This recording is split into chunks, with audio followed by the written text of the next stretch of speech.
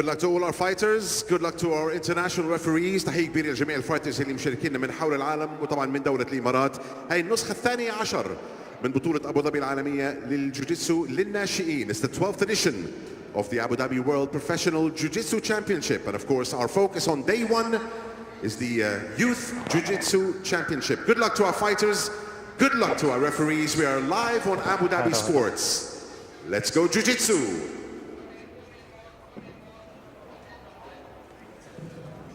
Start now.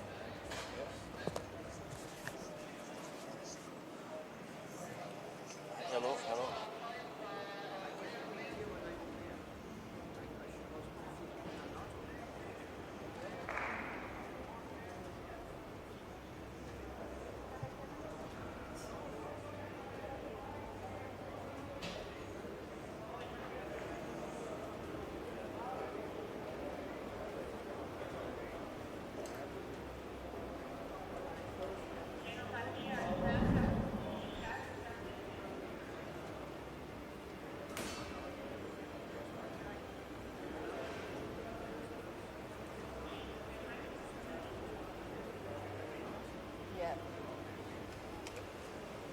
And welcome to the World Pro Jiu-Jitsu Championship. It's here Christopher Silva with you and Yasmin Tahiri. Hi Yasmin, how are you? Good, how are you, Christopher? I am good, thank you, alhamdulillah. So now we have Zaid Al-Shamsi versus Mohammed Al-Kaabi for the juvenile male blue 55 kilograms. This is the first day, and then you can see Shamsi already going for the armbar. He has that tight, and he got it. Al-Kaabi could not resist much since the armbar was already tight from the beginning. He went for the back, but he switched to an armbar right away.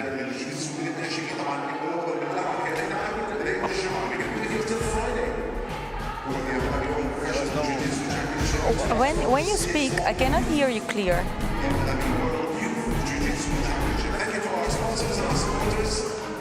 Okay, let's try. I mean, I hear you.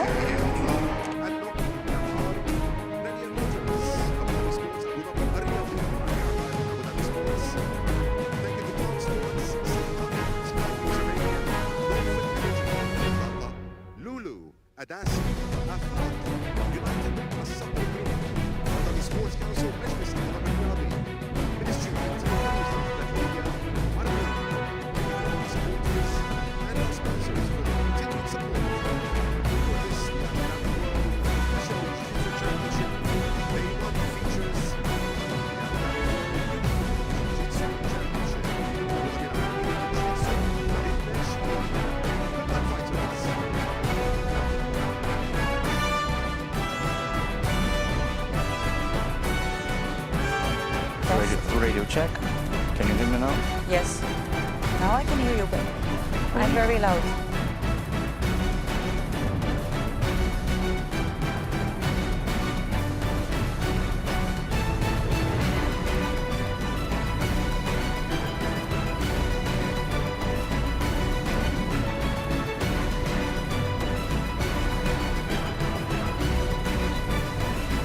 Okay, so we have here Wadima Ali versus Lola Al-Husseini.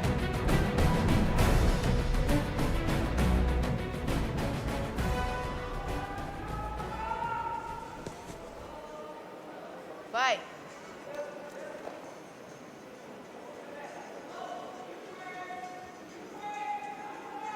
Both girls wearing the blue gi.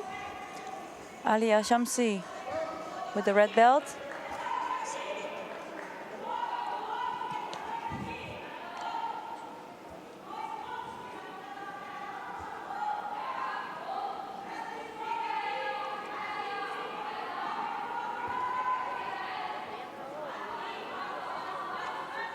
Ali Al-Shamsi is controlling her opponent Al-Husseini from the close guard, trying to go for a setup for the sweep.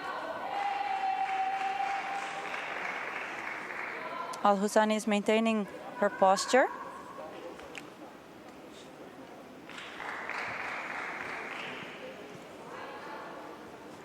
Right now, Ali Al-Shamsi is actually breaking the posture, controlling the opponent's head. Set up for a choke by Ali Al-Shamsi. She has now a deep collar grip, deep cross collar grip from the close guard.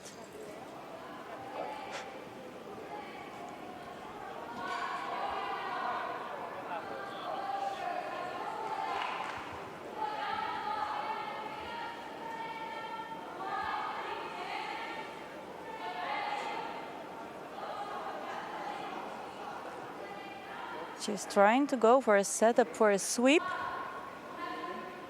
Ali Al-Shamsi from the bottom. Stop. Close your Referee is kimono. stopping the fight. Put your hijab. Stand up.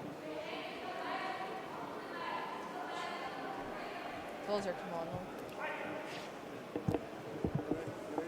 Girls are fixing their gi.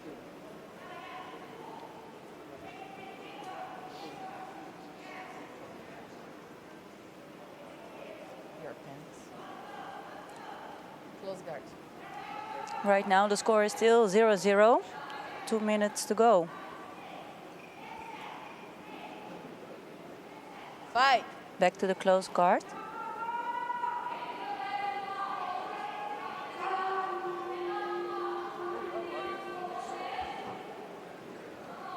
Ali Al-Shamsi trying to break the posture of Al-Husani.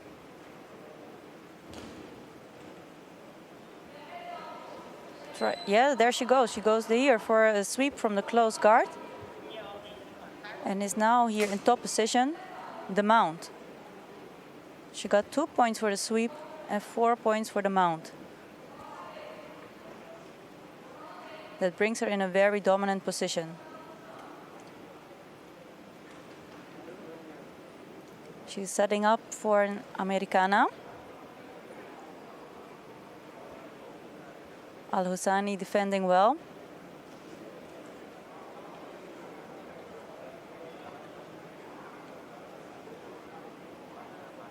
Ali Al-Shamsi is now trying to go for a choke.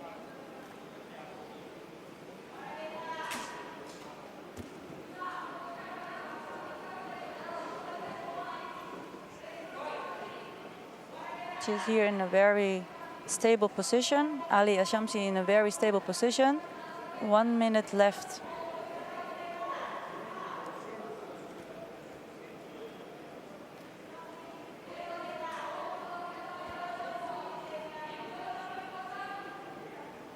So from here she has like several options. She can go for either like a choke, an Americana, or an armbar. But Al-Husani is defending well, not letting her opponent doing all of those attacks so easily.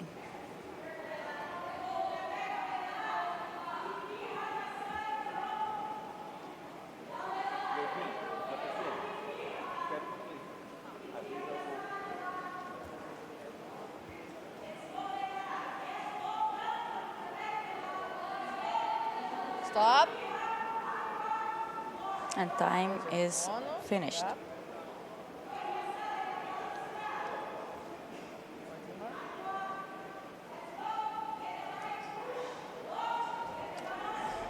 go.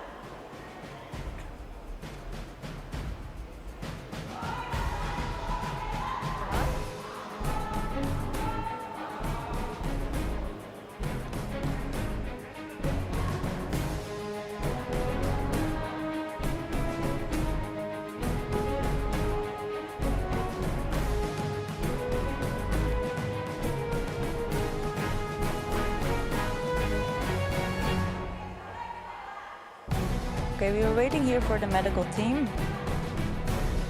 to see how Al-Husani is doing. She might have dealt with a lot of pressure by Wadima from Al Jiu-Jitsu Club. So now the medical team will do a checkup to see how she is.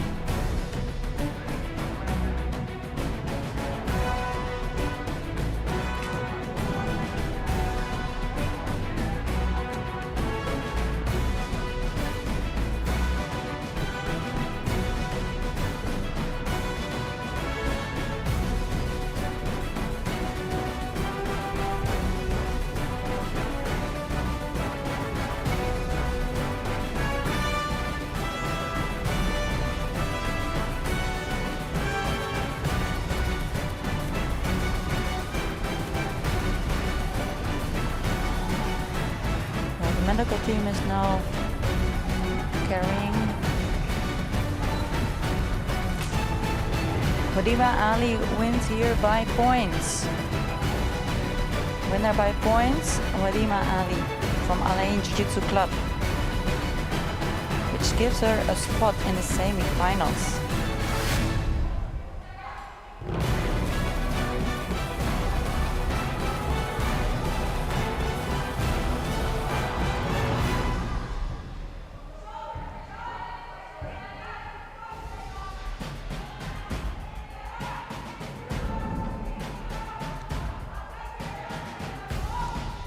Mariam Hamed Ablouchi versus Halima Khalil in a juvenile gi female blue belt division under 48 kilograms. Juvenile division.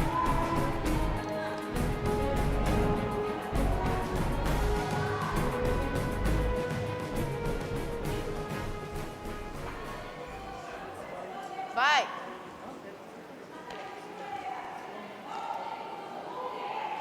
Both girls wearing a blue gi.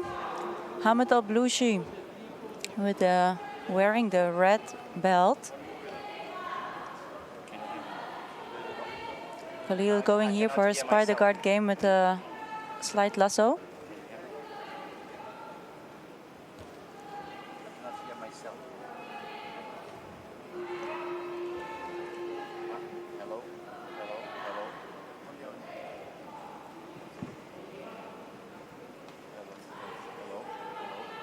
Hamed is like walking a little bit backwards, so she will not lose her balance.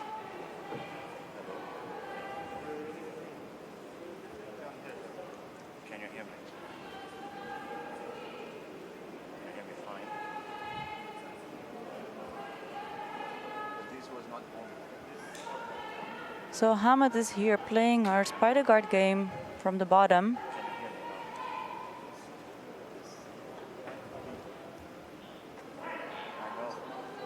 She's trying here to set up for a sweep. Hamed is trying here to set up for a sweep, but Khalil is maintaining her posture and is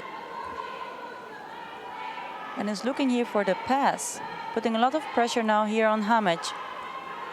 And it seems that she is being able to get a pass. Stop. Stop. Referee stopping the fight for the girls to fix their hijabs. Put your hijab. Nice, thank you. Same position. Lay down. Lay down. Halima, here.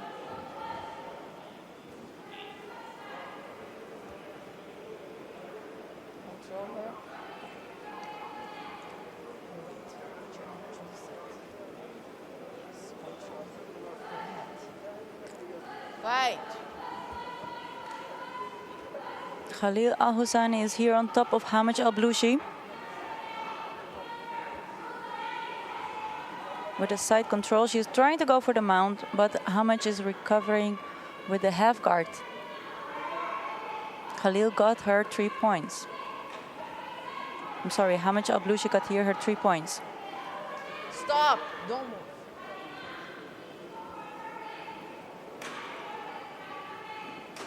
Fight.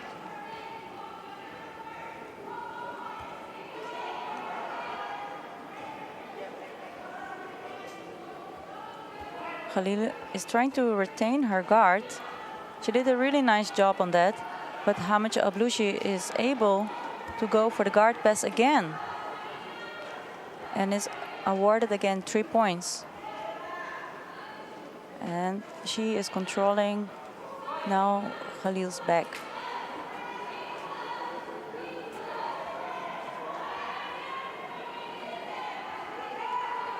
Hamed Ablouchi now far ahead with her points, 10-0.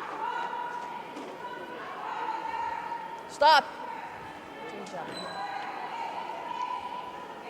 Put your jump.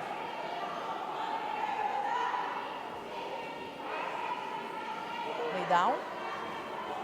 Same position. Put your hook. Lay down. Lay down. Yes. Your hands inside her leg.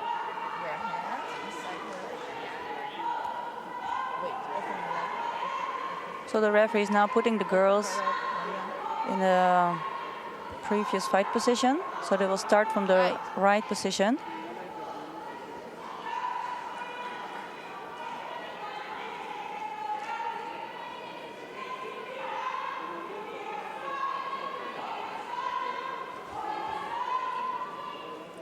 Hamid Al-Blushi has now the close guard. And now Khalil Al-Husani, she needs to work to open that guard.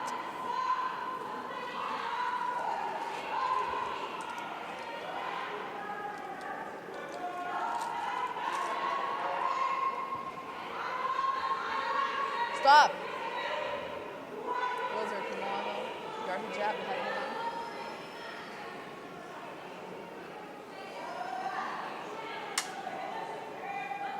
Khalil Al-Husani did a nice job by standing up from the close guard, which made Hamid Al-Blushi to have to open that guard. And both girls are now on their feet.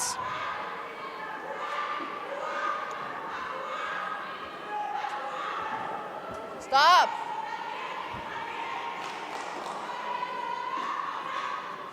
Khalil now here from bottom, trying to go immediately for a submission attempt because she has only 30 seconds left. She needs to make it happen right now. Put your hijab. Stand up. It will be hard now for Khalil to win by points, so she needs to look for a submission right now. 27 seconds remaining. Let's go, Halima Bumi. Change the side. Fight.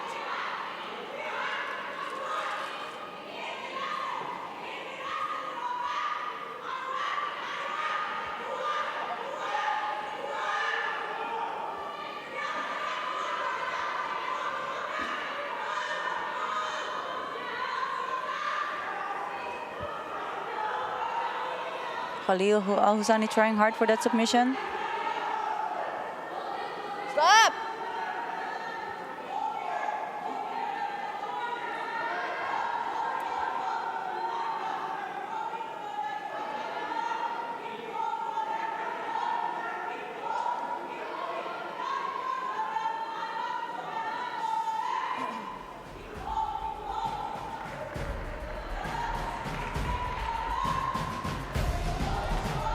And winner by points, Mariam Hamad Al-Blushi.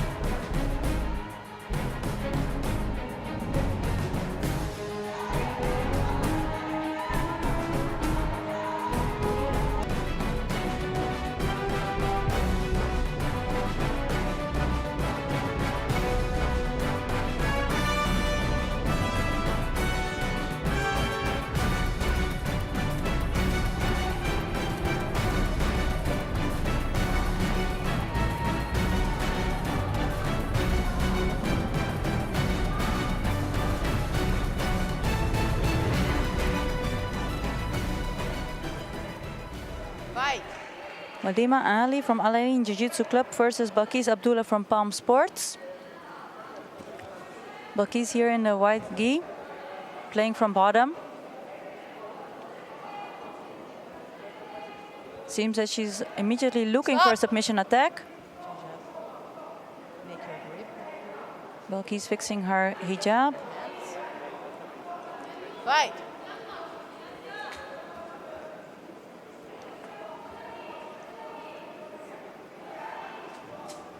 Balkis has now the close guard. And Wadima Ali is trying to maintain her posture and to pass that guard from Balkis.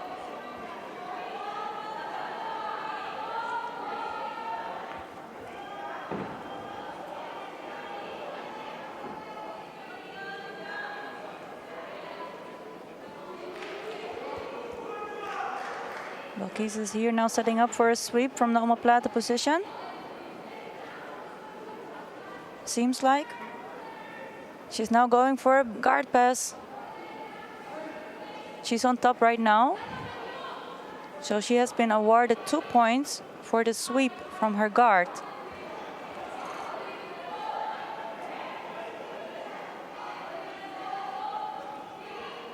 She also got the points from the guard pass. And she has now the knee on the belly on Ali Al-Shamsi. Now she's far ahead in points, and she got the mount. Good job.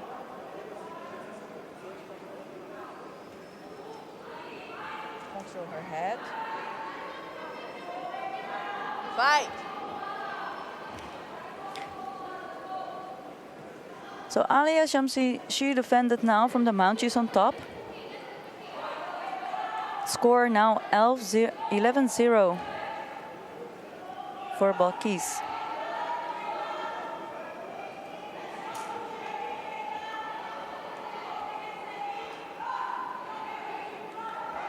Balkis here in the white gi, looking here for a triangle submission.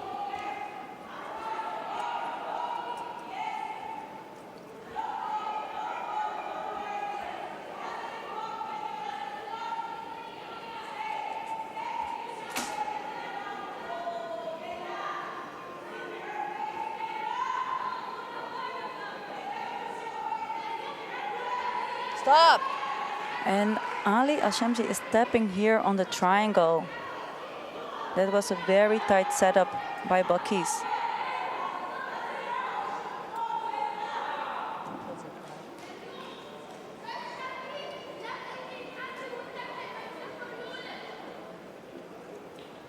And winner by submission, Balkis Abdullah from Palm Sports Team 777.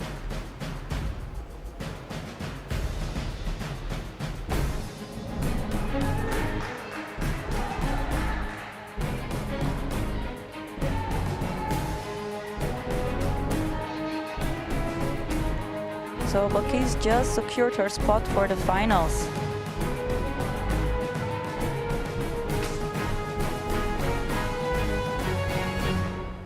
The finals of the juvenile blue belt division under 48 kilograms.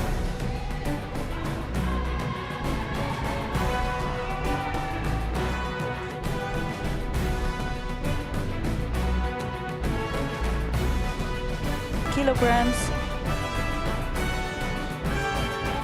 Fighting here in the semi-finals.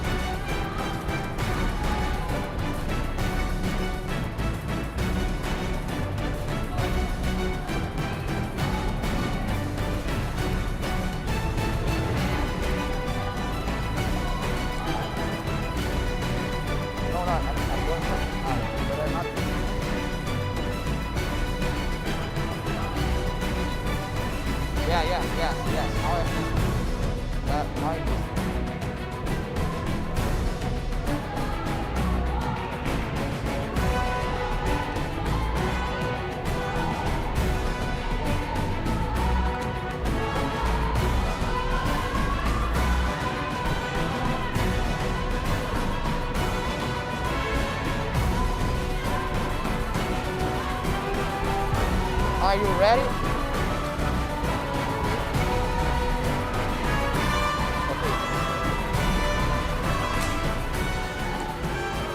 The referee is calling the girls to the middle of the mat to start the match. Fight. Hamid Al-Blouchi here wearing the red belt, and Khalifa Al-Dairi in the black gi.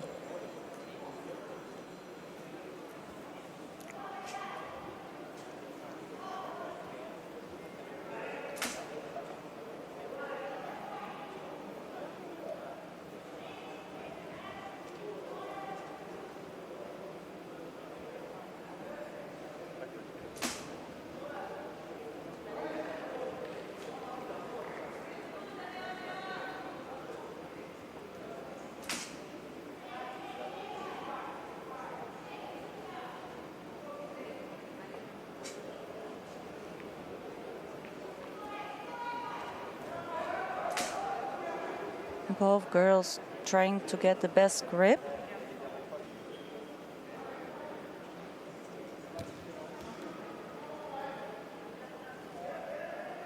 And Aldere is now here playing bottom. She just pulled guard. Attacking from her guard.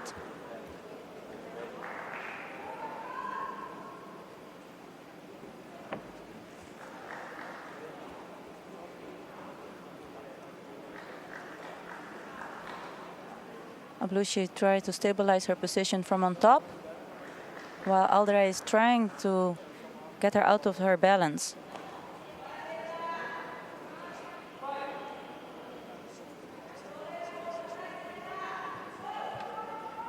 Ablushi is working now on her guard pass, putting pressure on Alderey.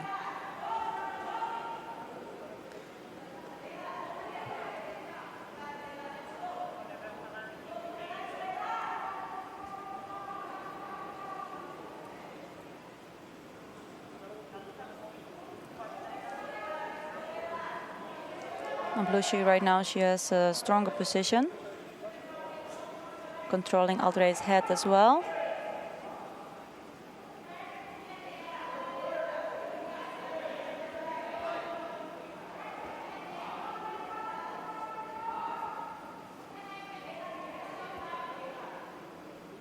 And she just received 1 advantage point for that.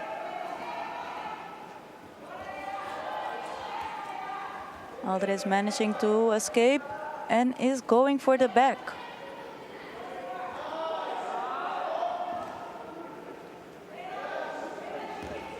Working on here on a choke setup. Alderey has now 4 points by controlling Ablushi's back.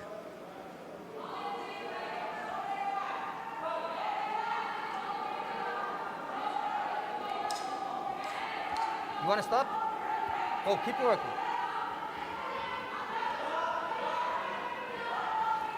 Ablushi is defending here the choke from the back.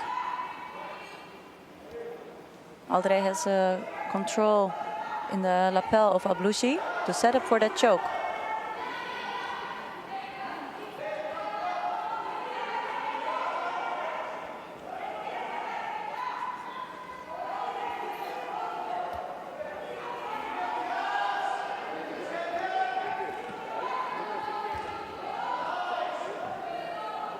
Alderey just got 4 points now for the mount. Stop! Stop! Good. Then you have-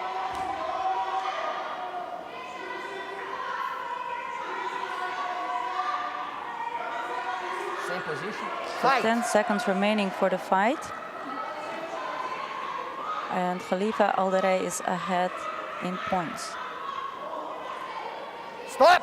Stop!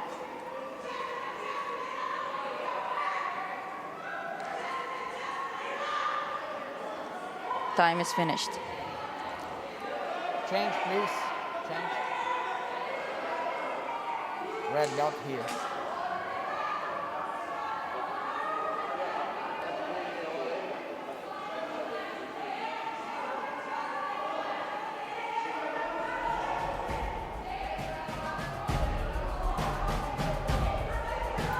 Gabriel, não estou te ouvindo. Winner by points, Rauda Khalifa.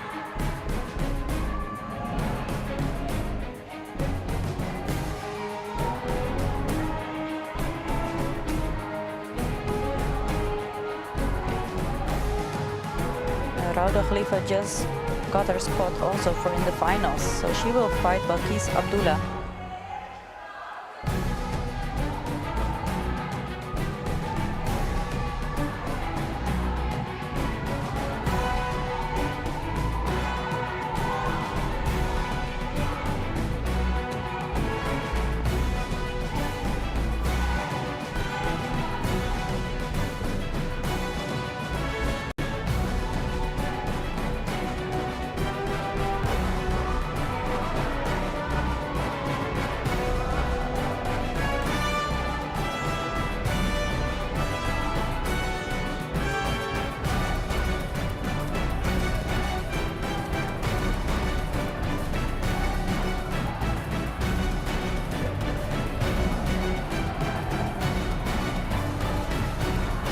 Ready, okay.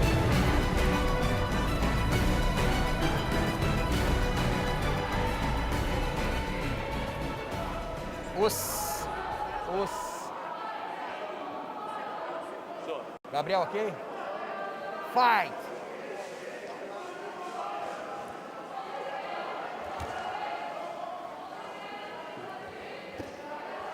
And there we have Ali Al-Mashraji versus Al-Shehi for the 55 kilograms blue belt juvenile. You can see Ali Al-Mashraji. You can see Ali Al-Mashraji wearing the white kimono and Al-Shehi wearing the black kimono. Stop. Put this leg out. Take off. Put here. The referee stopped because it's not allowed with you, as you can see, Al-Shehi with the leg crossing the opponent's body. When he's on the guard, he cannot cross the leg across his opponent's body. And that allowed him now to go to set up a footlock, but he managed to get the sweep. Let's see if he can, if he managed to get the points for it. Stop. He's trying now to to finish the sweep. He did not manage to finish the sweep because the fight went to outside. Tie. Referee asking them to tie the belt to fix the kimono. And the game is tied 1-1. One advantage for each athlete. Reminding you guys, the advantage grants you 1 point. Advantage grants you 1 point. Passing the guard, 3 points. Takedown and sweep, 2 points. Taking the back and mount, 4 points. As you could see right now, the athlete Al-Shehi, he had the fingers inside on the inner side of the athlete's his opponent's pants. That's not allowed. The referee asked him to stop, and now he pulled guard. And again, remind you guys a little bit about the rules. To pull guard, you must have first make contact. You must have a grip on the kimono to then pull guard. It's not allowed to pull guard from far away without a contact with your opponent. And that's what Al-Shehi did. Like, there he goes Al-Mashraji with a knee cut, but countered by Al-Shehi.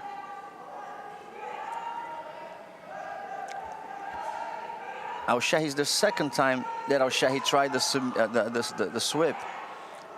But Al-Mashraji, he manages to contain him very well.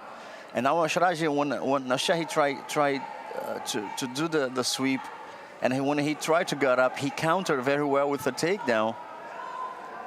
But none of them got anything because I was back and forth, and then since Al-Shehi did not manage to remain on top, and Al-Mashraji did not manage to keep him down because it was a counter, so no points awarded to any of them.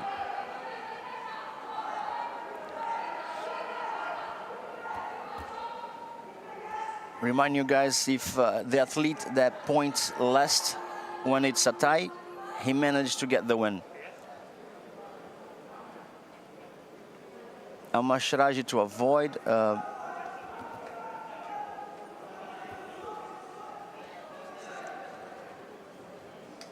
the referee got back because there's not enough time for the sweep to stabilize the position after the sweep. He did not remain on top long enough, so that's why the referee took the points back, granted him only an advantage. An advantage grant him 1 point. If he managed to get the sweep, he would get 2 points. Right now, if Al-Mashraji manages to get 1 point, 1 advantage only, he can win. There's 47 seconds to go. There's a lot of fight ahead, though, but he still can do it. He seems calm. He seems okay with the time. He's not rushing into anything. He gets to the side, but his opponent crosses the leg across his face. That's not a guard pass yet.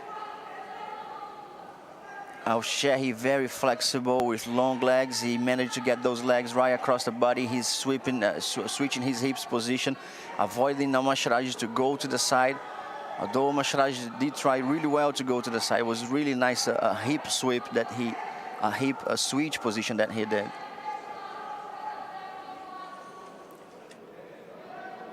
Stop. Gabriel, você acha que foi vantagem de passagem de guarda ali ou não?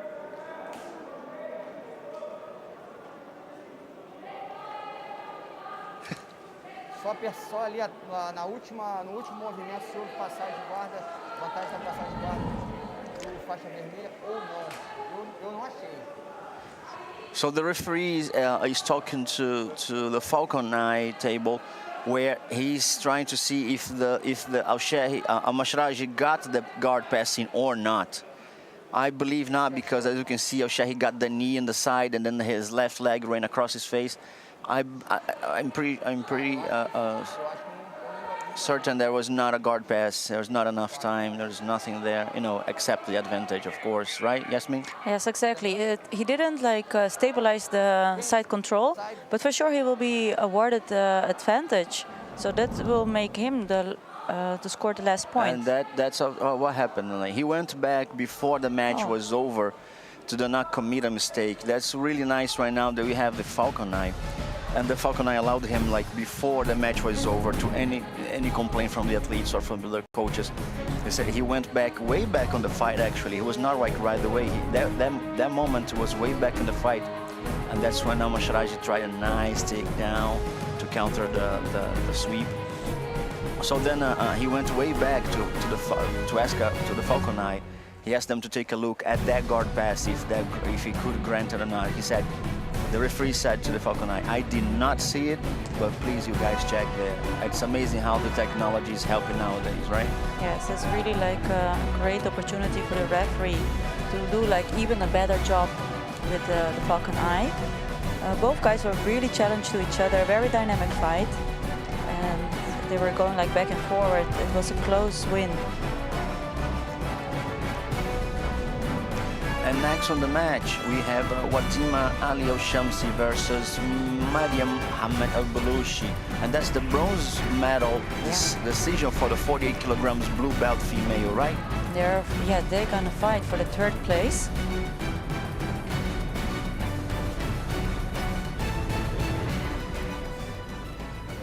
So both girls wearing the blue gi. Pode começar?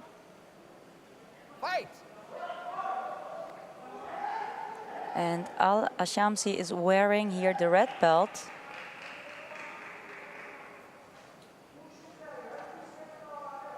Pulling here now for the guard. Al-Shamsi she decided to pull the close guard. Hamed Al-Balushi is standing up to try to open that close guard of Ali Al-Shamsi.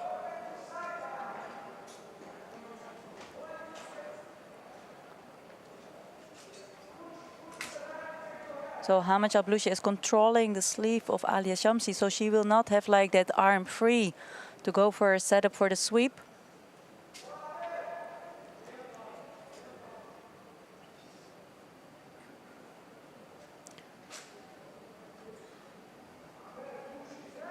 Hamed Al-Balushi doing a good job to open that close guard, standing nice and strong.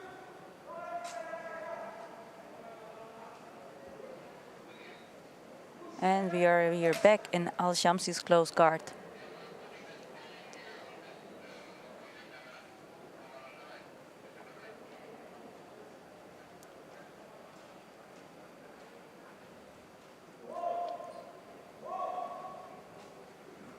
Al-Shamsi is trying to break the posture of Al-Balushi and try to go for a sweep. Now she's controlling the posture of Hamed Al-Balushi. Just a little bit of the rules while the guard is there.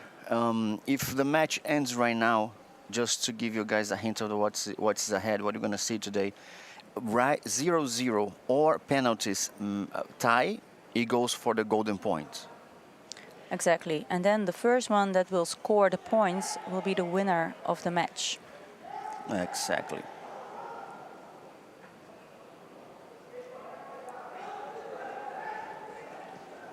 Ali Al-Shamsi is now breaking or controlling the posture of Hamed Al-Balushi, but she needs to work on some form of attack, because you see now the referee is calling for action. The fight needs to stay active.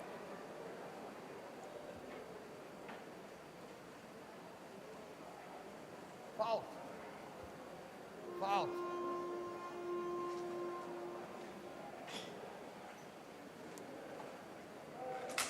Stop. Put on the jab. So now both girls received a penalty. Okay. Fight. For inactivity, I believe. Yes.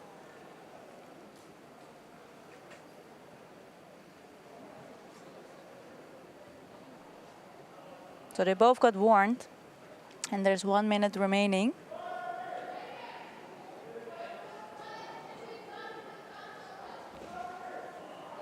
So if the fight would end right now, with these both girls having a penalty, then we will go for the golden score. But Al Shamsi is working from her close guard, try to set up for the sweep.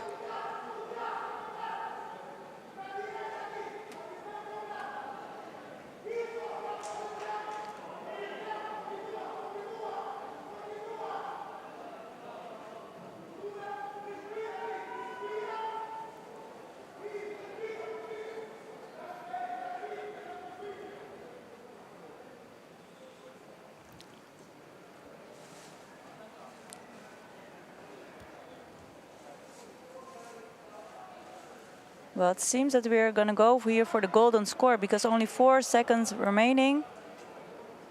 Stop! Stop! Advantage for the choke. The referee awarded an advantage for the choke. The choke setup was putting the opponent in danger. So we are not going to the golden score. Nice sportsmanship, you know. Although we are opponents, we are on the other side of the mat. There's always friendship. There's always another athlete, another human, just like you on the other side. So amazing sportsmanship, as you can see, like in every match. And Jiu-Jitsu has this magic. There's a wonder that bonds people. Even when we fight each other, we bond. That's amazing. I believe that's one of the greatest things of Jiu-Jitsu. It's absolutely incredible.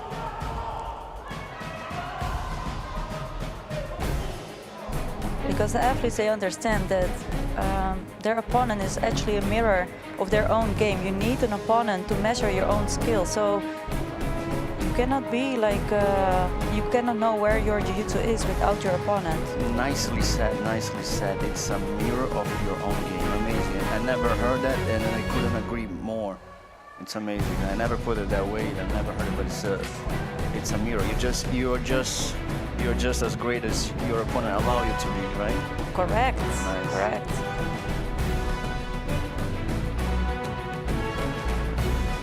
Nice. There she goes with a smile on her face. Beautiful. And, you know, applauded by her opponent, recognized the superiority. It's not a great superiority, and it was a tight game. You know, you could see that both athletes are on the top of the game. Absolutely. And that was the bronze medal decision, right? Yes, that's right. He's going home with the bronze medal for today. Great win. Nice. Now we have JIU-JITSU versus Saif Al-Hamedi for the 55 kilograms blue belt juvenile.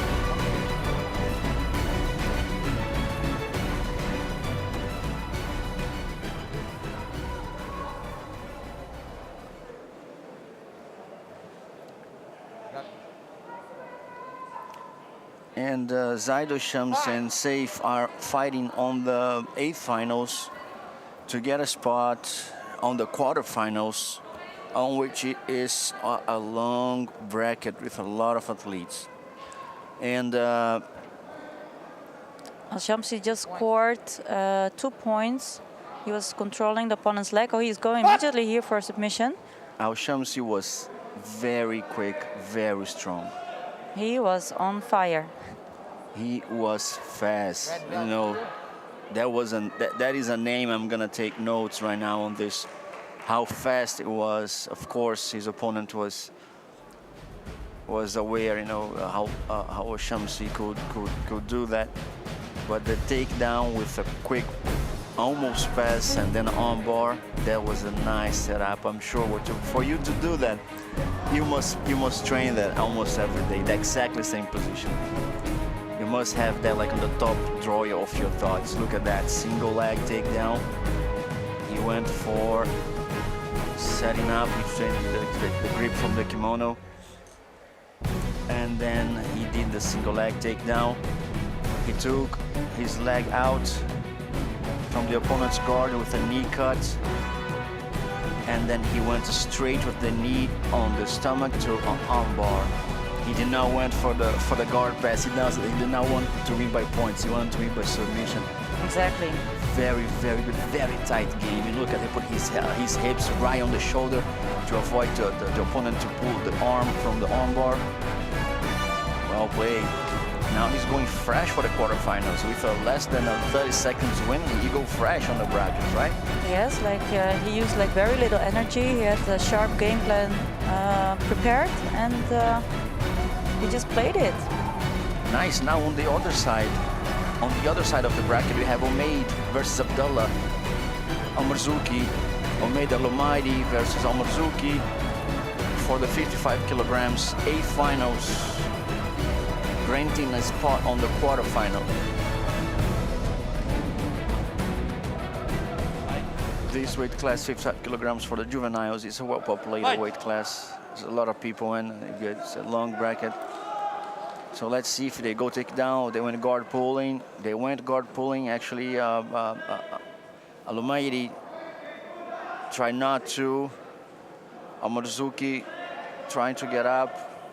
They are both trying to avoid the game of who gets up first to get the points, but they both pull guard again. Still, it's very hard to identify who pulled first and who got up first. So that's what the referee is going to. I think he's going to ask for the falcon eye. Yeah. I would have.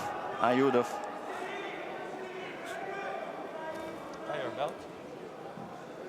Tie your belt. Loose, Mark. Your belt, please. Yes, we can expect here in the minus 55 kilograms, it will be like a lot of action, very dynamic fight.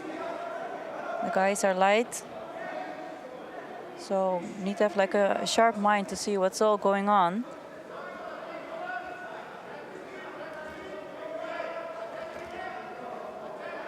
Go Almarzuki trying to destabilize his opponent with So we're here now some the shibarai on the leg to try to make his opponent lose the balance and to then maybe set up a takedown. But Al-Omaidi pulled guard since he had the counter. Now he's trying to set up maybe something, an armbar. He can pull something with it when he was hugging the left arm of Almarzuki. As he goes again, and he needs to switch his hip position. You see he's trying to set up. As Almarzuki keep that arm there, that's a danger, you know, that you place to yourself. You make yourself stable to avoid the sweep, but again, you give yourself up to a submission. He seems calm though, you know, knowing that his opponent is trying to submission. He's pulling it out.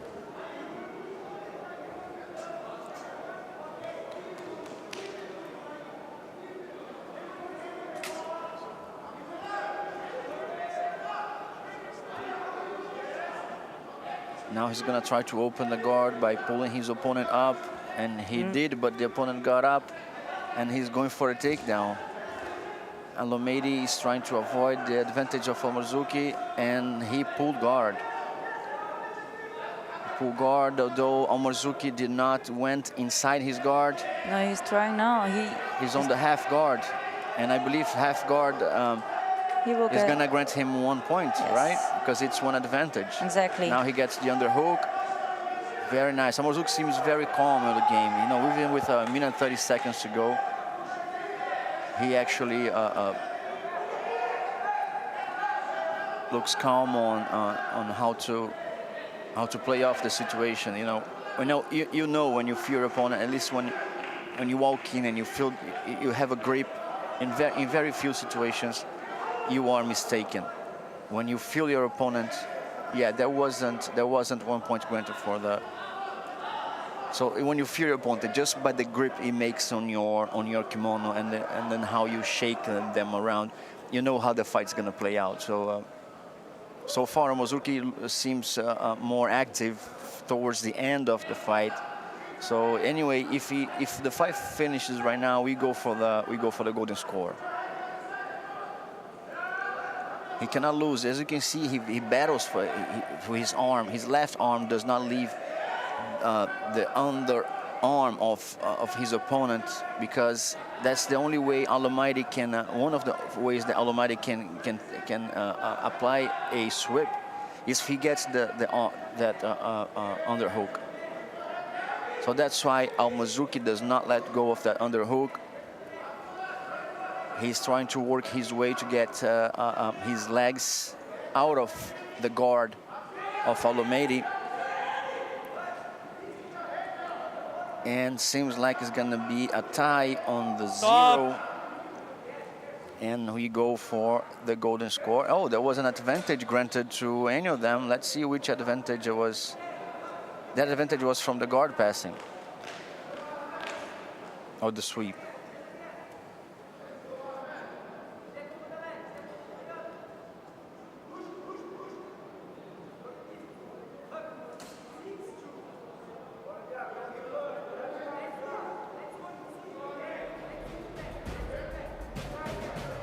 Yeah, he got the point, as we said before. He got the point from the advantage, from controlling his opponent from the half guard. He managed to control his opponent, and time enough, long enough.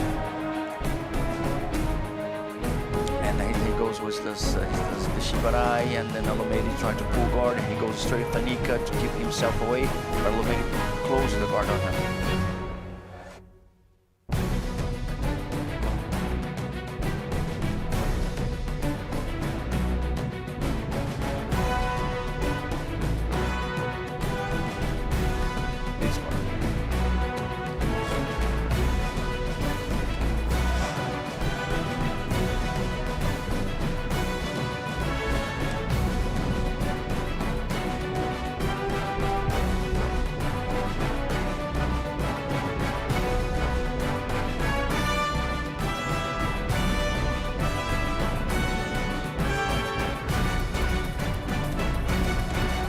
Now we have Ahmed Al-Mahdi versus Rashid Al-Shehi. Is it? No, it's not. Fight.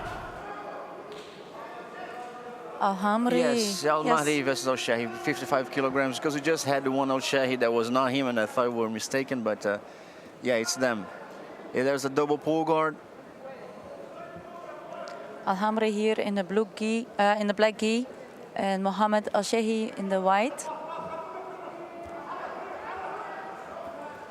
Yes, the point situation, that is a pretty active fight. That was nice to watch. That's a really active fight. One opponent got up and then he got 1 point, and then the opponent on the bottom went for the sweep, and then he swept and he got 2 points. So then that's why it's 2-1. It's as he got he went straight to the arm bar from the guard. Yeah, so we're seeing here Al-Shehi here on top with the armbar set up. And he's nicely playing like to the control on the wrist, because that's you make your opponent lose the grip. Because if you go for the elbow, it's really hard because the opponent has the grip, and then he can keep that up, and he can. It's going to be very hard for you if you are trying to set up an armbar to pull the arm by the elbow joint. So that's why he's going to the wrist joint, and then made the opponent lose the grip on his own kimono. That was amazingly played. Yes, the wrist is like a weaker chain of the arm.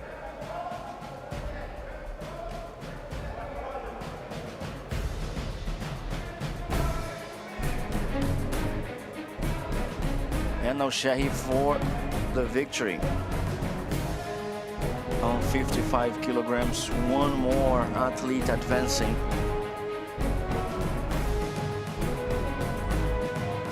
Through the quarterfinals of this bracket.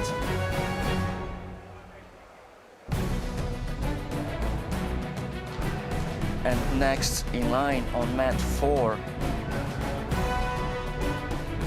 we have Abdullah Jassim Al-Marzuki versus Rashid Mohammed Al-Shehi.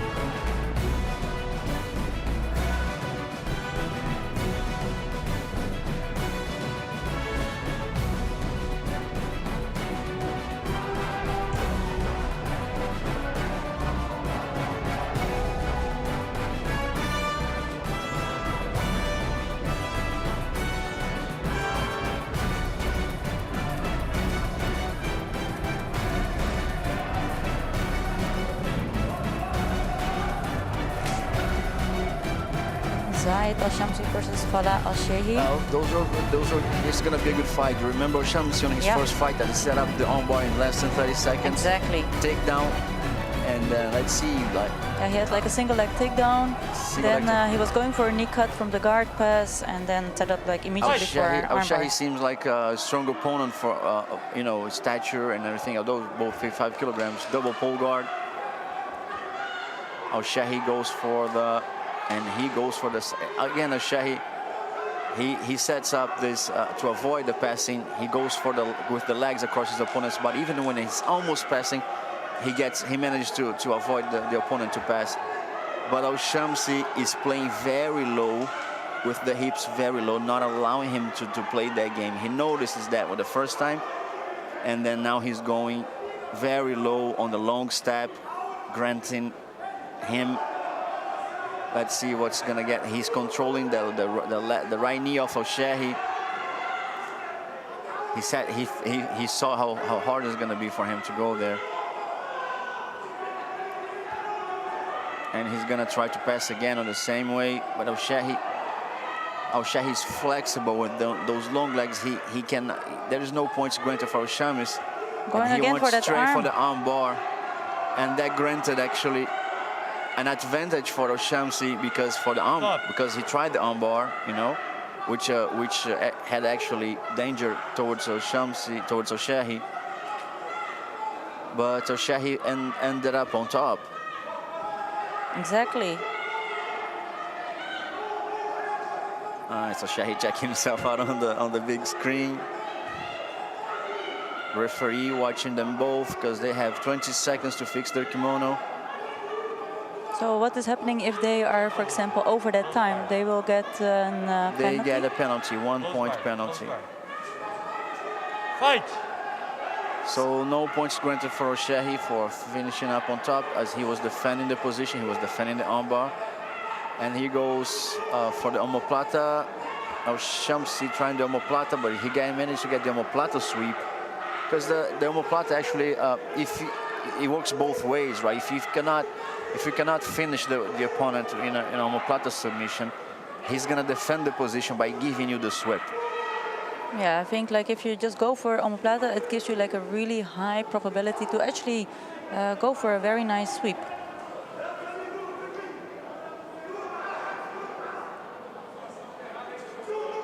Al-Shamsi is now ahead in points, putting a lot of pressure now on Al-Shahi.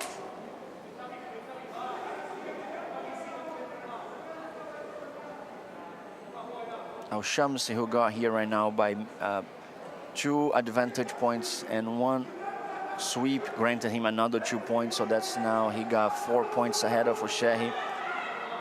Al-Shahi, he's trying to set up a katagatame, you know, when he got one arm and the neck of your opponent right there. If he managed to push that, he can get a katagatame submission. He tried that. That's placing a challenge for Al-Shamsi. Although ahead, it is a challenge. You can see like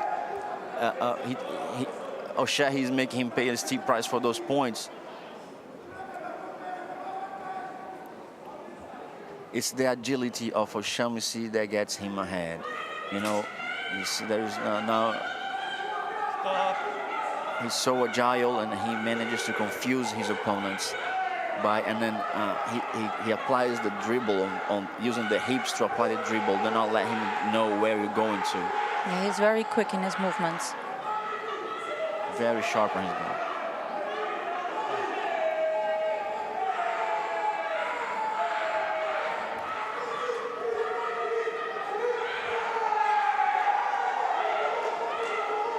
Fight! And 1 minute and 3 seconds to finish the fight. We have a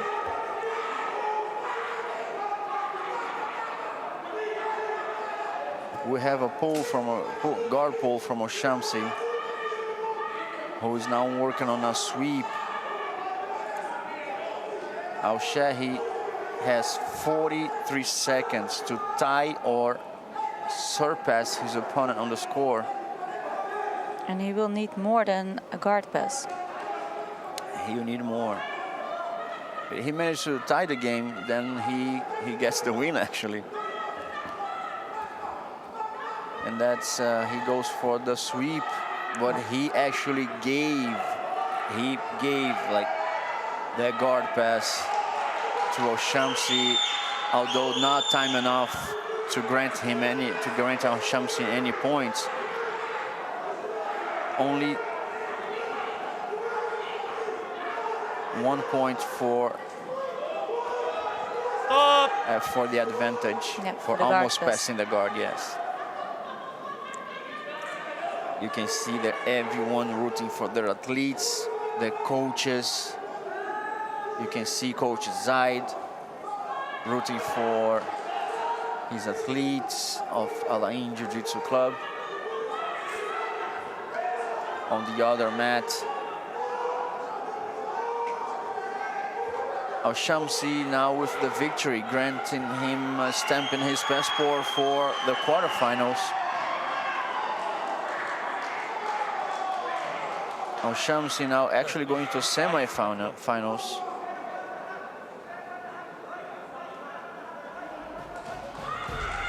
And he's gonna get the winner of Abdullah Jassim versus Rashad Muhammad on the semi-finals.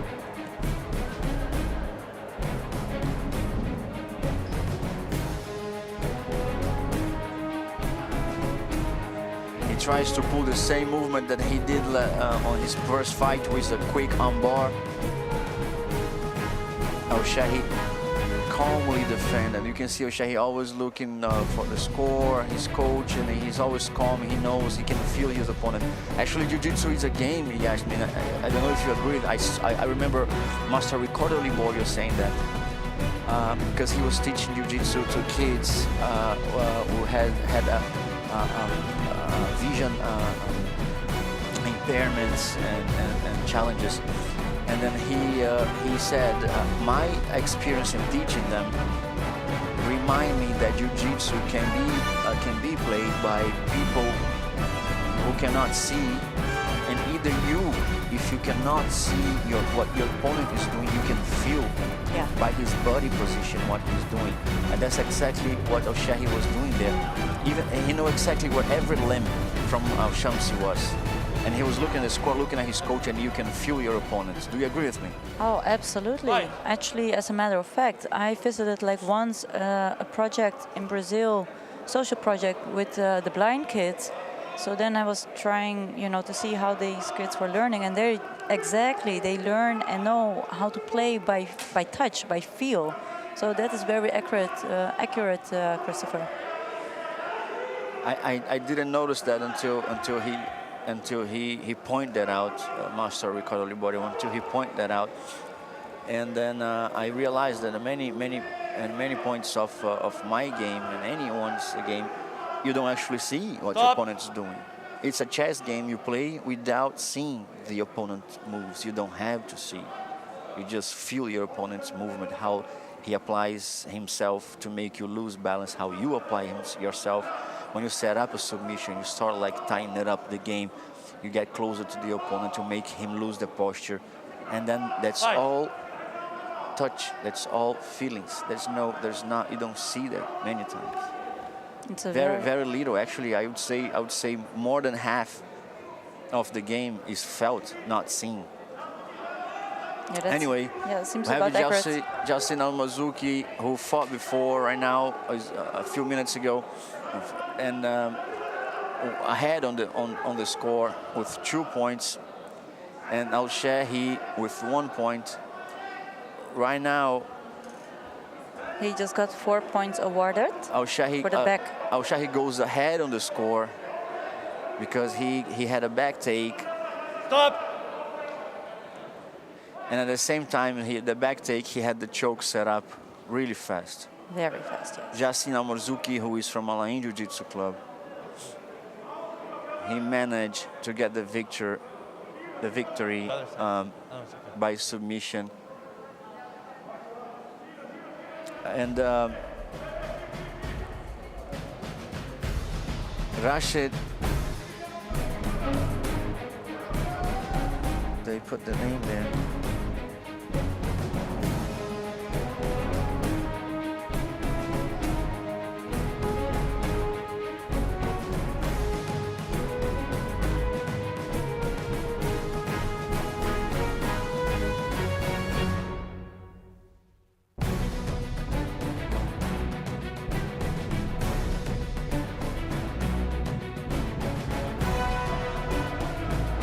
And it's amazing because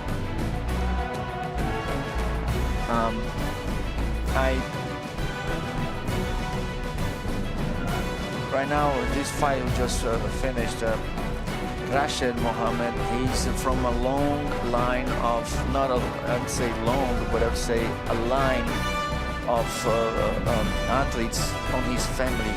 I remember over 8 years ago. Fight.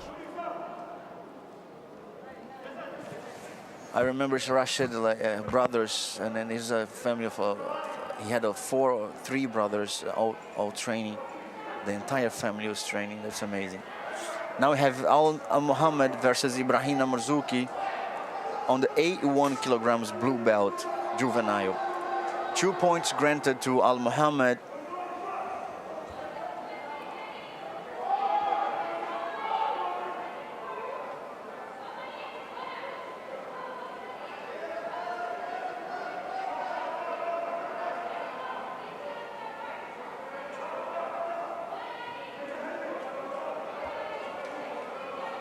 Abdullah Ahmed, 2 points ahead on the game. Now 4 points ahead on the game with more 4 granted, totalizing for him 9 points plus the advantage that he had. He's way ahead on the game with just a little less than 3 minutes to go, and he's placing a dandy on the submission right there to apply the choke, the loop choke. He managed to get his own. Now he's going for the cross lapel. He's gonna get. It's pretty tight game. His opponent is not doing much to get him off of the mount, and he got the lapel, the cross lapel, and then it's pretty tight on the opponent's neck. He has 9 points ahead, 2 minutes and 20, technical superiority. His opponent is on survivor mode right now, and with one hand crossing the lapel to the other side, crossing the choke, crossing the neck of his opponent. Abdullah Ahmed, 9 points ahead, applying that choke, putting real danger. Another point granted for advantage because he went for the submission, did not got it, but he placed a real danger, so 1 more point for him, so 10-0 with 1 minute and 40 seconds to finish the match.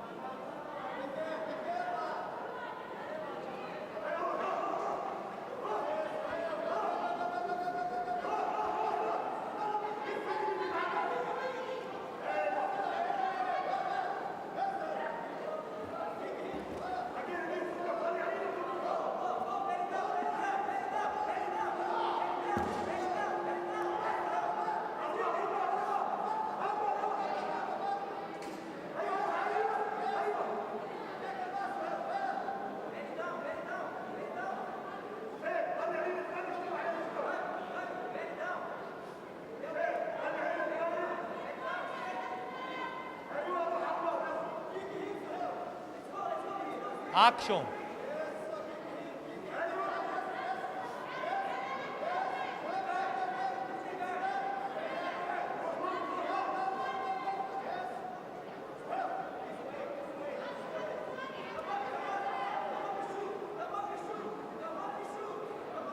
Stop.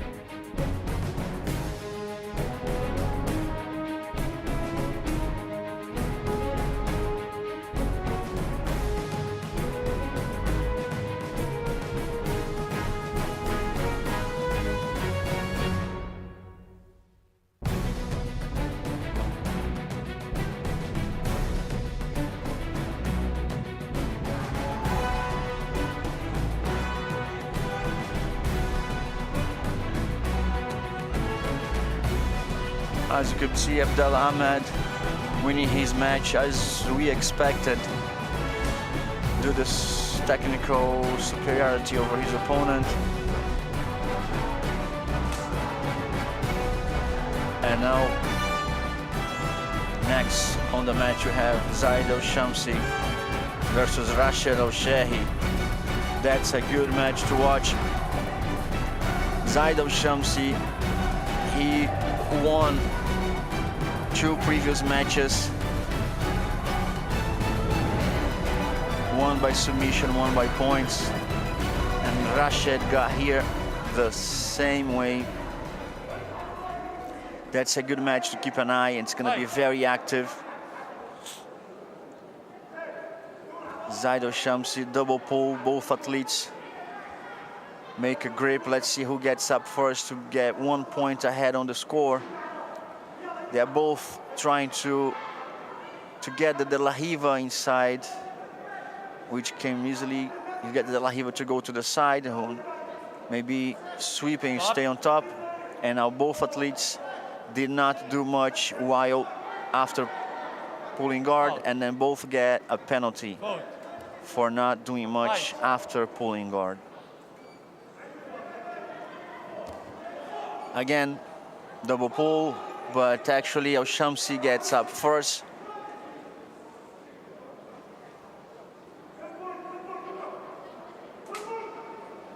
Granting him 1 point ahead on the score.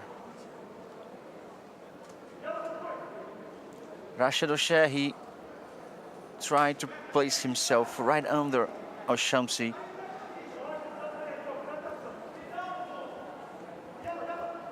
To make him lose balance. And Al-Shehi now try to go for a takedown. He has a good control. That's one a good control. And of his opponent, he managed to get his opponent on the ground for a few seconds. That granted him 2 points. Let's see what the referee is gonna keep the 2 points, although it was a very tight on the time.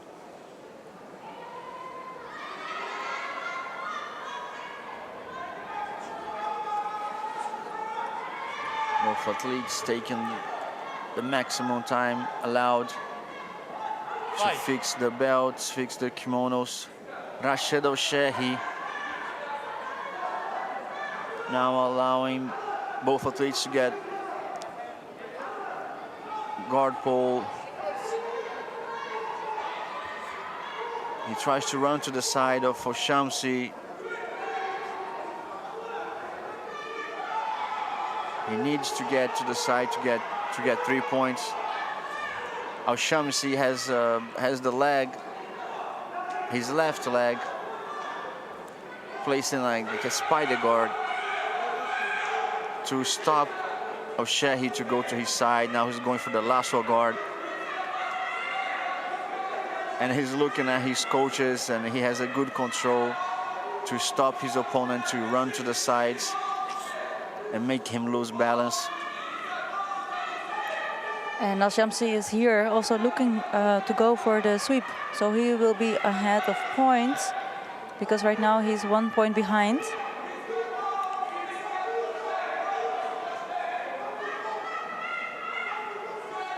And there's 1.5 minutes remaining.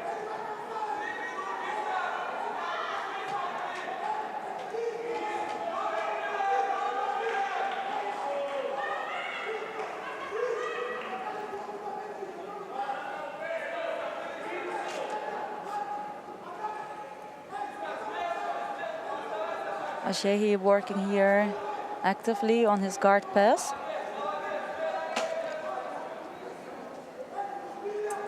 Not trying to give Al-Shamsi any space to set up that sweep. Arm drag here by Al-Shamsi. Now he is standing up. Al-Shehi leading 3 points, followed by Al-Shamsi 2 points. Al-Shamsi now on top.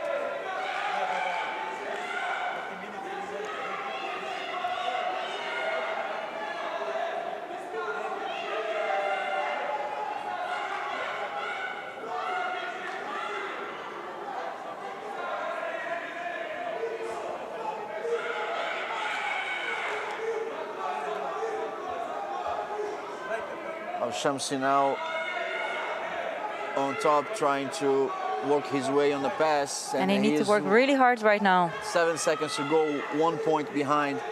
He managed to get 1 point. He ties the game and he wins the match. But Rashid Stop. played very well against a really strong opponent. Absolutely, absolutely. He managed to get to the final. He managed to go to the final. And let's see how the other side of the bracket plays for him on the upcoming fights. It's a very competitive weight class for the juvenile. My bad. Referee gets a little confused and got him the other hand up. Even the athletes are looking at each other like, what? Both athletes can laugh about it. Yeah, they have.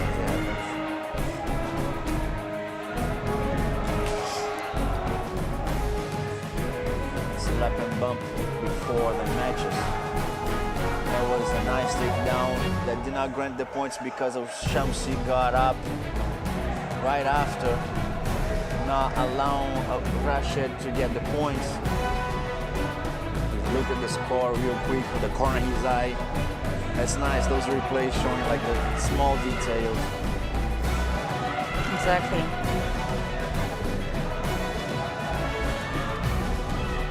And next on the lineup,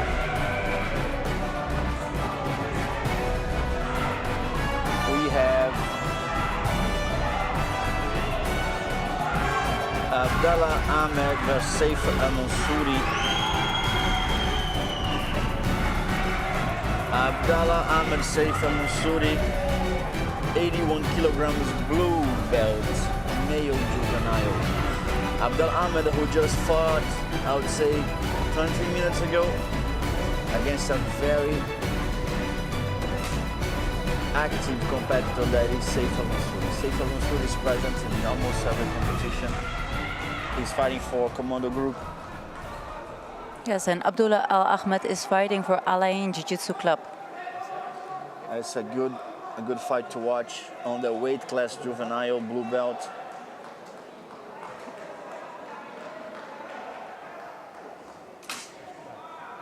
Al Ahmed is wearing here the white gi and Saif Al-Mansouri the blue gi. And there was a fast guard pull by Abdullah Ahmed, but that allowed his opponent to go to the side control, granting Mansouri 3 points right away. Mansouri saw that coming, placed his hip on the side. As soon Abdullah pulled guard. That was a quick decision by Mansouri. Mansouri is now trying to work his way, defended by Abdullah Ahmed. He's delivering the lapel to the other side, across the back to better control his opponent, placing the shoulder pressure on the neck. He's gonna pull, he's gonna put the knee on the stomach, grant him 2 points. Let's see if he's gonna manage to get 2 points. He's gonna get time enough. At the same time, he's gonna work on the choke, get him worried. He's getting Abdullah worried about the choke, and he managed to get the choke. The choke worked just as fine in less than a minute. Very quick win for Al-Mansouri. Al-Mansouri passes that one, advancing to the next fight. Let's see how that bracket looks like. We have a Mansouri who just fought on the quarterfinals, going to the semifinals, and he's gonna face the winner of Zaid Altaneji versus Sultan Mohammed. And we have Turkey. We have Turkey and Brazil on the other side of the bracket. Here we see a replay. But a quick guard pass from Al-Mansouri.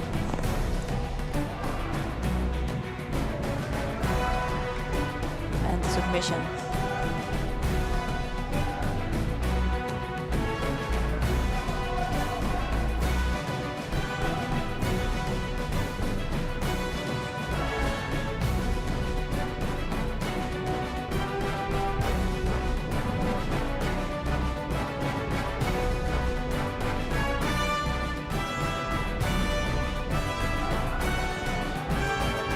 Zaid Al-Taneji versus Sultan Al-Kaabi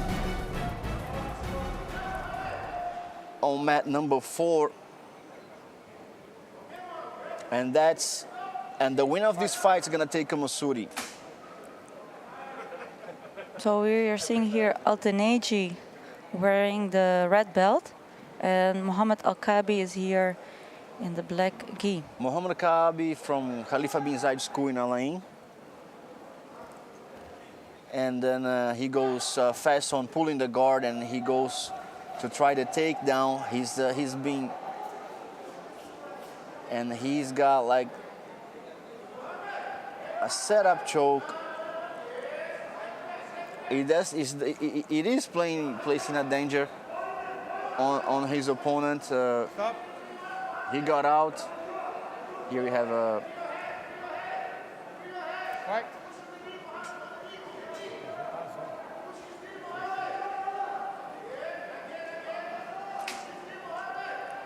His Excellency Abdulmanam Rashmi watching this fight. Pretty close attention. And You can see Al-Kaabi again going for his guard.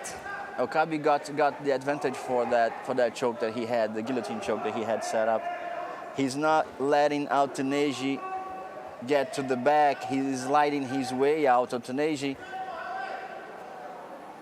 placing a danger. He goes to the deep half. Al-Kaabi on the deep half, placing himself right under Al-Taneji, and that's an easy way to sweep the opponent when you place yourself right there. And as I said, he plays himself very well, make his opponent imbalanced. It's all about the gravity center. When you place the gravity center of your opponent under your body, you can control him very well, effortlessly, or almost effortlessly, as we say. Yeah, seemingly effortlessly. Seemingly effortlessly, exactly. That's the term. And then he placed himself right there, and he was not worried, and he got the sweep and consequent guard pass right away. Now I had like 6 points, followed by Al-Taneji with 2 points. But exactly that concept of like seemingly effortlessly, that is like why Jiu-Jitsu is called like the gentle art. Yes, you try to apply whatever you want to apply, which is dominance, using the less effort as possible. Seemingly effortlessly does not mean without an effort. When you have a strong, you can fight someone in any weight. Of course, a strong opponent is gonna give you a greater challenge. But if you have a superior technique, you still can get it. So seemingly effortless works when the technique is so good that allows you to not apply strength. And the timing. The technique Muhammad with the Kaabi very timing. well placing his hip across to one side to another, not giving Al-Taneji a chance to defend the guard pass. Thank you, please. Back to the center. There you go. Pull up your trousers as well, please. Your trousers, please. Kaabi ahead in points with 9-2. Second. 46 seconds remaining. The fighters fixing their kimonos.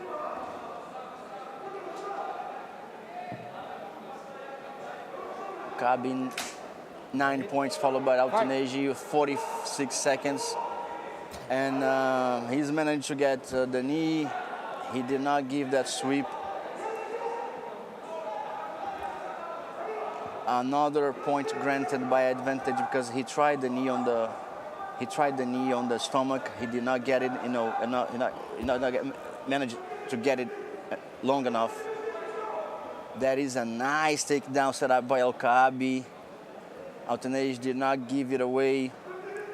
Granting Al-Kaabi only an advantage.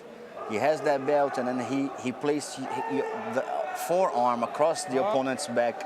And as you sit down, the opponent goes face forward. Your Excellency, Mr. Abdulmanam Hashimi, Chairman of UAE Jiu-Jitsu Federation. Yeah, and exactly with that face forward, the hips and legs will go all the way up to the sky, which would be, so he could be able to manage a sweep Stop. overhead. Time is over. Al-Kaabi, 13 points versus 2 points of Altanegi.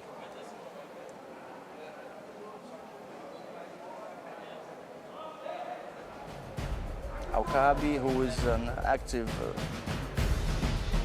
fighter, and he's been in every tournament. He's been helping his school to get on the first place for 3 years in a row in the national tournaments.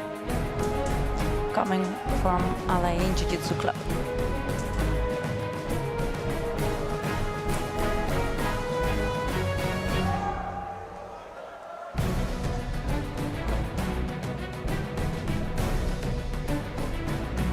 Next on the lineup, we have Faisal Al-Lumari versus Helal Dafir Al-Babi on the 46 kilograms blue belt male division. Faisal is representing Al-Wada Jiu-Jitsu Academy and Helal Dafir Alain Jiu-Jitsu Club.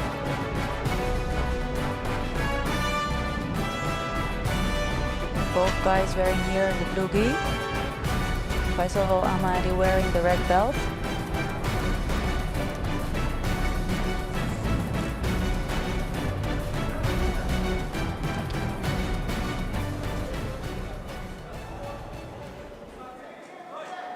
Fight. Al-Amadi wearing the red belt, pulling guard right away. Stop. He did not Stop. wait.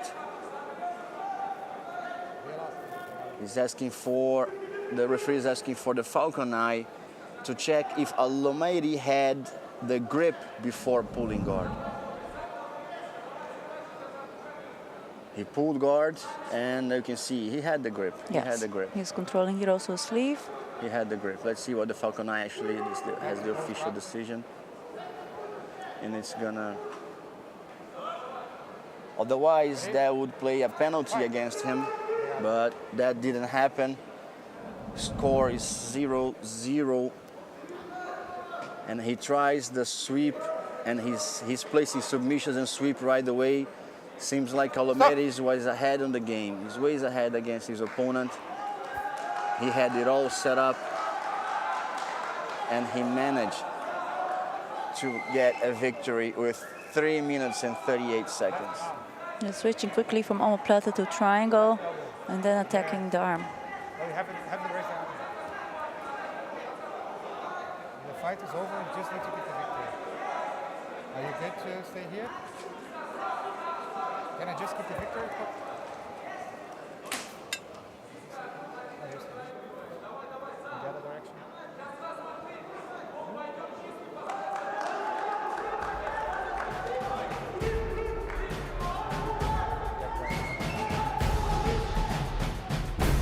Winner by submission, Faisal.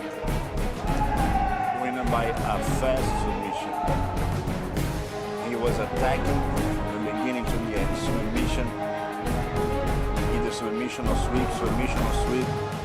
You could see he tried submission on Plata, and then he switched to a triangle, and then he went for a triangle with an armbar, and that's what he got. He forced against the joint of the arm, although he had the armbar, although he had the triangle, he applied the armbar from inside the triangle against the elbow joint of his opponent to make him tap. You can see like these kids are taught to apply the solution. That's right. But they go only on the limit of their opponent to not hurt the clean. So that's really well played sportsmanship. You fight your opponent, but you don't hurt him. Now we have Al-Kaabi versus Al-Mansouri on the 81 kilograms.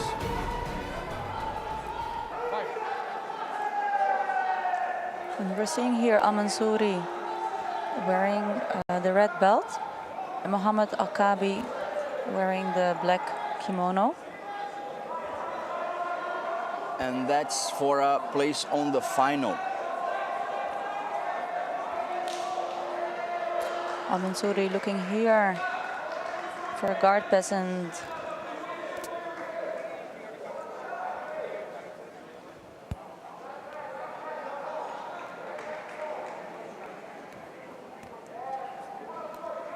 Mansouri fighting for Commando Group UAE. Mohammed Al-Kabi for Al Ain Jiu-Jitsu Club.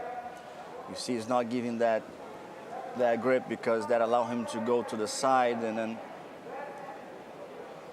grant him a safe place to work on taking the back or either placing his opponents with his back. That's what he's trying, with his back against the mat. So go try to flat out your opponent with his back on the mat. And that's what Al-Mansouri is trying, because it's still Al-Kabi in that position is placing a danger. Because if he places himself right under Al-Mansouri, he can sweep Al-Mansouri. Al-Mansouri 2 points ahead with 2 minutes and 35 seconds to go. He's managed to get to the back. He's placing a danger either to side and now he controls the opponent on the north-south position. The struggle from Al-Kabi grants him not having Al-Mansouri on the side controlling him. Al-Mansouri pretty dominant from beginning to the end. 2 points, leaving no chance to Al-Kabi so far. But Al-Kabi not just giving up and playing a very strong defense as well.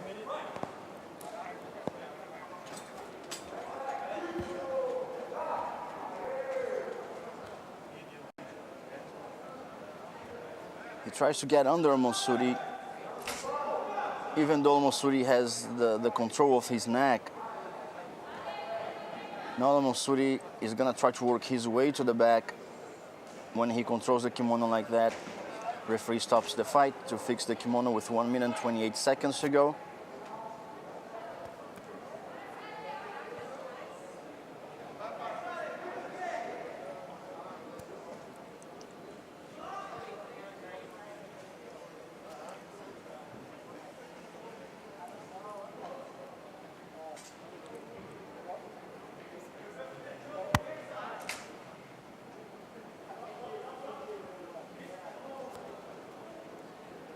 Referee asks them to go back on the same position.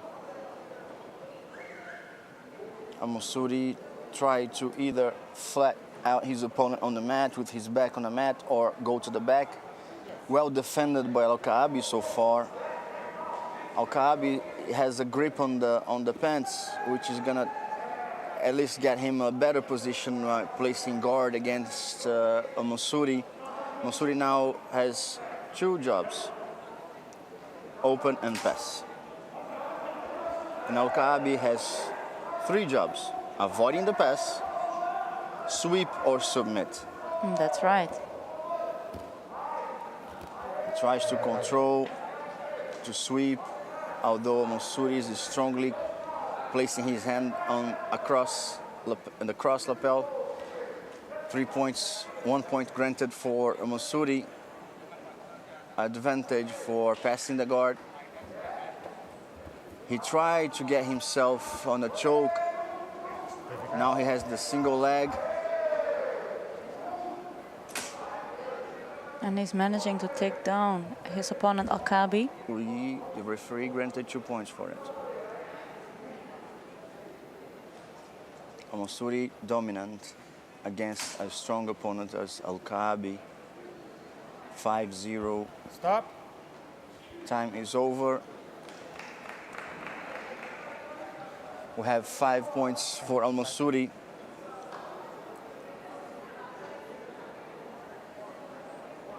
Who managed to get a spot on the final against Pedro Nascimento from Brazil, fighting for Baniá Jiu-Jitsu Club. Now we have Sultan Kaabi fighting Ömer Deniz from Turkey for the third place, and Seyfel Mansouri fighting the final with Pedro Nascimento.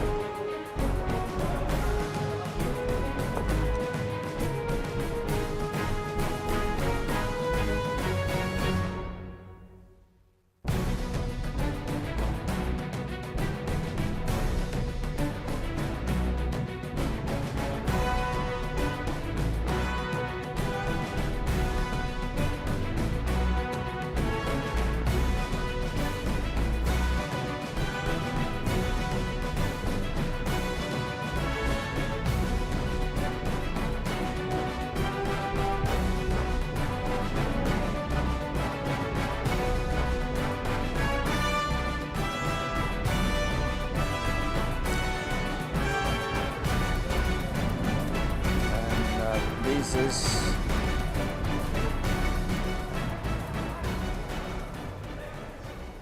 $55 kilograms. Fight. 46 kilograms. 46 kilograms. And we're seeing here Al Omeri wearing here the red belt. And Al-Shehi in the white kimono.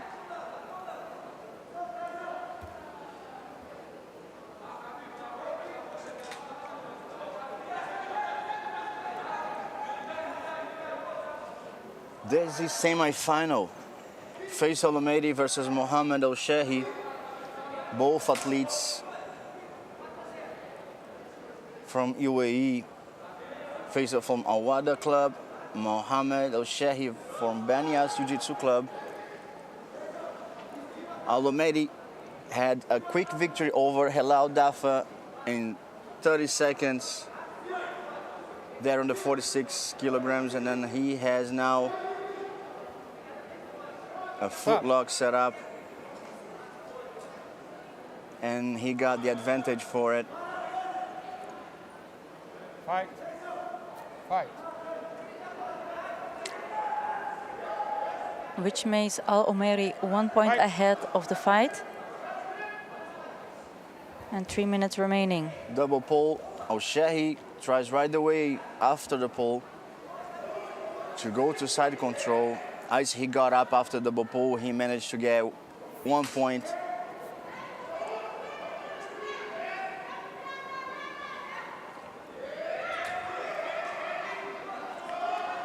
Which makes the score equal.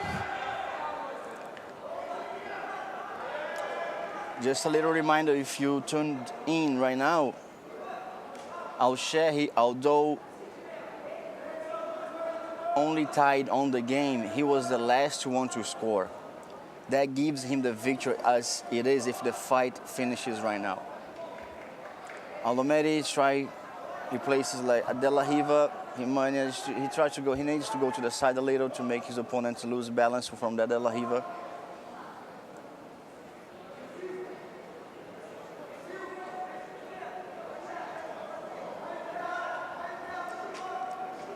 He gets that foot out. That was making him lose balance. Al-Shehi is smartly going towards his opponent to stay on top. He tries to figure out which way to go. He goes for the Kimura,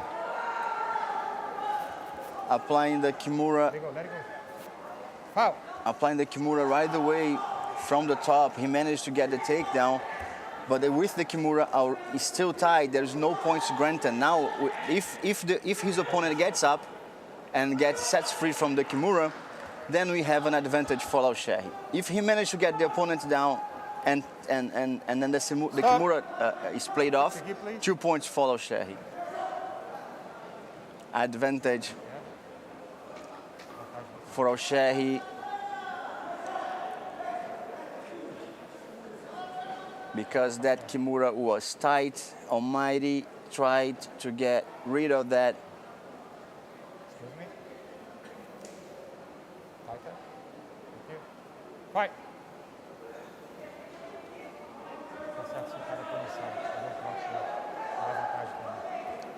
Al Omeri is now behind on points.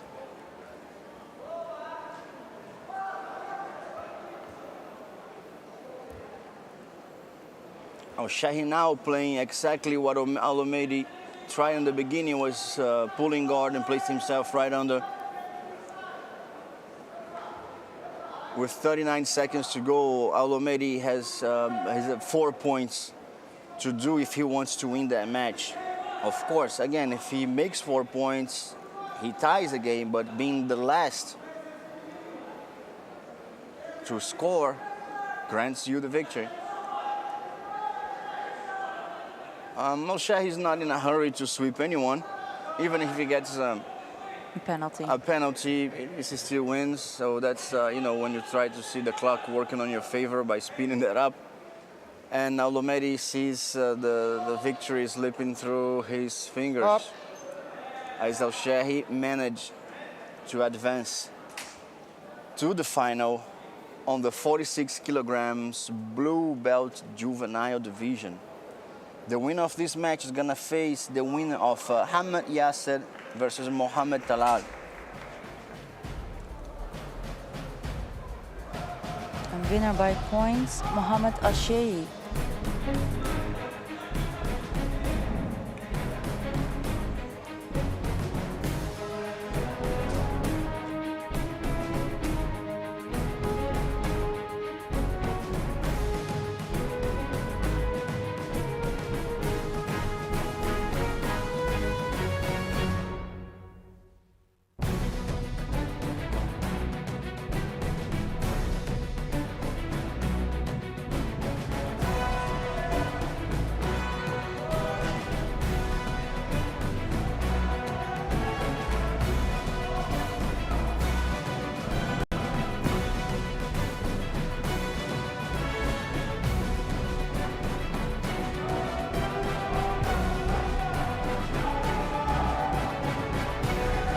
Next on the lineup,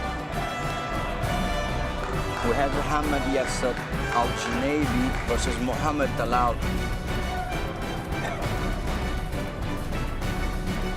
Al-Kaabi. And Semi-final. Mohamed Yasser fighting for Al-Wada Jiu-Jitsu Academy. Mohamed Talal for Al-Ain Jiu-Jitsu Club. 46 kilograms bull belt juvenile division.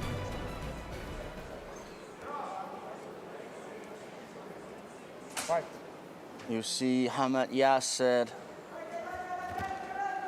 with the red belt, both athletes pulling guard. But Talal gets up first. Oh, he considered a takedown. Talal Al-Kaabi passing the guard, getting 3 more points, 5 points in only 18 seconds. And now it's the knee on the stomach. That might grant him another 2 points, and that's what the referee does. The referee is right on top of and sees it. Again, Talal working on passing the guard. If he gets it, there's 3 more points for him there. Yasser Al-Junaidi on survivor mode, and from the beginning of the match, a lot of pressure applied from Talal. And who tries to get the back, he actually lifted his opponent to get the back. Of course, Yasser was on and Stop. did not give it to him.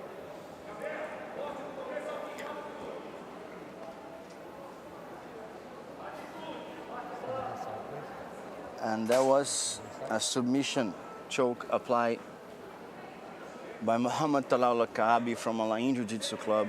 In a very fast pace.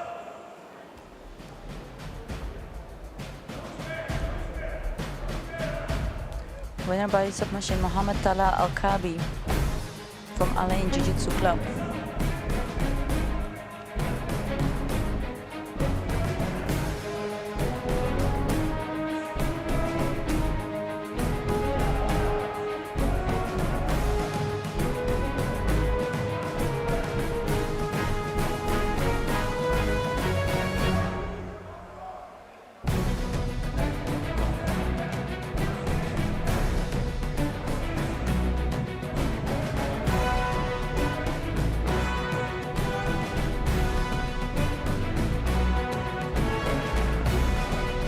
Was predominant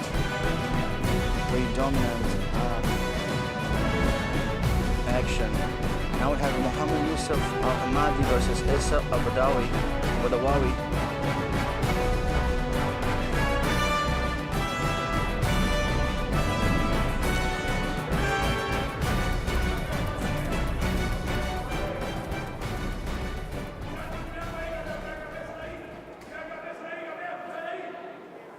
Five.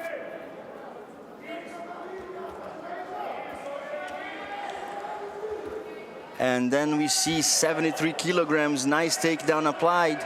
By Yusuf by Al-Hamadi. Yusuf play in less than 10 seconds, a nice takedown over Al-Badawi.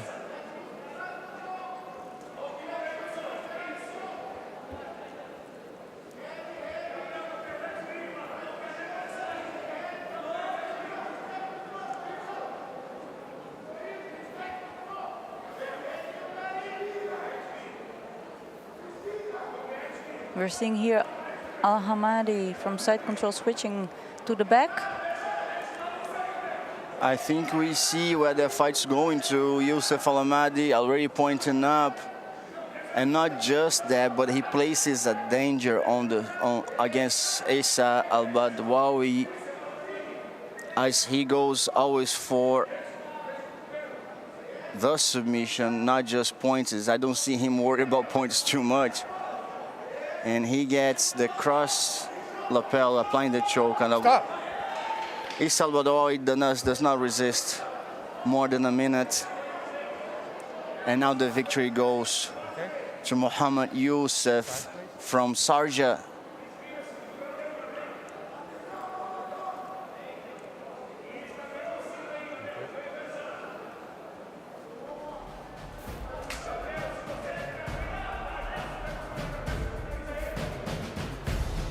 From Sharjah Self-Defense Sports Club.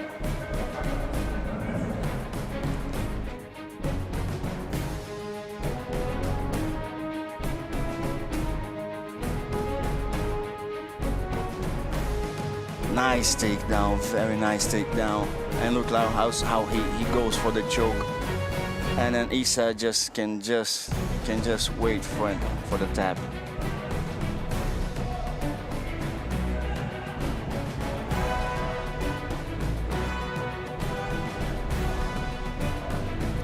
And next on the lineup, on mat number 4, on the first day of a World Pro, this is just youth.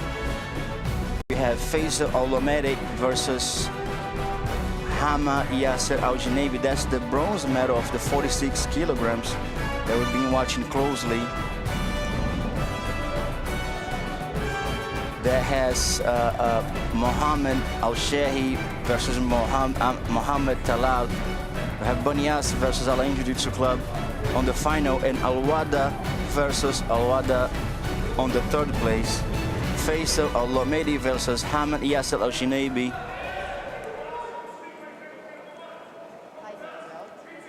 And Al-Omari wearing here the red belt.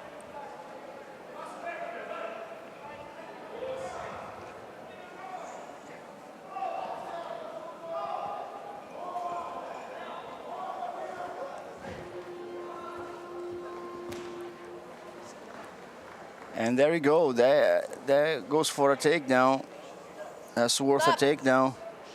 As the fight goes out of the mat, let's see what the referee is gonna grant to Al-Lamedi, since he started the takedown, but he went outside. There was nothing granted. Let's see.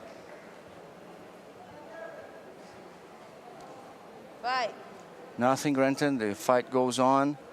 Al-Lamedi is on guard, and he has a takedown set up. He goes right away. He gets the points for the takedown, and then the 4 points for the mount.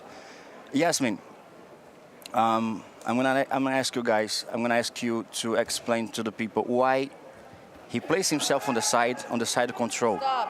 He did not get 3 points. Yeah, because his opponent, Yasser Al-Najbi, wasn't able to actually play an active guard. So if Al-Omari is just coming up straight to side control, he will not get the points from the for passive. takedown. Yeah. Yes, if you apply a takedown and you end up on the side, there's no guard. So if there is no guard, there's no points for passing that guard. So Absolutely. therefore, when you apply a takedown, when you end up on the side control, you get only 2 points.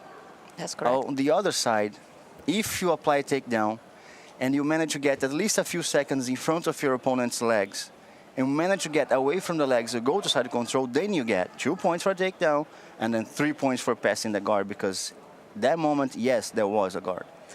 Yes, and it's already a guard. For example, if you just like control like one part of the leg, even if it's just the foot, which is considered like a quarter guard.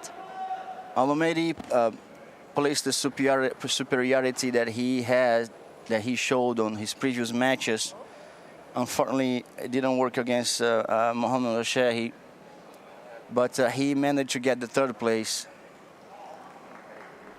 He managed to get the third place on the 46 kilograms blue belt male juvenile division.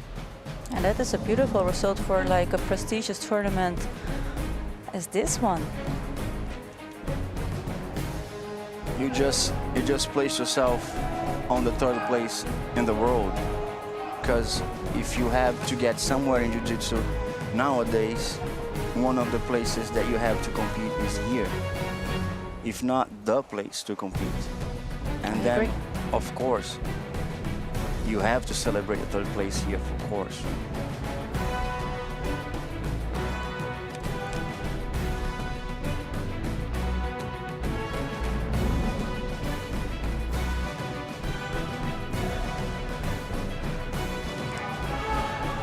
We have here juvenile blue belt division under 73 kilograms.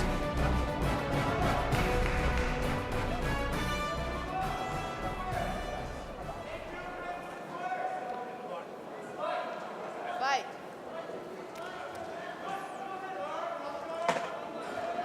Juma Al-Kabi wearing here the red belt, Alade here in the white gi. Alade just pulled guard. Al-Kabi looking here for the pass, pushing the knee to the mat. And he just passed Alade's guard, and the referee is awarding 3 points for the guard pass. Juma Al-Kabi fighting Alade for a chance to fight Mohammed Youssef, who just fought a few minutes ago on the quarterfinals. Juma Al-Kabi 3 points ahead with 3 minutes and 10 seconds to finish the match.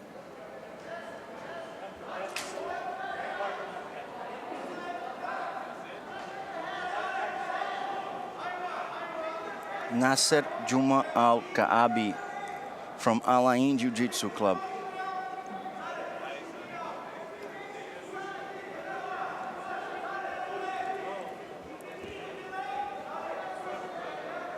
Nasser Juma Al-Kaabi placing himself on the north-south position.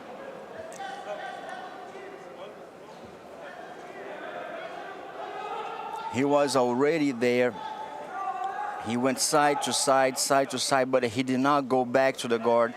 So that's why there's no guard passing points granted for him, because he was already on the side control. He just switched to north-south position, but that transition does not grant him any points. Now he managed to get the back, and he has a choke set up right away. He did not stand time enough on the back to get the 4 points. Referee was right on top of it, but she did grant the advantage for the back and for the choke. So that's how he gets 5 points ahead on the game. He has an arm bar that finishes the fight with 1 minute and 51 seconds to go. Official result.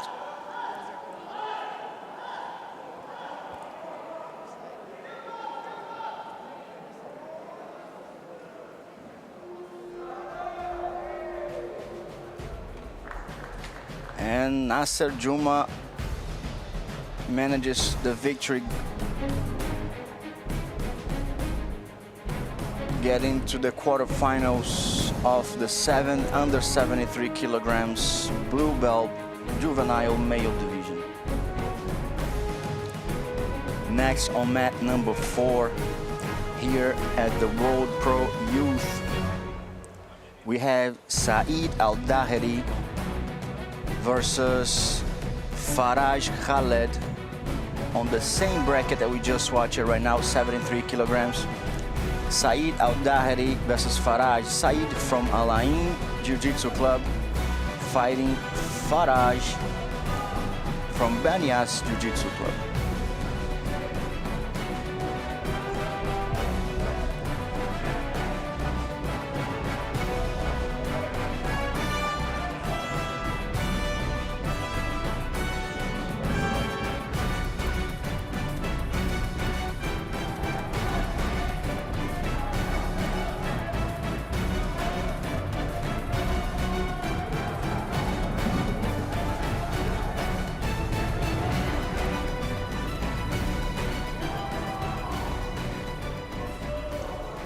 There we have it. Saeed Al-Dahiri versus Faraj Khaled. Saeed goes for the grip to pull guard right away. Stop. To go work on the sweep. Stop. Stop. And the referee is asking them to stop. Saeed is trying berimbolo to sweep. The referee is on the exact, I think, the same doubt that she has is, did he have a grip to pull guard? Yasmin, what do you see? Oh, I don't see that. Did you see that? I didn't see that. I didn't see the grip. I think he pulled guard before.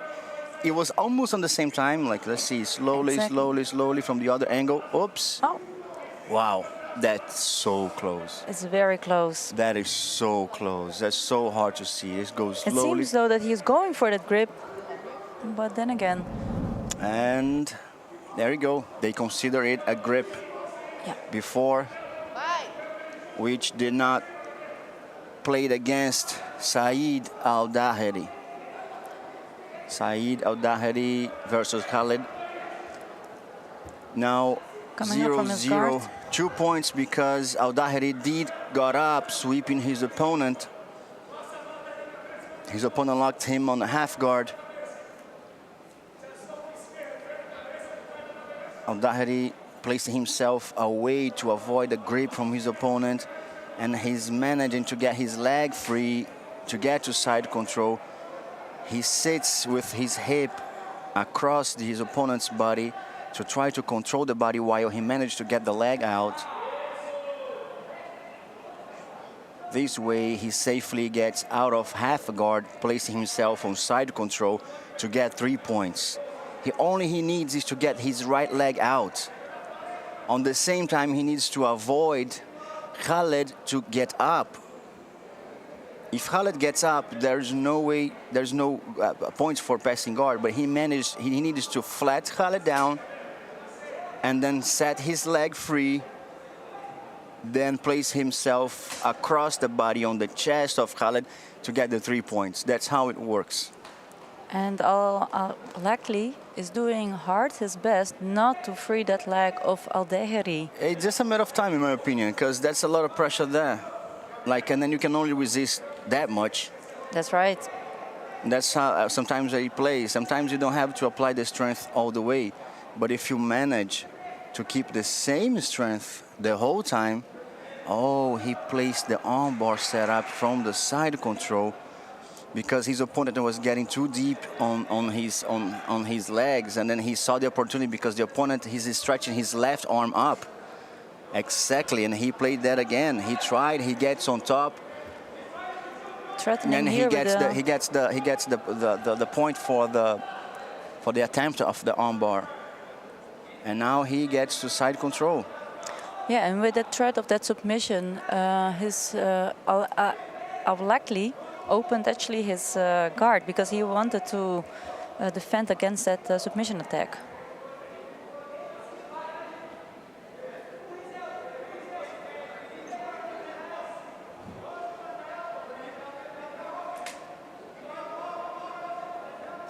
It's amazing. You see His Excellency,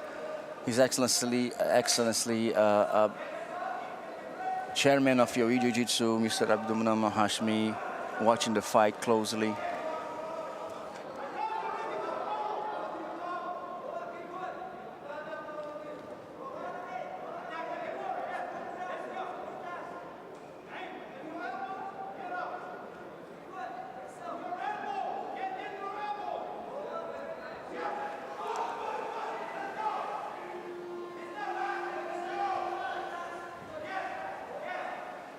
As we see, the armbar is not 100% set up.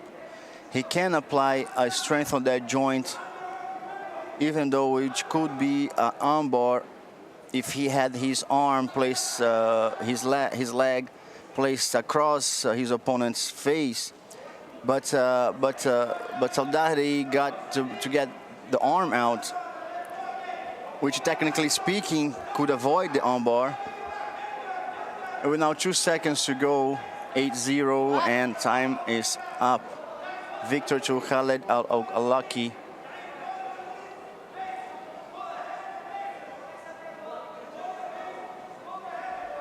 From Banyas Jiu-Jitsu Club.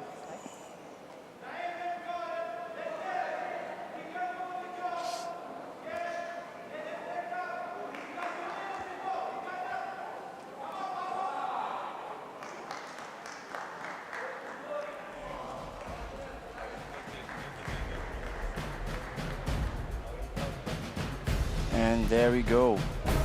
Faraj Khaled from Banyas Jiu-Jitsu Club advancing to the quarterfinals under the 73.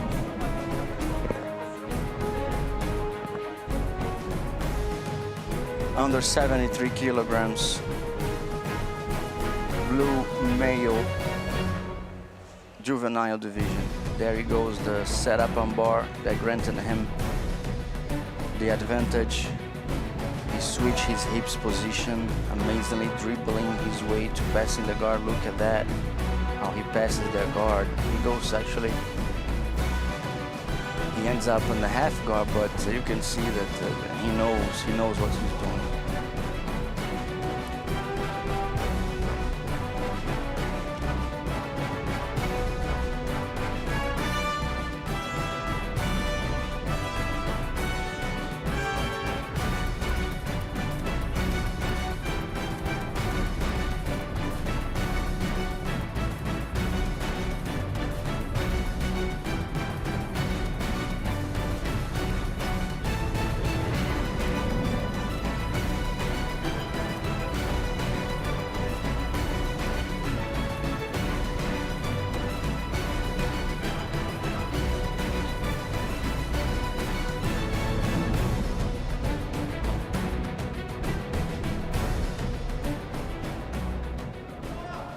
There we have another fight on under 73 kilograms blue belts male juvenile division on the Youth Road Jiu-Jitsu Pro Abu Dhabi. We have now Ali Saeed Al-Shamsi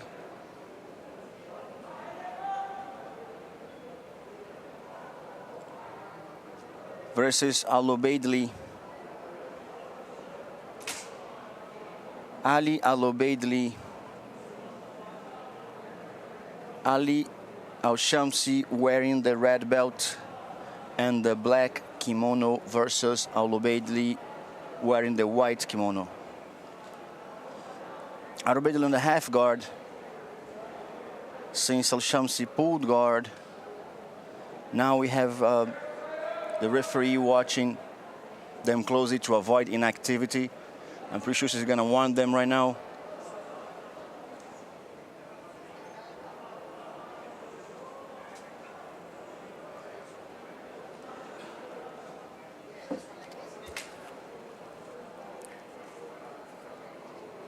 Al-Obeidli looking here for the guard pass, controlling now half guard on top.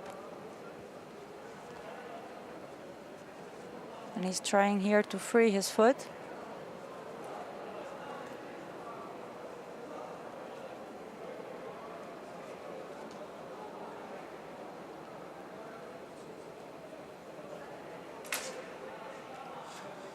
He just passed here the lapel underneath the head.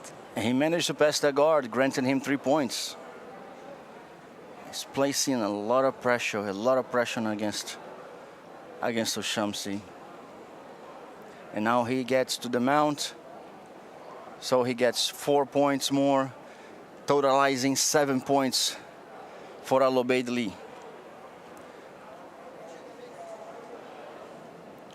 Al-Obeidli, who fights for Awada Jiu-Jitsu Club. Ali Saeed fighting for Al Makam School in Al Ain. So Al Ubaidli was setting up here for an Americana. He trapped his opponent's arm with his shin while he was attacking with for the other arm.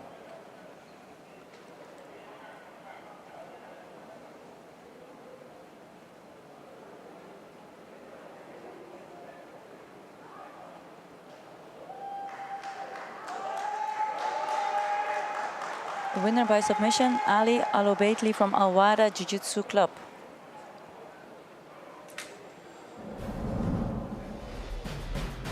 Let's look at the replay. Here we see Al Ubaidli in the mount position, where he trapped with his shin the arm of his opponent.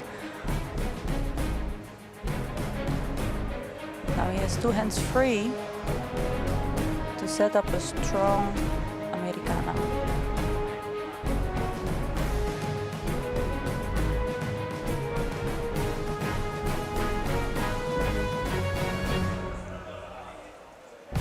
Very nice setup.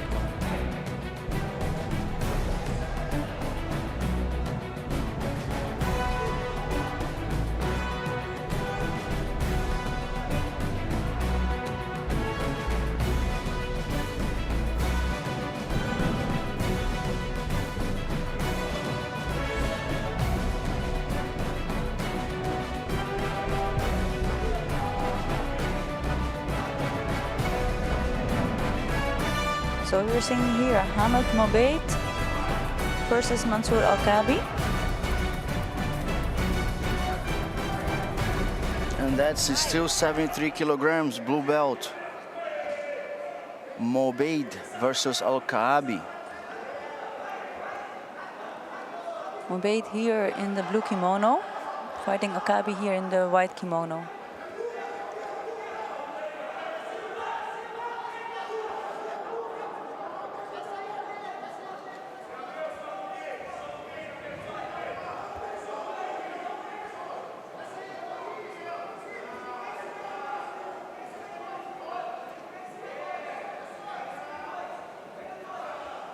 Mobaid from Syria,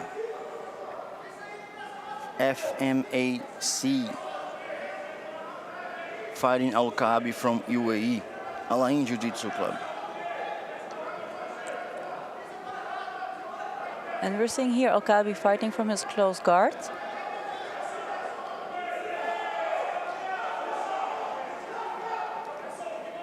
Attacking here for a choke. Mobaid maintaining distance, but exposing his arm.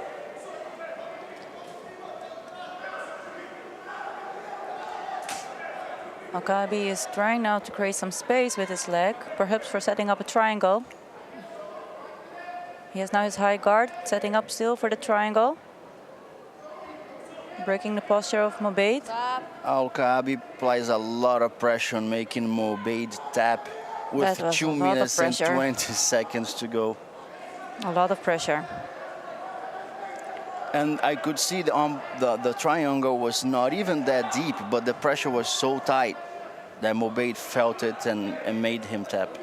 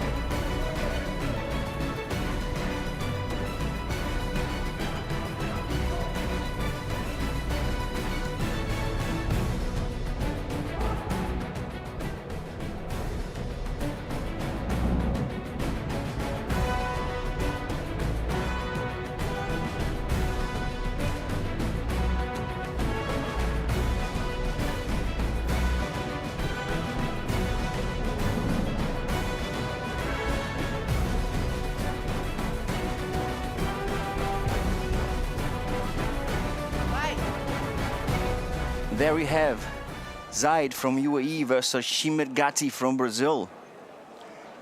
Blue belt, 73 kilograms, juvenile male division. And we're seeing here Zaid on top, but being swept now by Shirma Gatti from the spider guard. Bernardo is from Drill BJJ, fighting Ahmed Zaid from Al Wada Jiu-Jitsu Club.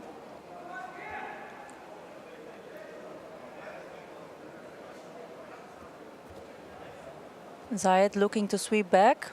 But Shimer has a good Bernardo Shimer has a good hold on his opponent.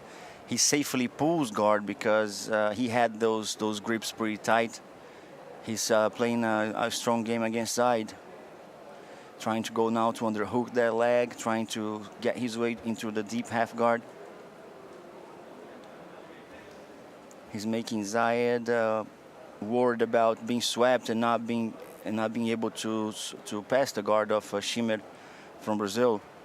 He now tried to get to the armbar, but that was actually a setup by Shimer, who managed to get the armbar over Zaid and wins the match by armbar with 2 minutes and 46 seconds to go.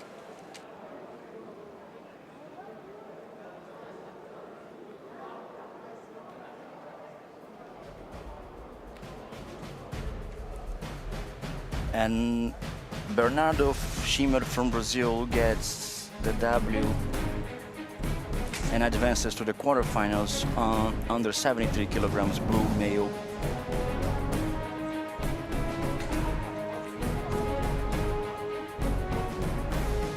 Under 73 kilograms division. And that's where he gets the setup for the armbar, who gives very little time for Ahmed to defend, and he managed to get the W.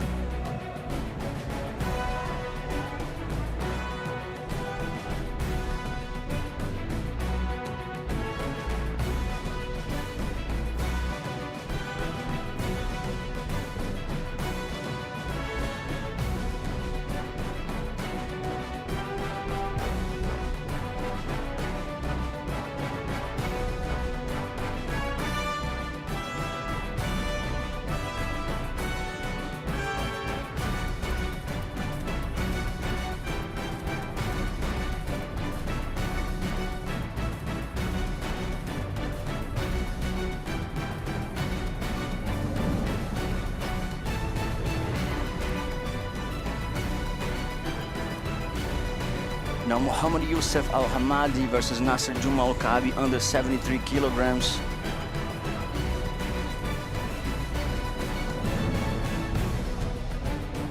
And that's the first fight of the quarterfinals. Sharjah Self-Defense Club for Muhammad and Al Ain Jiu-Jitsu Club for Nasser Juma. So both guys wearing here the blue gi. And we are seeing here Al-Hamadi on top, wearing the red belt, looking for the guard pass.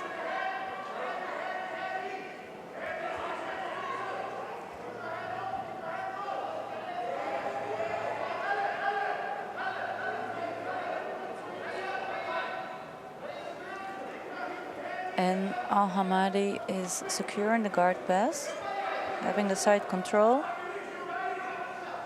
And he got 3 points awarded by the referee.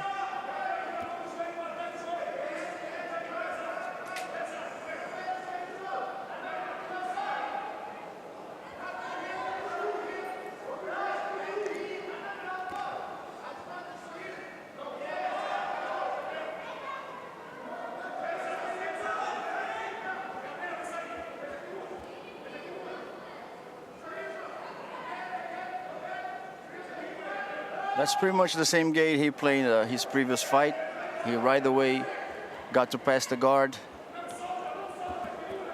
and then he managed to an advantage over trying to pass the guard again. He has the opponent dangerously placed their arm up, which could allow him to get an armbar, but he prefers to establish the position on the guard passing, getting the side control.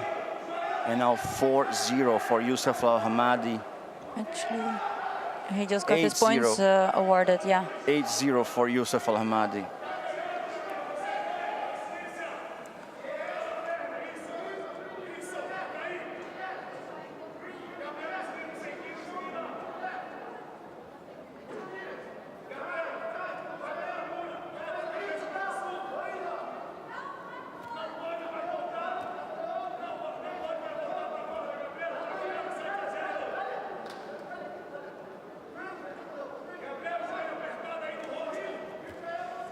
8-0 for Yusuf Ahmadi, and as he works his way to the back, and he gets it. 4 points for Al-Hamadi with 1 minute and 40 seconds to go.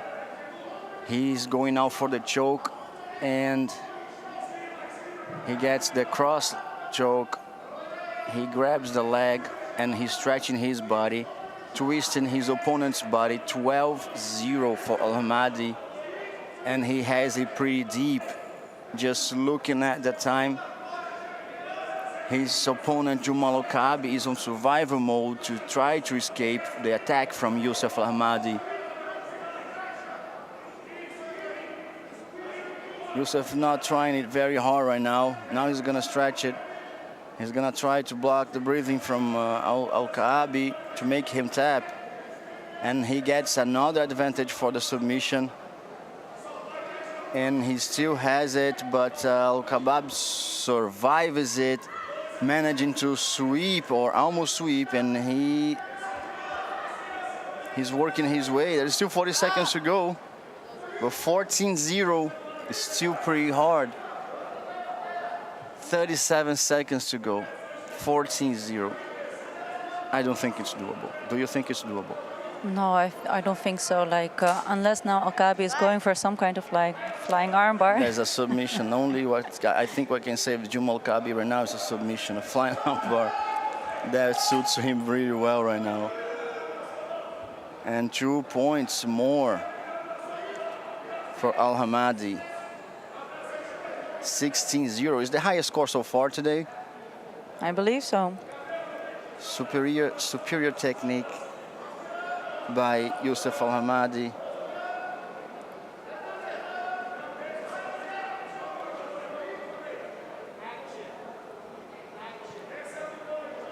And time just run.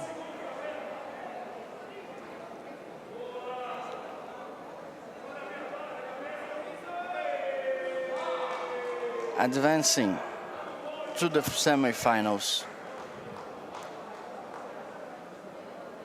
Mohammed Yusuf Al-Hamadi.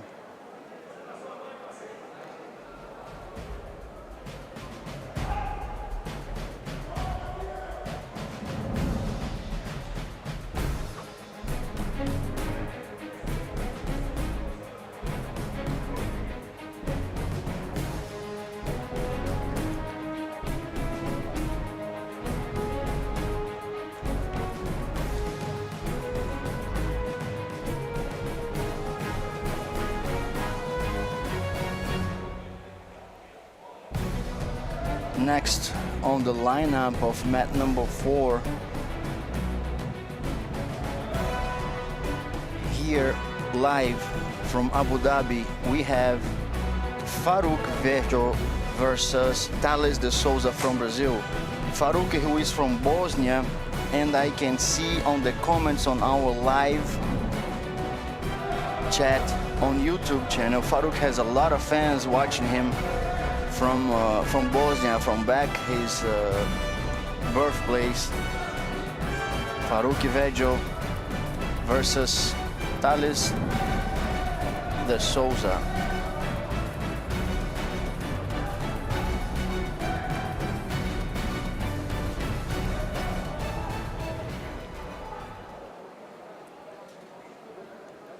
Fight! We have Verjo versus de Souza for this under 73 kilograms juvenile male blue belt division. And Verjo is wearing here the blue gi and de Souza the white kimono.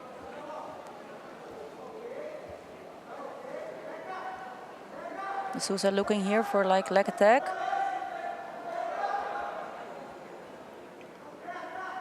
Verjo is here defending. Verjo is actually placing himself well. If he resists the leg attack, he's gonna get an advantage over de Souza. He's now on top, and with that leg inside, does not grant him anything so far. And he just got free from it.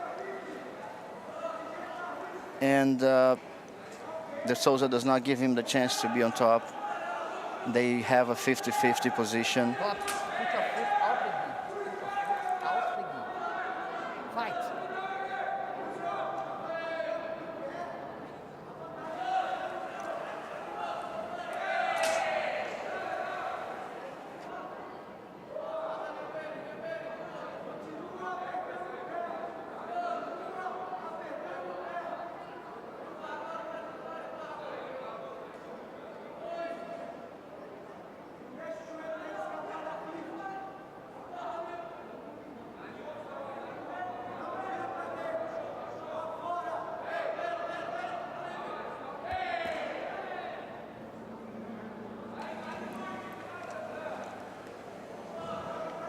That 50-50 position from the bottom, De Souza can sweep Veggio and how do you pronounce his name? Veggio or Veggio? That's a good question. I have no would idea. I would say it's Veggio, because I think from the Balkan languages as the J. Oh no, the J has a sound of an I, so it's Veggio. Feio. Oh. Veggio.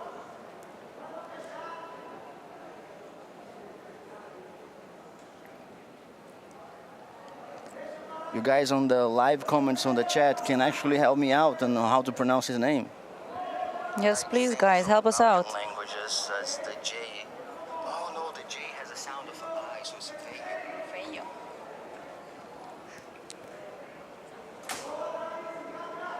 Okay.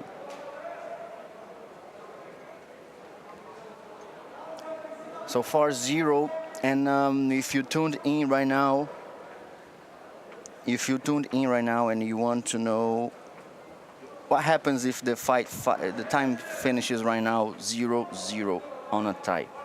If it's 0-0 or a negative score, I mean, if there's a penalty for the both athletes, what happens is that goes for the golden point. So right now, Feio, he just secured the guard pass and stabilized the side control. And he got 3 points here for the guard pass. Action! Referee's calling here for action.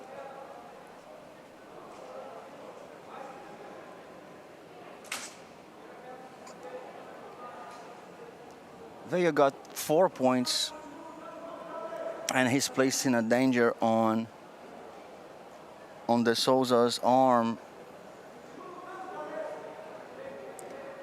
De Souza has 10 seconds to try something, try to pass the guard, which it is not very successful, like 3 points Veggio ahead It's very unlikely. on the game. Fix your gi, please. And stand up. Now time is over.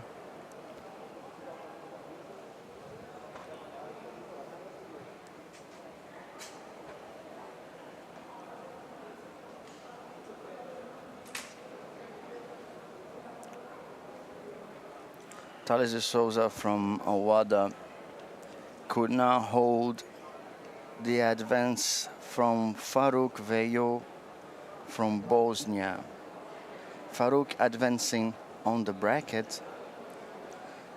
Faruk advances on the bracket to the quarterfinals.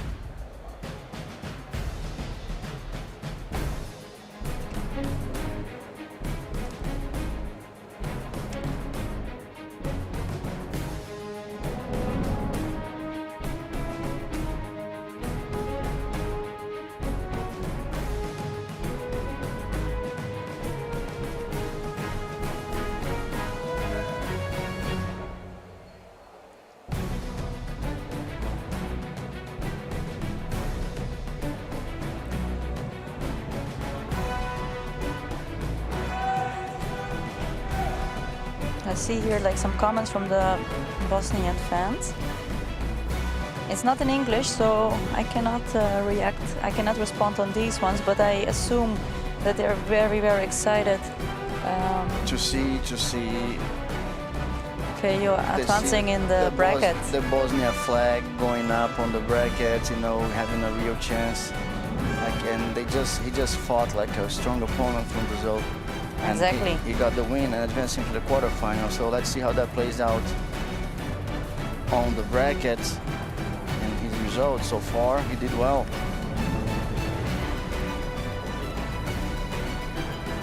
So we are having here now a match for the quarterfinals in blue belt 73, under 73 kilograms, juvenile. Faraj Khaled from Baniyas versus Ali Alobaitli from Al Wada Club. Fight. And we have Alawaki on with the red belt, and Alobaitli with the blue belt and white kimono. You can see Alawaki like right away pulling after pulling guard, getting the triangle. I did not hold time enough for danger to grant him, but it was a quick attempt. Now he gets the armbar, and that was pretty tight. He switched his hip so fast, did not give Alobaitli any chance. Yeah, he was definitely unstoppable from his bottom Red game. Here. Change, please. Red here.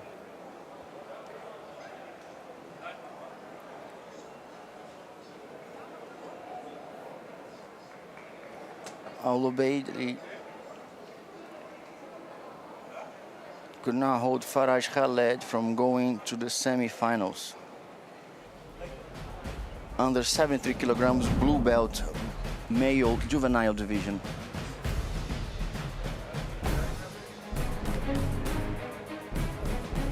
Yeah, you can see from the live chat, on your live YouTube channel, we have Ahmed Bekovic saying, "We want that gold." Yeah. So let's keep it up. Let's see if Farouk can get there. We have a pretty tough way ahead, but it is doable. Let's see.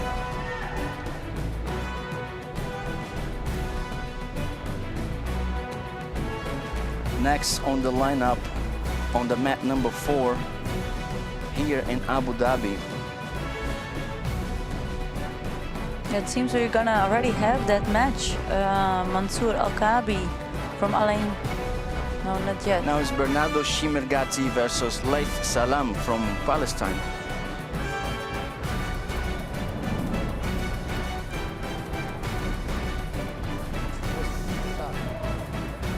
Bernardo from Brazil, Laith Salam from Palestine. Bernardo representing Drill BJJ, Laith from the Dojo Academy. Double pull right away. And then we can see Shimer getting the beating bolo, attacking Salam, and he's gonna get up. If he gets up, he gets the point so far. So if he didn't manage to do it, he wants that back. He's beating bolo his way to the back, but Salam smartly pushed him away to not get the back control. Although Shimer has his hip low to avoid any advantage. Like you can see, he's trying to get the De La Riva inside, and not De La Riva, the reverse De La Riva. But now Shimer gets up, and you can see referee granted him 2 points for it with 3 minutes to go. We have also fans from Brazil cheering for the Brazilian. Stop! Fix your gear.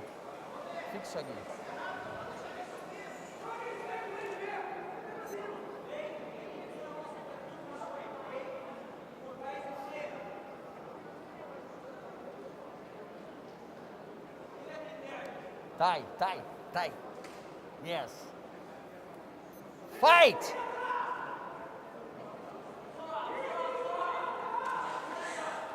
And there we have Shimergati from Brazil ahead on the score. Stop. And then Falcon Eye on the game. Referee asked for the help of the Falcon Eye to check if Shimer from Brazil got the grip before he pulled guard. And seems like he had it. They're gonna check it again on the replay, but seems like he had it. And there we go, grip Yes. and pull guard. That's the sequence they want to see. Então I nada. believe Correto? referees Vai communicating. mais uma vez. Is they want to see one more time. Referee has to see one more time the screen. And slowly you can see there is a grip. Let's see if the referees can see that too. Fight! So fight goes on. Shimmer for a tiny grip. He had the right to pull guard. And Salam working here for the guard pass. He And just had like a leg drag, trying to go here for side control. he's not stabilized yet because, you know, Shimmer gets the armbar set up right away. But granted, that granted Salam an advantage. And granted also Shimmer an advantage for the armbar. With 2 minutes and 7 seconds to go.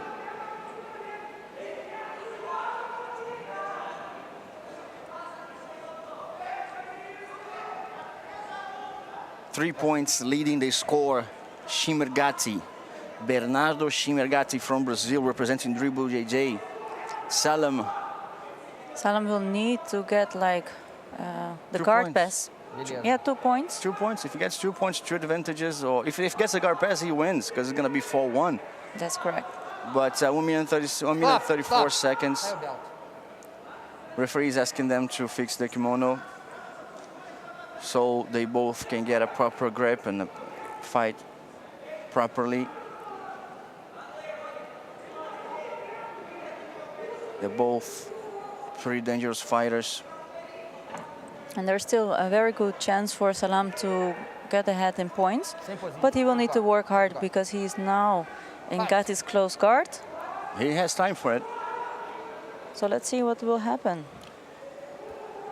Shimmer placing his guard high, representing a danger of submission. Now he opens, he goes for the De La Riva, but he pushes the hip of his opponent up with the De La Riva and Berimbolo up to go up. But he goes for the back again. But Salam does defend it pretty well, not granting any of them any points, although Shimmer got close to get to anywhere on his back or even getting up, but that doesn't get him anything. He tries to do the face plant and he gets the takedown. 2 points, now 5 points Stop! total for Shimergati. Here. Which will From make Brazil. it much harder now for Salam to get ahead in points. 46 seconds is still doable. I try to do that math in my head all the time when I see someone behind on the score. Right. I see, do they have enough time? Fight! Does he have enough time to get at least a tie?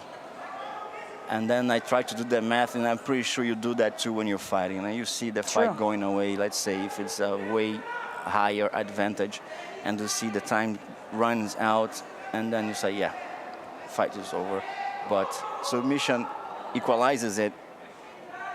Salam can be losing. If he applies a submission now, he wins, even losing on the score. He tries to Berimbolo his way to Shimmer. That's what's gonna get him the victory. If he gets to the back of Shimmer, he gets the victory. Stop! Referee stops the fight. Yeah, because he would be the last one that will score the points in case he will be able to actually control the back. Segurança. Fixa aqui. Fixa aqui. And also, of course, he will be like Aqui é vantagem já. ahead of points. But, you know, 6 seconds.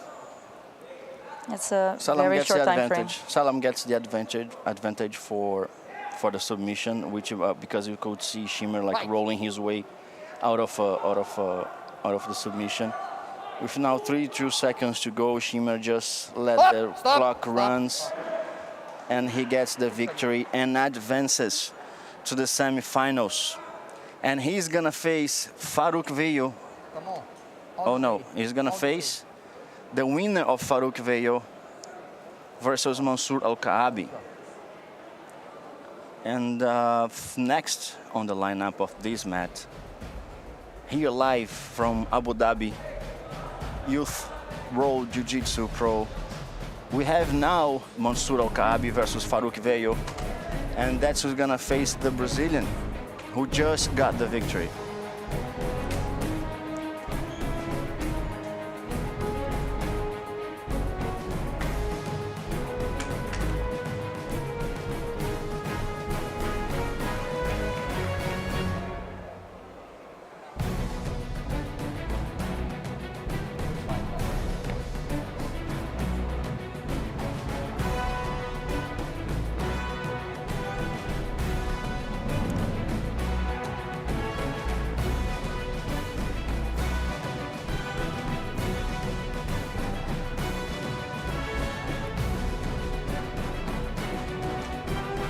was a nice takedown. I call that, I see some people calling it face plant. Face plant, right? Because you hold the kimono and then you make the opponent trip on that foot. And if he did not have the arm right there, people face plant right away. Sometimes it goes so fast you don't have the time to protect, and then you face plant the mat. Now for the same category, 73 kilograms blue belt, juvenile male division, we have Mansur Al-Kaabi versus Faruk Vejo from Bosnia, Mansur from UAE, Faruk representing Peter Shira International, that's how you pronounce it. I believe so. And Mansur Al-Kaabi from Alain Jiu-Jitsu Club. Both athletes waiting on the side of the mat.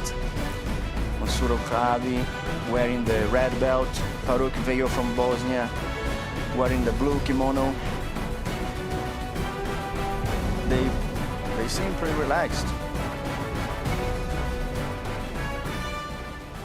Now it's good.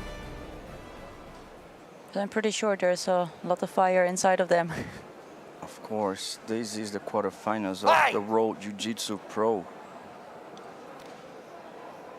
Faruk came a long way from Bosnia to place himself on the greatest stage for Jiu-Jitsu in the world. And let's see what's the interpretation of this from the referee as Faruk goes down on top of Al-Kaabi, where he manages to control him well, and he goes north-south position. He passes the guard, granting him 3 points. Beautiful guard pass by Vejo from Bosnia.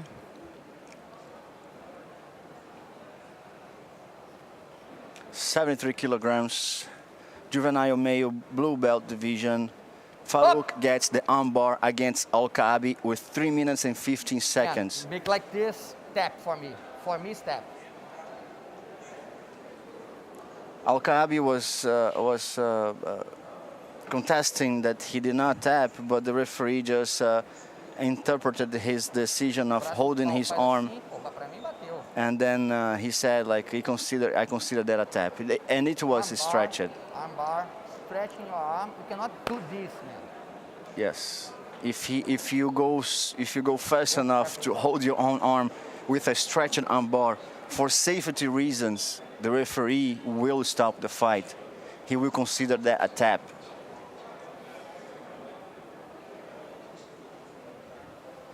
And now you can see our Bosnian fans celebrating his victory. Ela falei que eu tenho 26, não pode falar.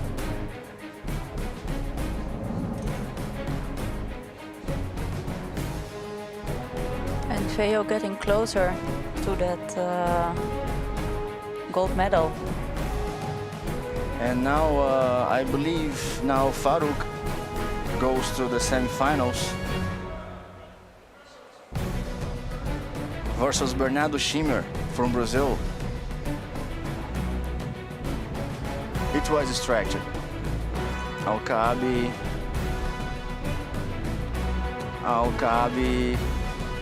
tapped his hand maybe once or twice, and referee smartly decide to stop the fight, giving Faruk the victory and preserving the safety of our athletes.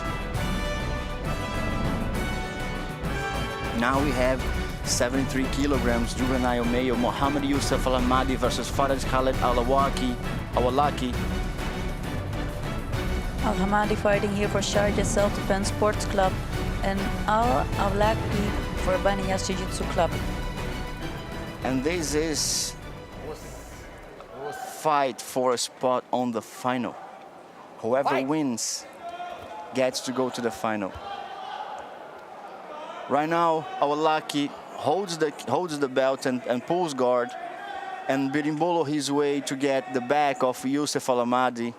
He's trying to get there. He must hold that leg and push his legs away, but he manages to pass, mount, and go for an arm bar. But no. He's all business. Al-Awlaki waits no time. 4 points for the mount, and now he gets the choke as he holds the leg and has the cross lapel really fast and pretty played by Awolaki.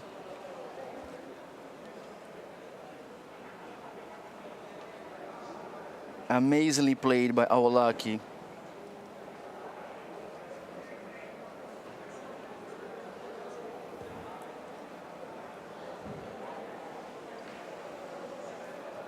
Awolaki grants his spot on the final to face the winner of Farouk Veio versus Bernardo Schimmer.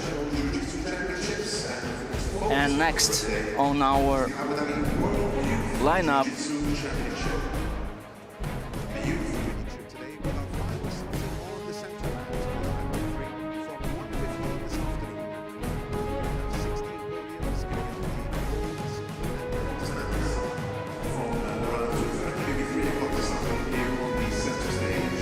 This is the 12th edition of the Abu Dhabi World Youth Jiu-Jitsu Championship, the 12th edition.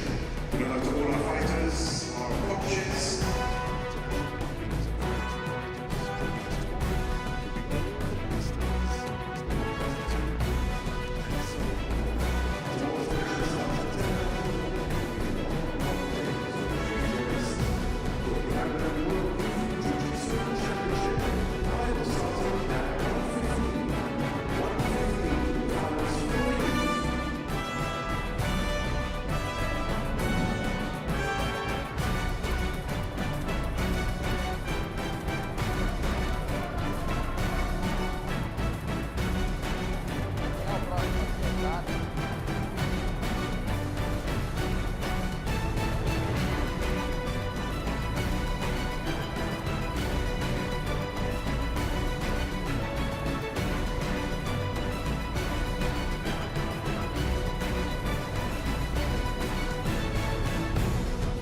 on our live chat on YouTube, you can see Nikola Kovacevic saying bravo for the Balkan friend from Bosnia. Nikola placed the flags of Bosnia, and I believe it's the Slovenia flag right there. And there we have it, Farouk Veio from Bosnia versus Bernardo Schimmer. That is semi-final. The winner of that is gonna face Awolaki on the final. And this is going to be a very exciting match because both guys just showed like how strong they were in their strategy. And that's how it stands right now. Farouk Veio versus Bernardo Schimmer from Brazil for a spot on the final. Bernardo pulls guard right away, but amazingly played by Farouk. Farouk tried to pass his guard, and he managed to pass his guard. Let's just see if he can get rid of these legs. If Bernardo can hold the position, there is no points for Farouk. Farouk is attacking to go to the side, but in the beginning, he placed his hips so well that he got Schimmer from kind of lost where he was, and he ended up like right across Schimmer's head on the other side. And he's attacking right, he was like right there. It's a very strong opponent. It's a very technical and strong opponent, Veio from Bosnia. A lot of people watching him back home.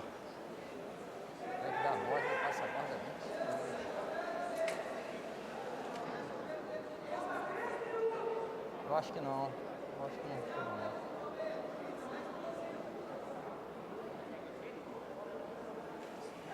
And there you have it. Bernardo Schimmer places a threat on a kind of loose triangle choke. Although Veio has a good posture there, you know, he plans to get that. And now it's Schimmer's job to tie up that triangle. But the knee is bothering him so much. I believe he's going to give that up. To do not, yes, it's best. Yeah, he's gonna adjust the triangle choke. Bernardo has that knee from Veio right in the middle is stopping Schimmer from getting it tighter. But now it seems tight enough. It seems tight enough. He's pulling the arm. He's gonna get the Bosnian to work his way out. His head is quite in the middle, but he can place also the armbar from there. And Farouk is in trouble. but he manages to go to the side and he reverses that to control Bernardo on the side. Amazingly played, great technique display by Farouk Veio from Bosnia. The Brazilian placed a really rough attack. Farouk, You wanna see the warrior, doctor? You want a doctor? got to get out. Yes? Yes or no? You wanna call a doctor or no? The referee is offering him to see a doctor to see if his shoulder is okay. He finds he's fine. And Farouk is placing his hand on the shoulder, and doctors are called on the mat to check on the health state of our athlete.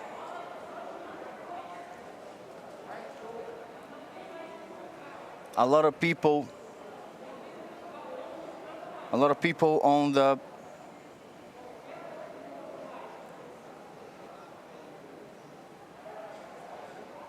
a lot of people from Bosnia watching us while Farouk is having a little talk with the doctors, checking on his safety. His opponent, the Brazilian Bernardo Schimmer, is patiently waiting, and Bernardo is ahead on the game with 2 points, leading with 2 points. And it's still 1 minute and 56 seconds to finish the match. You see replays of our previous matches. We had the girls fighting today. It's nice to see that smile. Warriors coming here to the biggest stage of Jiu-Jitsu in the world to display their techniques, their courage, and coming here. Just remind you guys, every athlete, every staff, everyone involved here is following a set of tight rules, a tight set of rules to be here watching us and fighting in front of you guys today. So every athlete follows a tight protocol. They're all here. Everyone to step in the arena must show the result that you got tested. We have testing on site. You can get tested here, and then you get the result after, of course. But so it looks like the doctors got Farouk.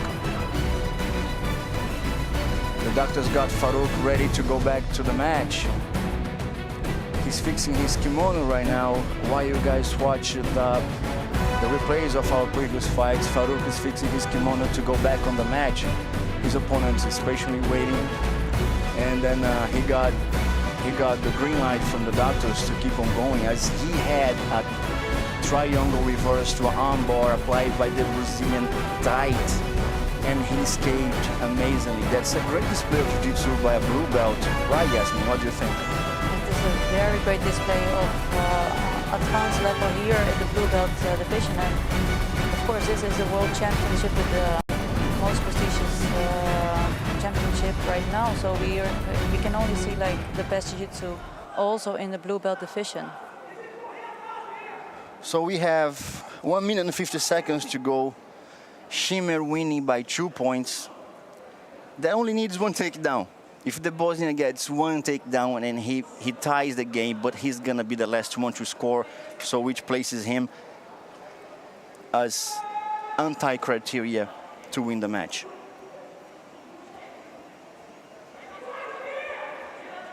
Stop.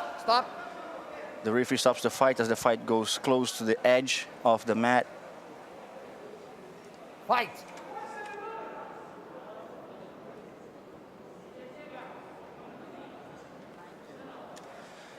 And there's a grip exchange, and the Brazilian gets the takedown as he puts Farouk against his back on the mat, granting him 2 points. But Farouk. Stop. Let's see what the referee is gonna do. Let's just gives an advantage to Farouk as he attempted the sweep. Fault. He gets one fault. Farouk gets one fault by talking to the referee. So he gets one advantage. Walk with me. Fight. He gets one advantage for attempting the sweep. Vira pro meio. Vira pro meio. Ends up on the outside. He did not grant the 2 points, but then he talks to the referee, and then he gets 1 point taken from him. So It was like a lot of effort with not a great return on investment. Yeah. He has Stop. Middle. Shimmer is 5 points ahead on the score, with just 1 point from Farouk Veil. Close guard. Fight. With 27 seconds to go, the winner of this fight is gonna face Faraj Khaled Al-Waladi on the final. Looks like the Brazilian gets this spot for the final. Although, and there he goes, the Brazilian trying another Triangle setup. and only 1 second to go, and then we get the victory of Bernardo Schimmer from Brazil, Drill BJJ team. Farouk did his best, represented his country here in the UAE, in Abu Dhabi, all the way from Bosnia, Pode só lapelar pra dentro. displaying great technique, Do lado aqui. Come on, my friend. but the Brazilian gets it, and he's gonna fight Al-Waladi on the final. Farouk's gonna face Mohammed Youssef from Sharjah Self-Defense Club for the 3rd place.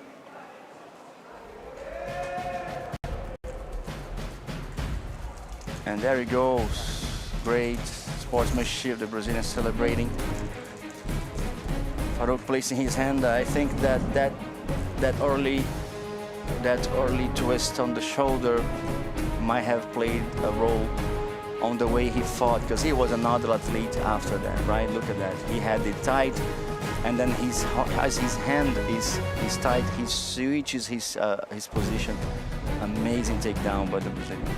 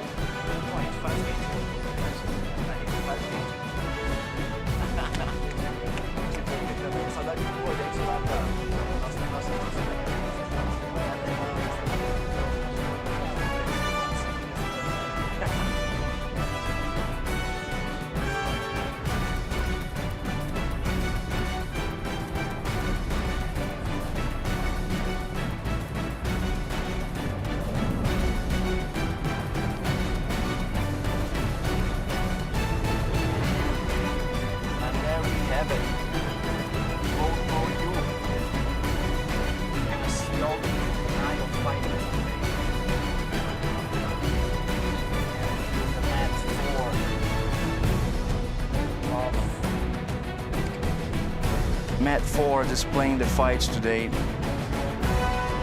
on the World Pro Jiu-Jitsu Youth. You just watched the 73 kilograms fights, and now we are going to have the finals of every weight class. Placed first the bronze medal decision on under 73, which is going to be Farouk Veil versus Mohammed Youssef Al-Ahmadi. You watched it, Yasmin, you watched all the fights, right? Correct. And you saw the Bosnian fighting his way to the 3rd place. He did very well, even against the Brazilian. Brazilian. Job. He did a very strong And performance. he surprised a lot of people here today. I even heard some commentaries here around us like that his guard passing game is really good. Yeah, he had Now to- he's gonna face Al-Hamadi, who did pretty well on the other side of the bracket against everyone he fought with. What's your take and who do you have for this fight? What's your bet?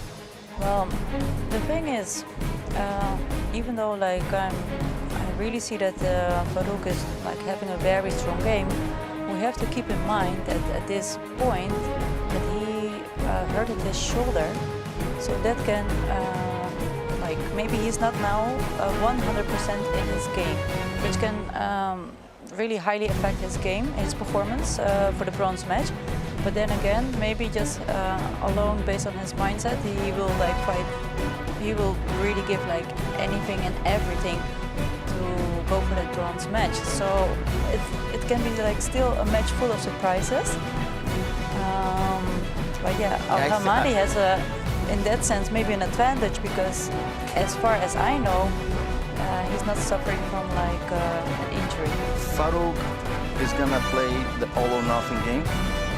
Yeah. If I was him, I would do that because if my shoulder is half torn or fully torn, it doesn't matter to me.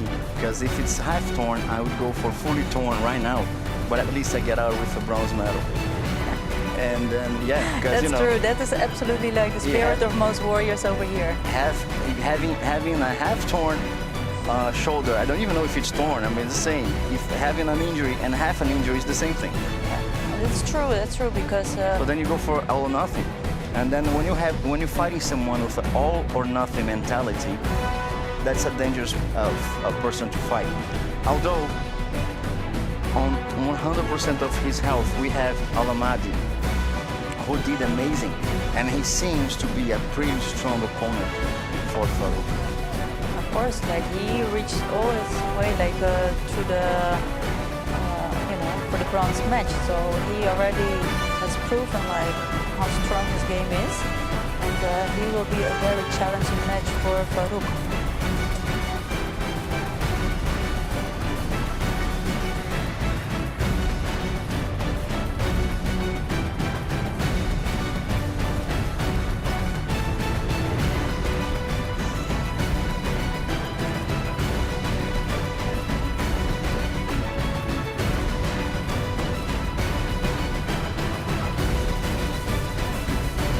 So we are just waiting here now for the final bronze match, and after the bronze match we will get all the finals. All the finals we are waiting for the Juvenile World Championship here live from Abu Dhabi.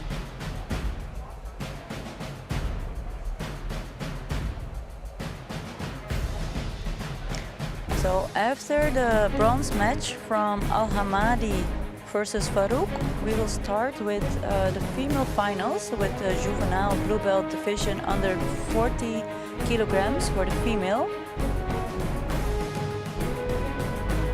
And we start with the lightest divisions. After the bronze match, Mohammed Yusuf Al Hamadi from Sharjah Self-Defense Sport Club versus Farouk Fejo from Peter Shira International from Bosnia. Here's some nice replays from the matches.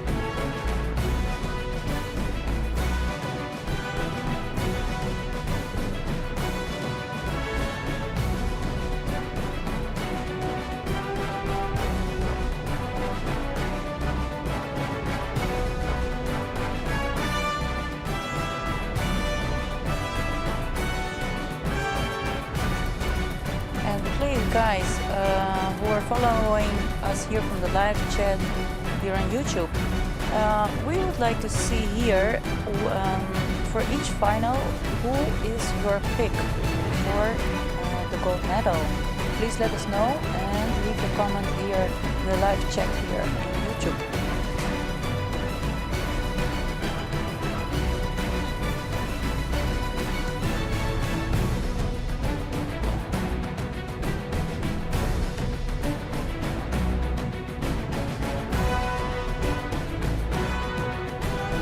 So I can see here that the guys are ready to fight for the bronze match.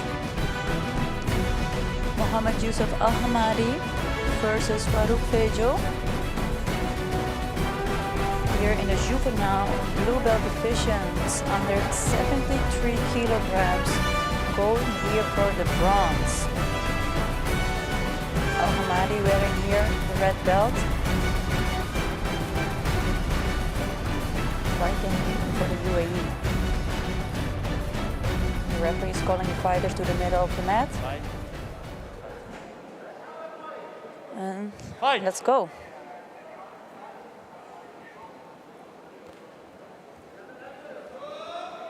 Both guys having a strong grip. Al-Hamadi going here for the takedown. Veljo taking over. Al-Hamadi going again for a takedown setup.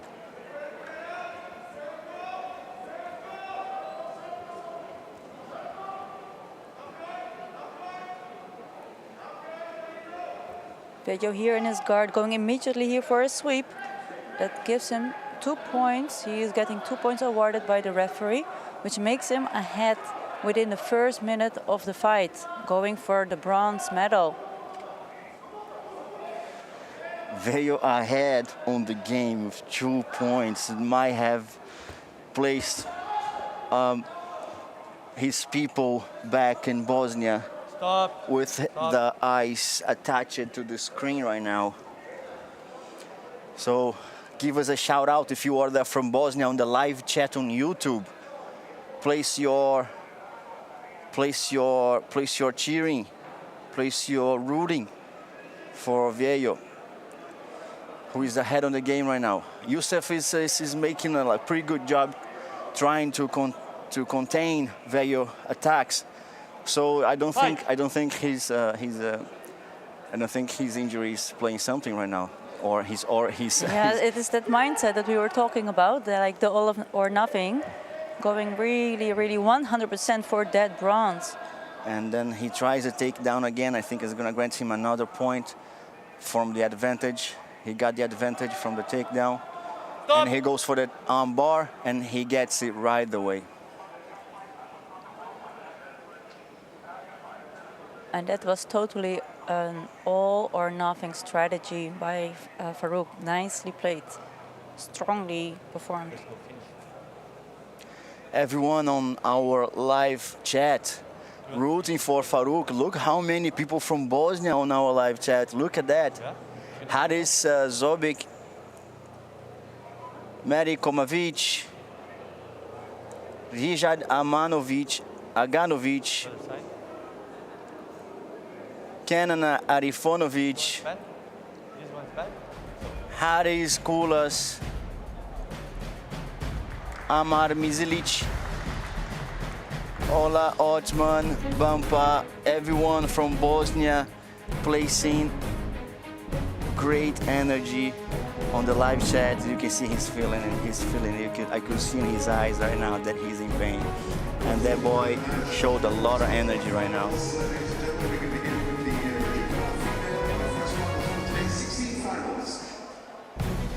There he goes, our friend Coach Uira, representing Rio Grande do Sul. Here we are seeing the replay by Farouk for that beautiful armbar setup. And his opponent, Al-Hamadi, tapping. Farouk just made it to get the bronze medal. Have a shout out from our friends from Brazil, Felipe Carneiro from Campos dos Goitacazes, Rio de Janeiro.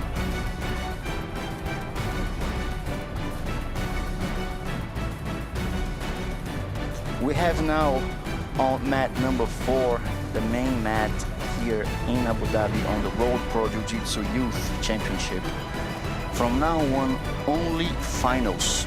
The first final is gonna be the 40 kilograms female blue belt juvenile division.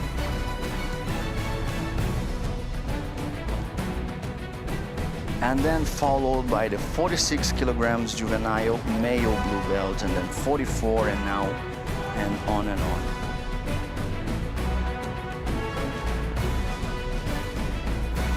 There we go. 40 kilograms blue belt. Juvenile, it's UAE versus UAE on the final. United Arab Emirates with already golden and silver on this weight class. Female juvenile division, blue belts, 40 kilograms. Let's welcome our fighters. First, from the red corner, من الإمارات, from the UAE, شيخ مبخوت الكثيري.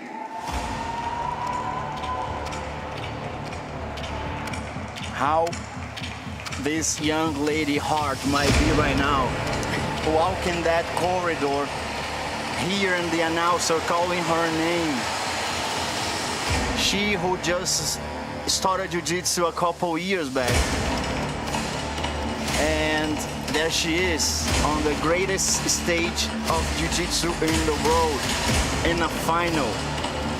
She's representing Al Jazeera Club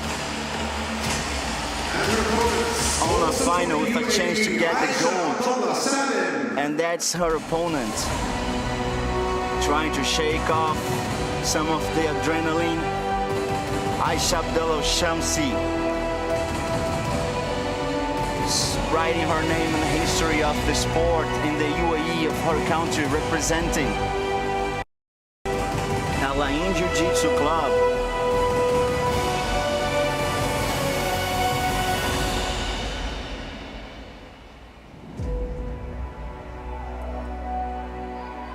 And this is the final of the 40 kilograms blue female. The first final of the World Championship in the juvenile division.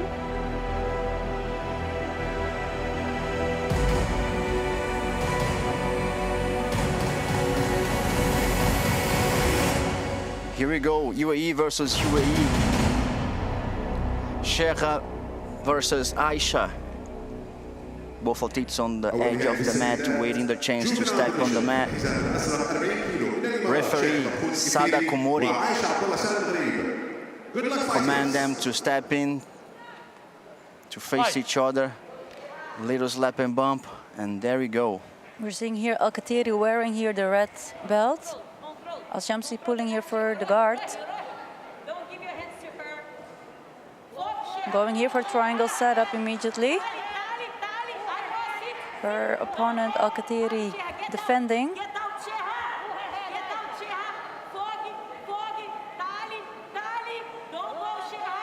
You can hear the coaches screaming instructions on the side. And Al Katiri seems like resisting, and she can pull that out, right? Yes, and if she is able to pull her head off and go to the side control, she will gain like 3 points for the guard pass, and her opponent, Al Shamsi, perhaps will get the advantage for the triangle submission. She placed herself on the side to avoid that choke to work. Shamsi is trying to get straight in front of her to either stretch her head or pull her head down so that choke can work. It's Al Katiri is showing so much determination. And Stop. one advantage for Al Shamsi, who now is fixing. And how much of a determination, how much drive for the victory must have to resist such an early attack. Although now Shamsi, she spent a lot of energy on her legs to trying to pull that submission, and while Al Katiri was resisting, although placing a danger on passing the guard, but she not spending much energy. You might see Al Shamsi. Al Katiri is pretty agile.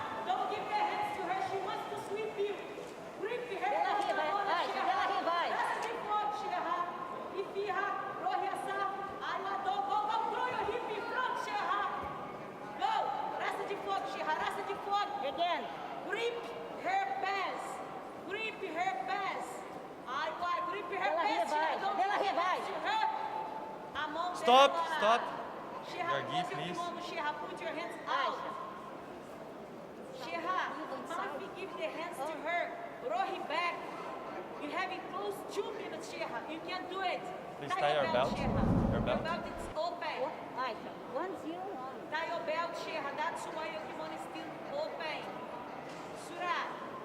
strong, please. Same Sheha, position. don't give your hands to her. Don't grip her sleeve. Legs. Legs. Strong, please. Strong, strong. Okay, no grips, like Legs, this, okay? Sheha, raça de fora, Fight. Sheha. Whoa. Rohi, Sheha. There we have 1 point awarded to Abdullah Shamsi. And what was that point awarded for? Your hands to her legs, Sheha. Group bar, Sheha. Group bar. Hand that bar, Sheha. Al-Khateeri showing here a strong top game Pull her. Pull her. Yalla, Sheha. against her opponent Al-Shamsi, who has a pretty dangerous guard. You have to kick at Sheha. If you do 1 point, you're going to win, Sheha. Let's go. Step. Broken go right. Go, Sheha. Broken go right. Yalla, Sheha. Don't stop, Sheha. Yalla, Sheha. Don't let Sheha throw.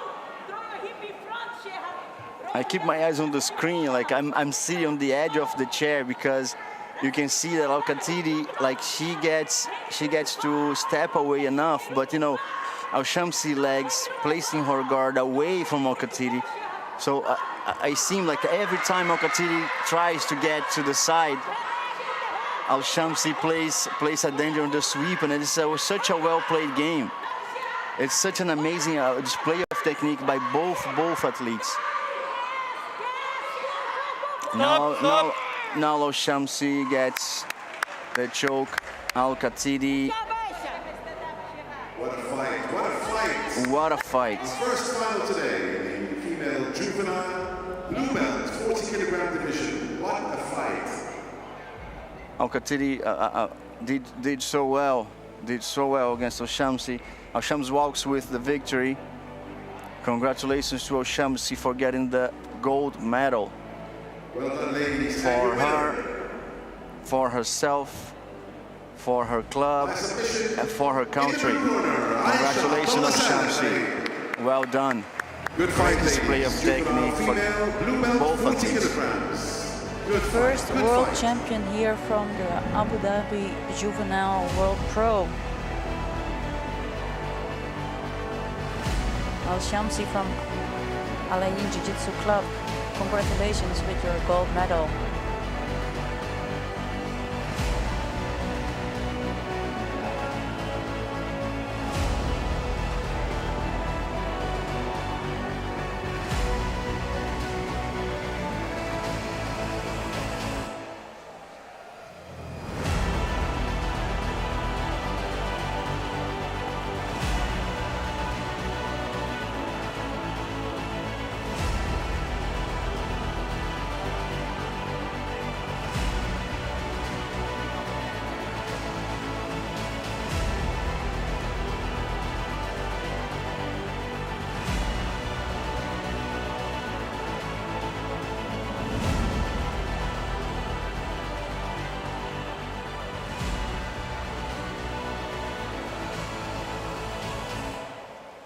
مثل ما نوهنا الجمهور الكريم 16 نهائي اليوم، نهائي رقم 2 معنا الميل جوفينال فئة البلو بيلت الحزام الازرق وزن 46 كيلو. Here we go, Mohammed Al-Shahi versus Mohammed Talal Al-Kaabi. محمد الشهري. Mohammed Talal Al-Kaabi from Al Jiu-Jitsu Club and Mohammed Al-Shahi from Banias Jiu-Jitsu Club.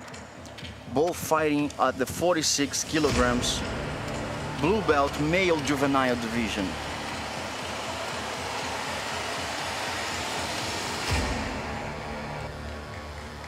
You see like both coaches sitting on the edge of the mat. And from the blue corner, Mohammed Talal Al-Kaabi. You see Al-Shahi pretty calm. Let's see Al-Kaabi now walking through the corridor to get access to the main mat here in Abu Dhabi World Pro Jiu-Jitsu Youth Championship. There he goes,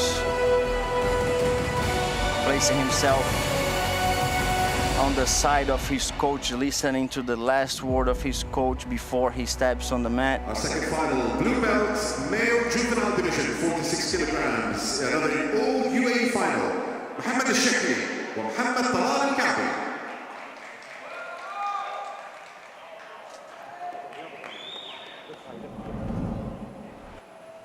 Here we go, seconds before the fight, Mohammed Al-Shahi versus Mohammed Talal Al-Kaabi for the 46 kilograms blue belt male division. This is the final, and we have UAE versus UAE. Granted already gold and silver medal for this country. Fight! And we're seeing here Ashehi wearing here the red belt. Double pull guard. Whoever gets up first gets 1 point.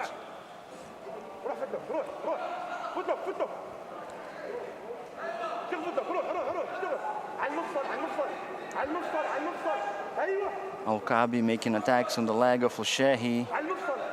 Al-Shehi resisting, trying to escape. At the same time, he rolls his way, and then Al-Kaabi placing a threat on the footlock. They're both placing footlocks.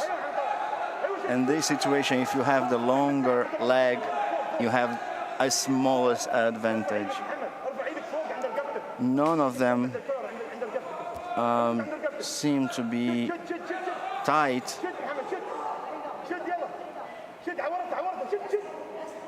Al-Shehi is arching his back to try to place some strength against the joint. And there is the coach screaming instructions for these both pupils. Al-Kaabi trying to adjust the position. Al-Shehi trying to place the same threat against Al-Kaabi. And as you can see, for that position to work, you have to place the toes of your opponent right next in between your arm and your back. If you get the toes, the pressure on the toes, you'll see none of them like impressed by each other's work. You see their faces like pretty calm. If you place the toes right under your between the partners, the arm and the back, and you apply the pressure right on the toes, submission attempt, granting them both a point. And perhaps like both fighters' flexibility are playing a role. Definitely. For not like being able to set up or to finalize the submission. Double pull again. One advantage granted to Al-Kaabi for getting up first. Both athletes were tied and one advantage each. Now one advantage given to Al-Kaabi for getting up after double pull. Right now Al-Shehi places a threat on Al-Kaabi's neck with a triangle choke. Al-Kaabi defends it like one-on-one defense of a triangle choke, which is placing the foot across the opponent's body. Al-Kaabi manages to place guard again. Al-Shehi placed the guard again. And now Al-Kaabi places the threat on the choke. That is not quite a triangle choke, but if you place the hand right under the neck and you place that choke, that actually goes. Stop! And he made Al-Kaabi tap on the choke. You place the hand right under the neck, you're holding the lapel, and then you close the triangle on the guy's head without the arm. That granted Al-Shehi such a victory. He seems like a frail boy, and then he seems like even smaller than his opponent. We were just talking about that a couple hours ago, where the technique over the strength, and then it's just amazing what Jiu-Jitsu can do. And his display of technique granted him the gold medal. And there we go, gold medal for Mohammed Al-Shehi, UAE in first and second place. Mohammed Al-Shehi from Banyas Jiu-Jitsu Club granted first place to Mohammed Al-Shehi on under 46 blue belt male juvenile division here at the Road Pro Jiu-Jitsu Youth. Amazing, amazing, amazing choke. Look at that. His hand is right there. He has the right hand right, applying a lot of pressure. Imagine how much pressure must that be, because he didn't have the arm inside, and for that to work, you must compensate with a lot of pressure. There you go, look at him. How much strength he applied, such a warrior. Congratulations, Mohammed El-Shehi.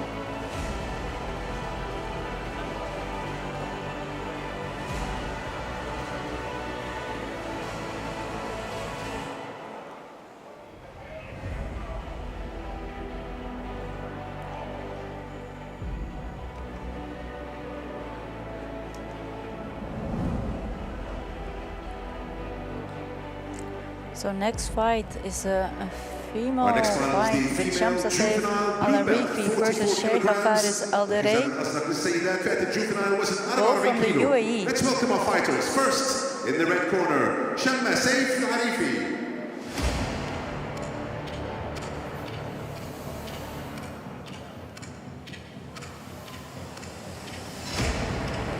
The finals under 44 kilograms for juvenile female blue belt division.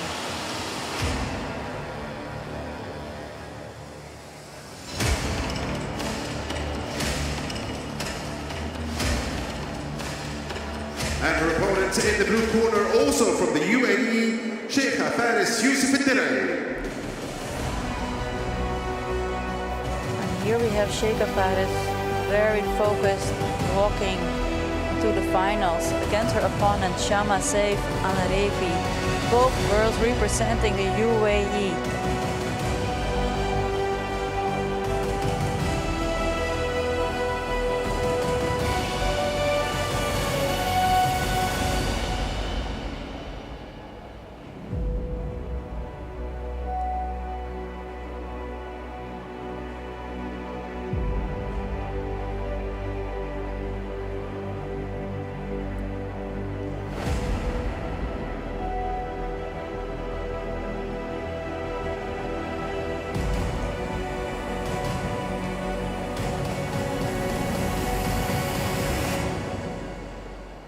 Shamma Saif wearing here the red belt.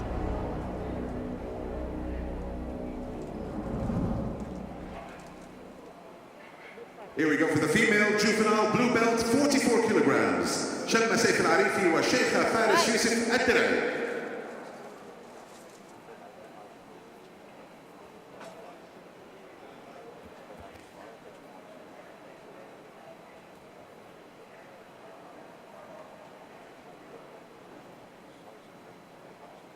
Al-Arifi wearing the red belt, having a cross grip in the collar of her opponent Al-Derey, trying to pull guard.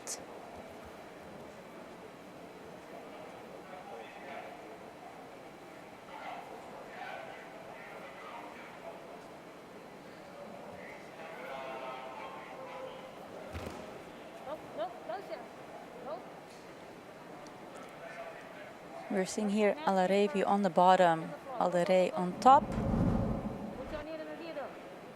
Yalla Sheikha, put your knee in the middle. Go, go.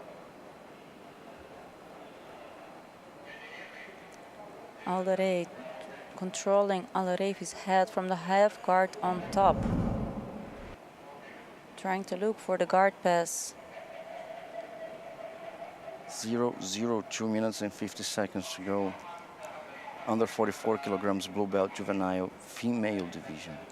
So Al-Derey is here looking to free up her leg to go to the side control. If she's able to free her leg from Al-Arifi's guard, she will get 3 points for the guard pass.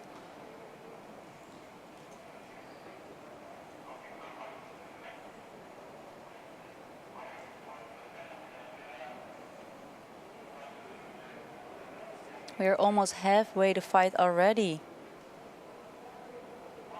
And no points granted so far. Remind you guys, if the fight finishes 0-0, we go for the golden score. Whoever scores first wins the match.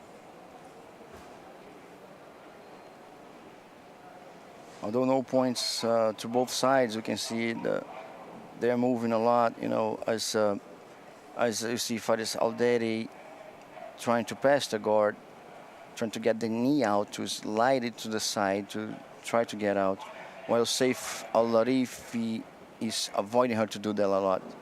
Right now, 3 points for the passage, 4 points for the mount. as Aldeire managed 7 points.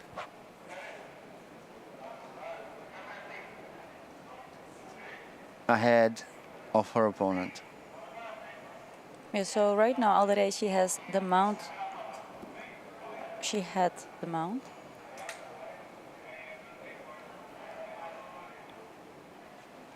And we are back here in Alderevi's guard.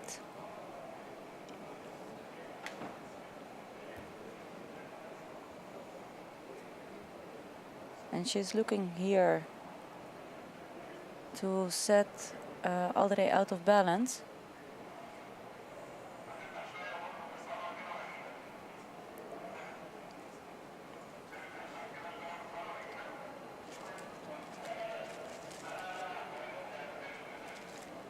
Stop. The referee stopping the fight. Girls fixing their hijabs and their gi. Fight. So 30 seconds remaining. Aldeire is ahead in points with 7-0, which put her in a very strong position and very close to the gold medal.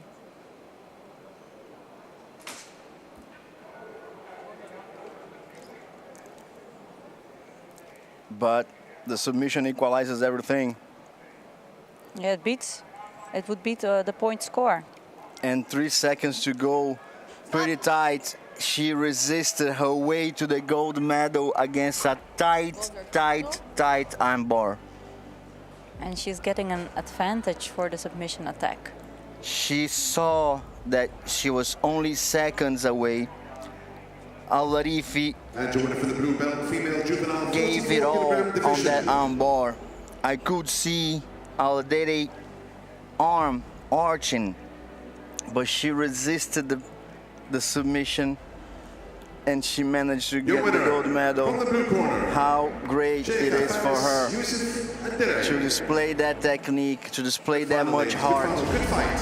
Amazing sportsmanship by both of them. Look at that, how great it is to see that. Beautiful. And Sheikha Aldeire from Alain Jiu-Jitsu Club from the UAE is the new world champion in the juvenile female blue belt division under 44 kilograms. I What a hope they show close the match. armbar. Look at the armbar. Look at the armbar. The arm. Let's see. The arm was stretched. The arm was stretched. The thumb was placed. Look how Alarifi gave it all on the armbar. I could see the arm arching the opposite direction. That was amazing.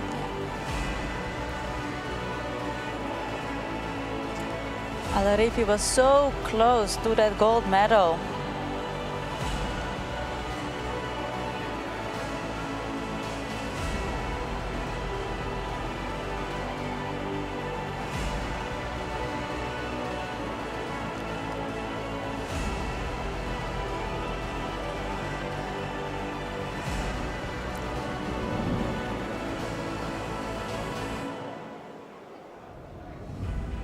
Our next final, ladies and gentlemen, male juvenile division blue belt.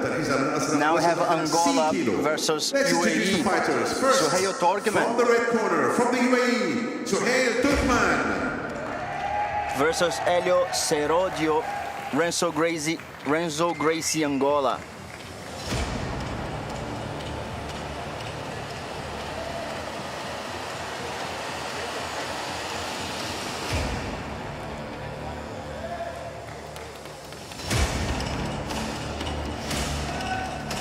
You see And his opponent in the blue corner, Suhail Turkmen from Alain Jiu-Jitsu Club Helio with his coach Serodio. Eduardo Bellomini. Now Helio Serodio from Angola, who fought his way to the final to face Suhail Turkmen. Suhail Turkmen from UAE Alain Jiu-Jitsu Club versus Helio Serodio from Renzo Gracie, Angola. 50 kilograms blue belt male juvenile division at the Abu Dhabi Road Pro Youth. Referee waiting for both fighters to place themselves on the edge of the mat. Both fighters waiting right there, getting last instructions from their coaches.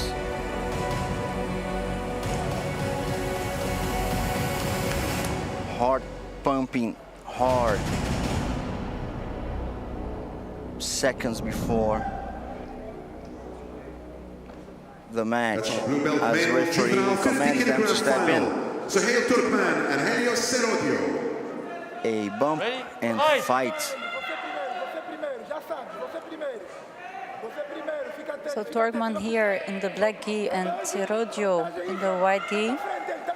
He managed to get 1 point advantage as they both pulled guard, but Serodio got up. Let's see what, yeah, Serodio pulled guard. Both pulled guard and Serodio got up first. Let's see what. Sit down. Sit down. Jogar justo, Sit down. jogar Sit. justo. Sit down.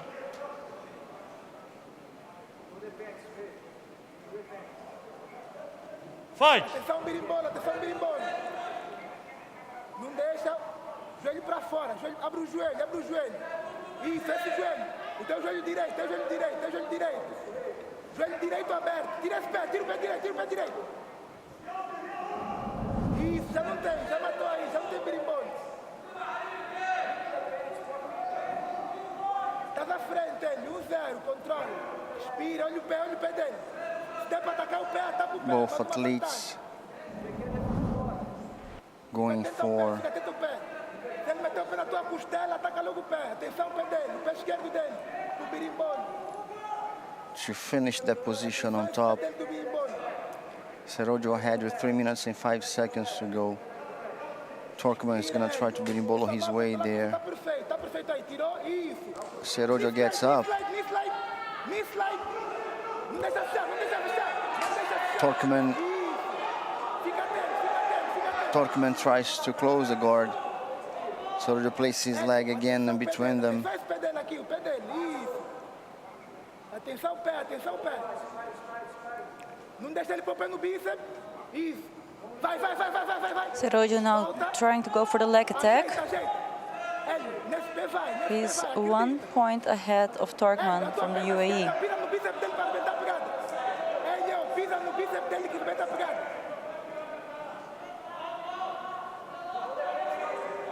Vai. Volta, isso. Atenção que ele cai para as costas. Hélio, rabo para fora. Hélio, quadril para a tua esquerda, para ele não pegar as costas. Quando atacar o pé, fica atento.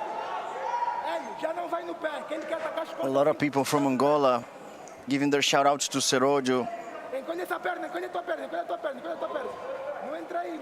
Joelho A no lot of chão. people- Hélio, joelho no chão, teu joelho no I see chão. one Isso, guy, não pressão, Will não Mateus, pressão.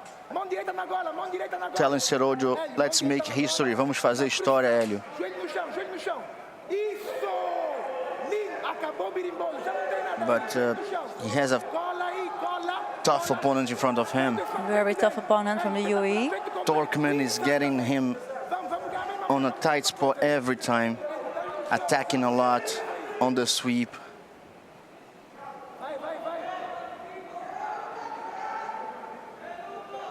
They are trying to break each other's grip to make their own work better on either sweeping, Vai. finishing the position on top. Atenção com o braço do outro lado. Hélio, 50 segundos. Fica atento que ele quer pontuar no final. Hélio, ele quer pontuar no final. Fica atento. Hélio, ele quer pontuar no final. Não deixa. Isso. Ele vai acelerar agora, Hélio. Ele quer fazer o último ponto. Passa. Abraça a cabeça. Passa pra direita. Isso, passa pra cá. Tira. 28 seconds to go. Serodio is 1 point ahead over Turkman. He's working his way to pass their guard.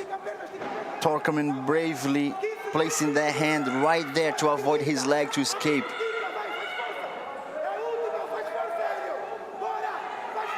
As you can see, Turkman left hand right behind Serodio's head to avoid that. With 3 seconds to go, just 1 point ahead. Serodio gets the win and becomes world champion.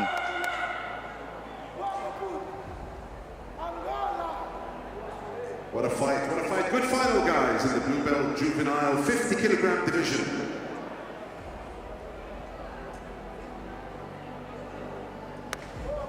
And your winner.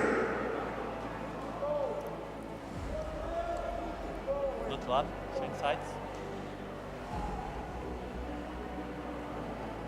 From the blue corner, hailing from Angola, Telio Serodio. Everyone on the chat on live YouTube celebrating Serodio's victory. The new world champion from Angola in juvenile male blue belt division under 50 kilograms. Congratulations, Helio Serodio.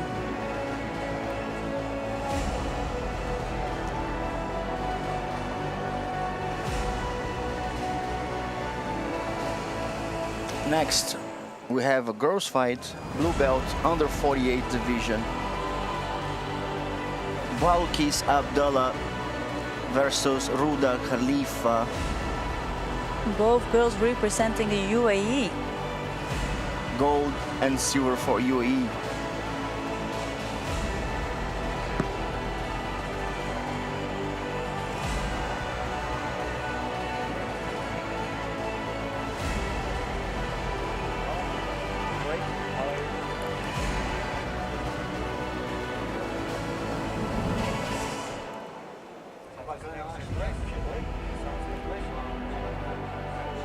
So we are having here Balkis Abdullah from the UAE versus Rauda Khalifa Alderete, also from the UAE.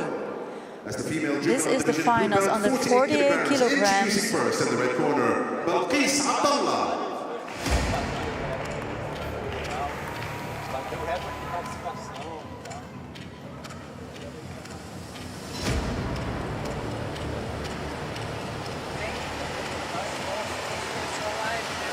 Balkis Abdullah very excited to walk towards the finals.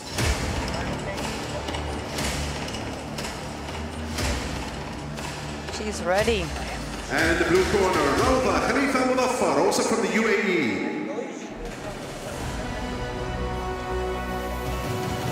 Rauda Khalifa, very focused, walking towards the center of the mat to face her opponent, Balkis Abdullah, both girls representing the UAE here at the World Youth Championship live from Abu Dhabi.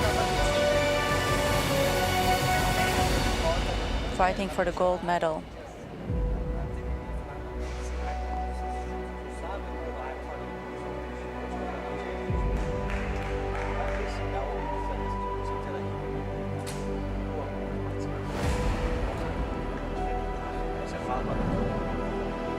Balkis Abdullah wearing here the white gi and Rauda Khalifa the black gi.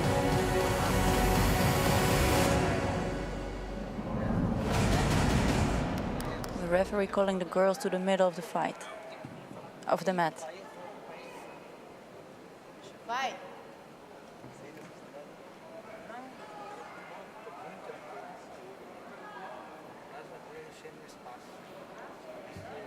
Balkis pulled guard. She already displayed how good is her guard, how dangerous is her guard. Putting here a spider guard. That means that she's placing her foot on the bicep of her opponent, looking for the sweep. And so she ends here from bottom to top, which means that she was able to finalize that sweep. And the referee just gave 2 points for Balkis Abdullah, which makes her 2 points ahead in the first minute of the finals.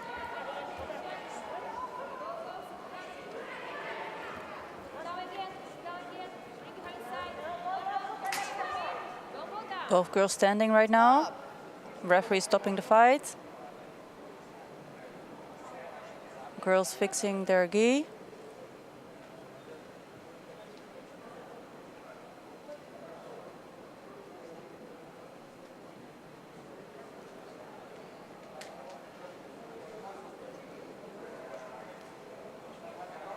Vai.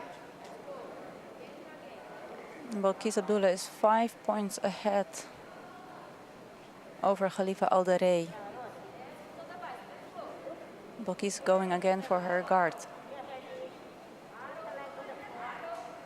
She has a cross-collar grip. Now we're seeing here both coaches in the corner giving tips to their fighters. Balkis going here for triangle setup from her guard.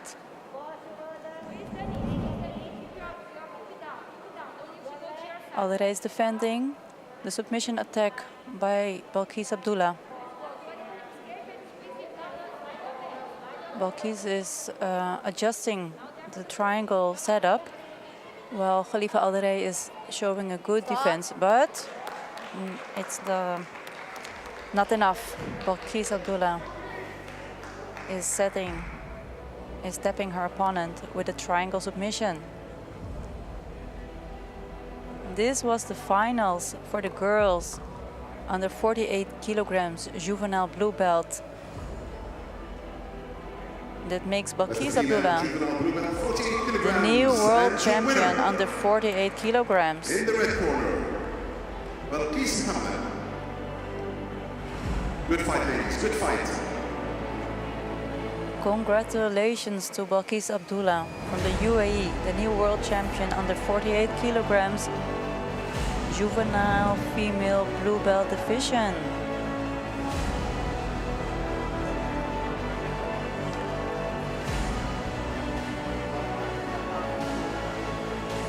Against her opponent, Roda Khalifa Aldarey, also from the UAE.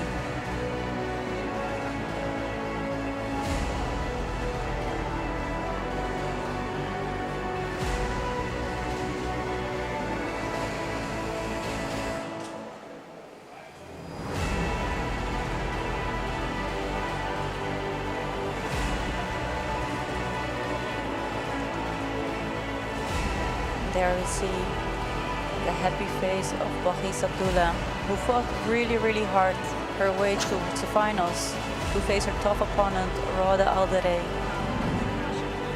winning by triangle submission. And here we see Rashid Mohammed Our next final is in the blue versus belt, Bashar juvenile male, Zanerni. 55 kilograms, was 55 kilo. Let's UAE welcome our fighters. versus Syria. First, from the red corner, Rashid Mohammed al-Shahri.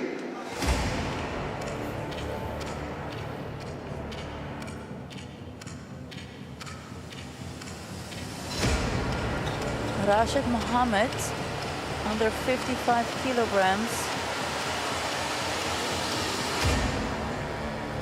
representing the UAE.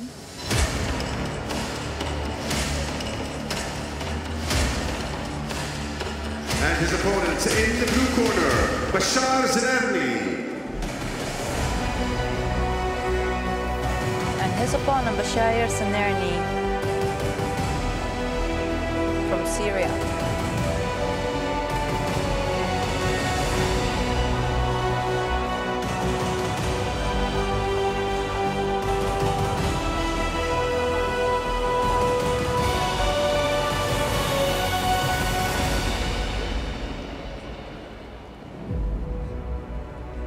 This is the finals, juvenile blue belt under 55 kilograms.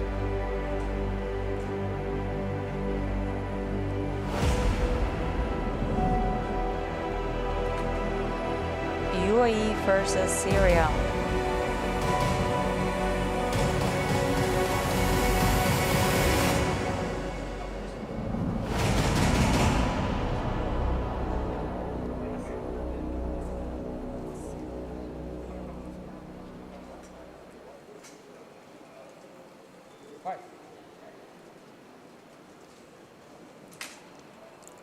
Mohammed Al-Shahi wearing the red belt.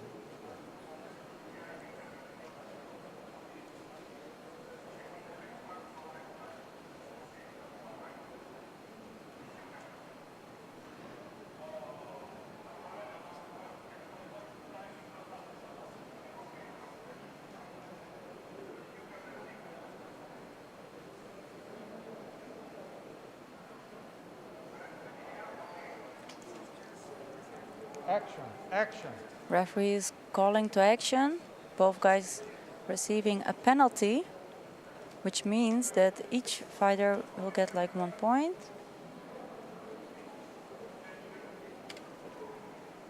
Referee is waving back the penalties.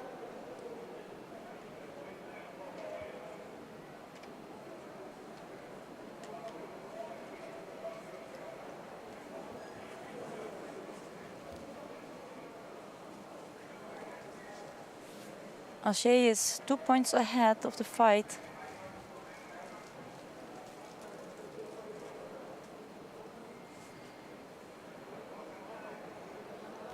And looking here to pass Zanerney's guard.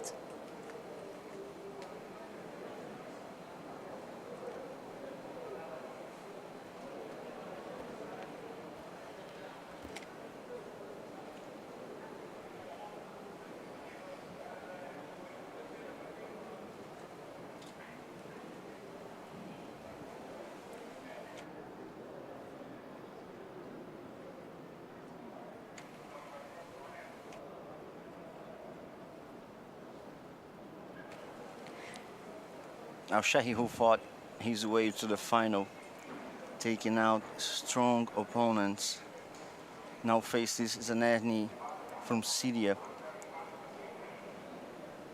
Zanerney behind on the score with 1 minute and 50 seconds to finish the fight.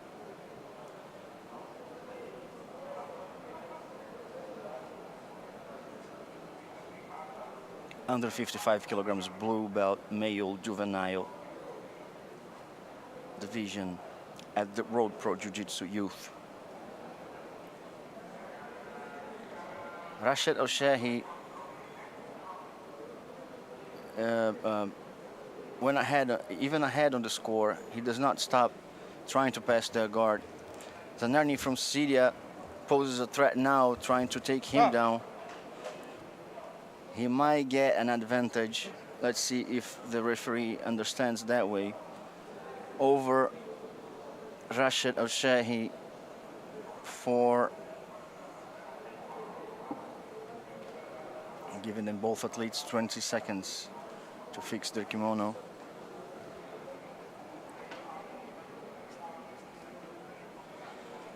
Both athletes from the Alain Jiu-Jitsu Club.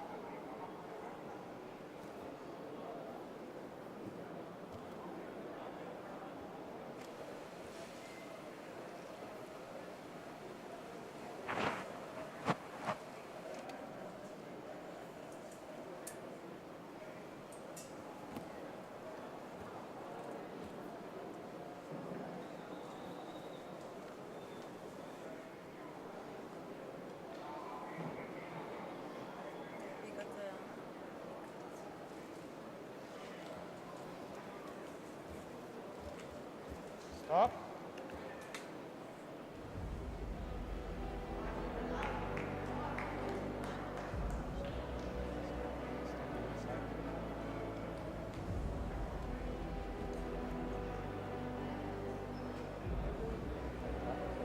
Good fight, guys. Good fight. And your winner for the blue belt male juvenile division. As the time is over, kilograms.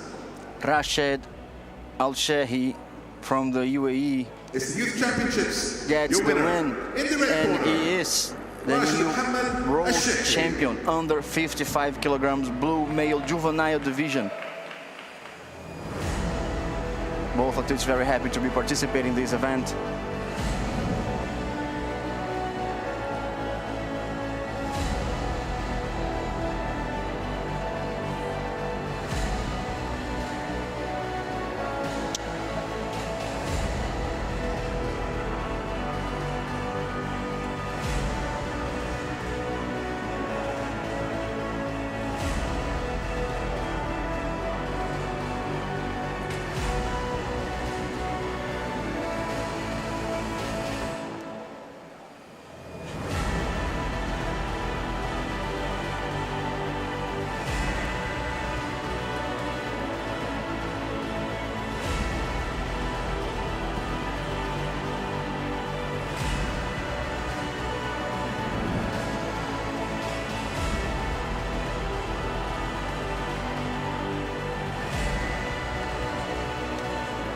Here we have the finals. Salama Kamis versus Eduarda Female Hayes. juvenile division, blue belt الحزام UAE الأزرق, versus Brazil. 52 kilograms, 52 kilo.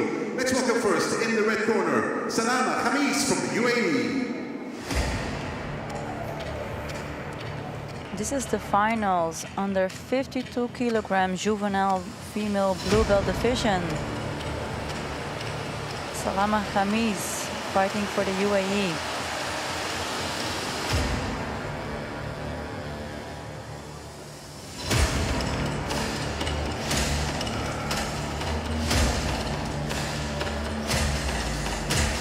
And her opponent in the blue corner representing Al-Wahda Club Jiu-Jitsu from Brazil, Eduarda Hayes. And there we have her opponent, Eduarda Hayes from Brazil. Under 52 kilogram juvenile blue belt division here in the World Youth Championship live from Abu Dhabi. Going for that gold medal.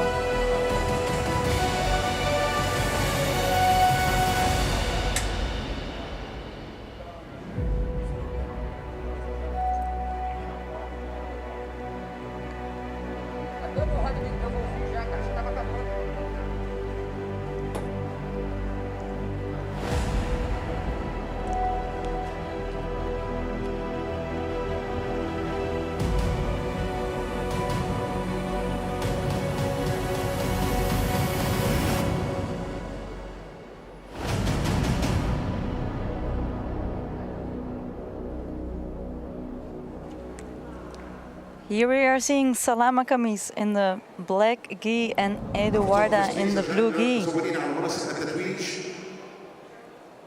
If you put some light please on the podium, thank you so much.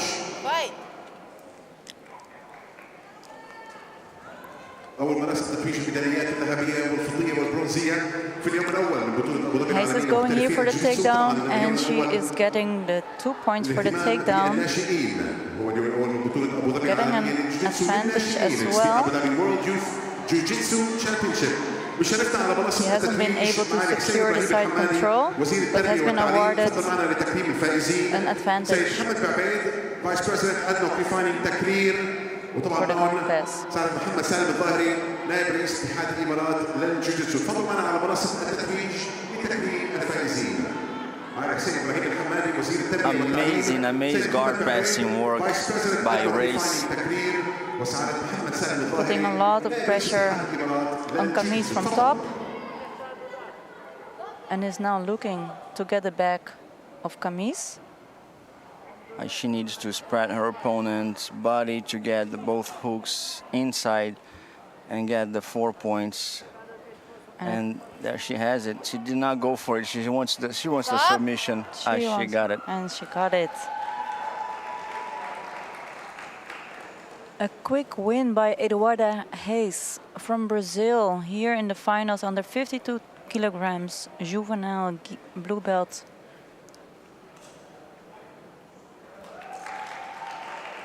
She went immediately for that submission. She wasn't waiting to stabilize the back control. She just wanted to go immediately for that submission. Here we see the new world champion in juvenile female blue belt under 52 kilograms, Eduarda Hayes from Brazil.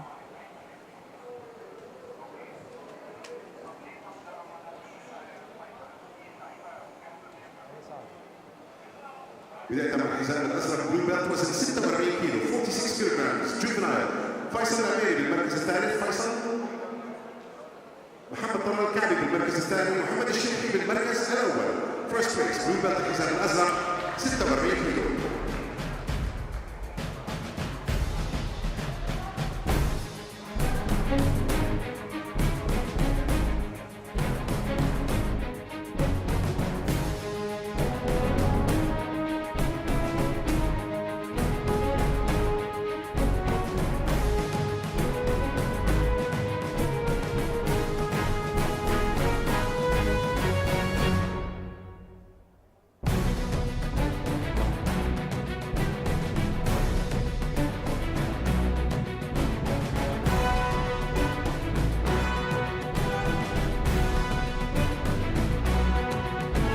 أول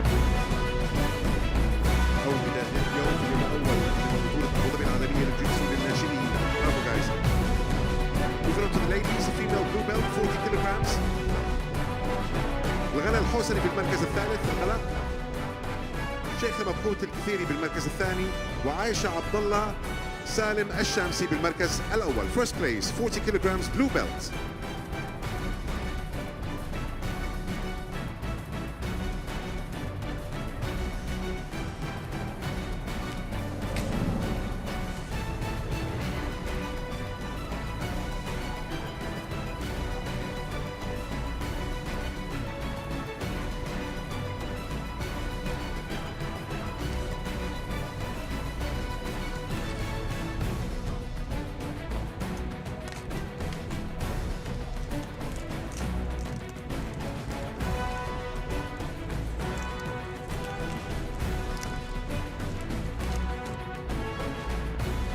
Next up is with the female 48 kilograms 48 كيلو للسيدات الحزام الأزرق.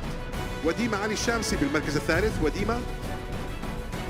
روضة خليفة الدرعي بالمركز الثاني، وبلقيس عبد الله first place المركز الأول.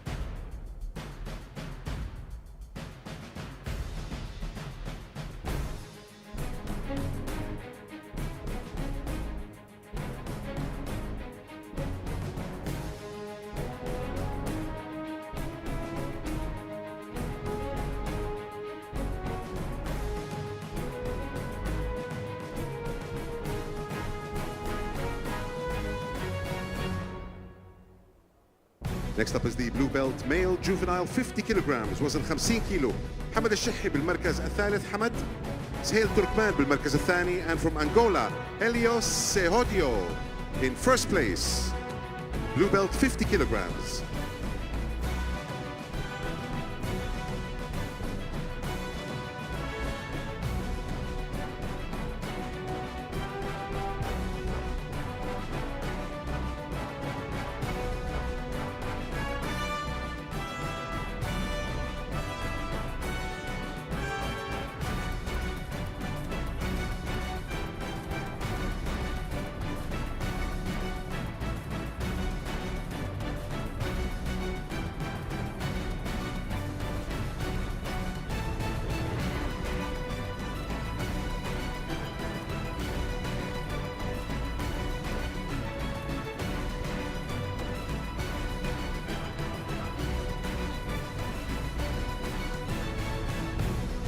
Thank you guys, well done. With the female juvenile division blue belt 44 kilograms الحزام الأزرق للسيدات فئة الجوفنايل بالمركز الثالث روضة راشد العلوي. روضة المركز الثالث third place.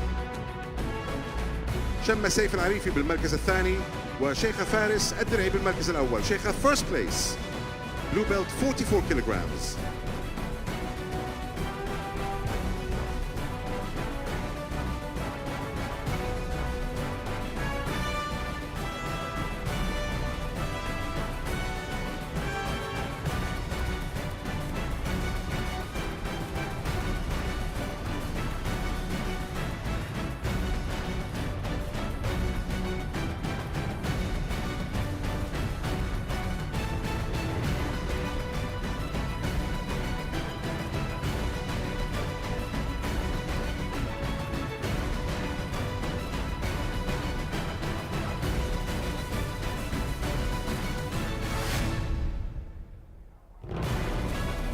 مع الحزام الأزرق بلو بيلت وزن 55 كيلو للناشئين زايد الشامسي بالمركز الثالث، زايد بشار زنرني بالمركز الثاني، بشار second place، وراشد محمد الشحي first place المركز الأول.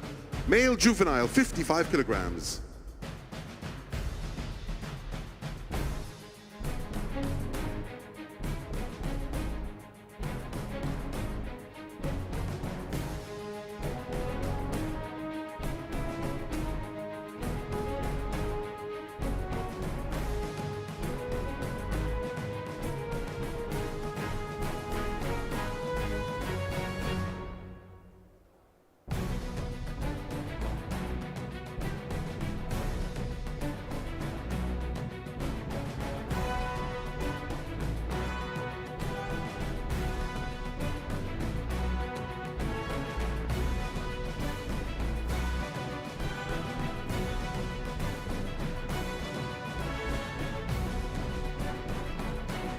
Thank you very much photographers. وشكرا اكيد لمعالي حسين ابراهيم الحمادي وزير التربيه والتعليم، سيد محمد بعبيد فايس بريزيدنت ادنوك ريفايننج تكرير، وسعادة محمد سالم الظاهري نائب رئيس اتحاد الامارات للجوجيتسو. شكرا لكم.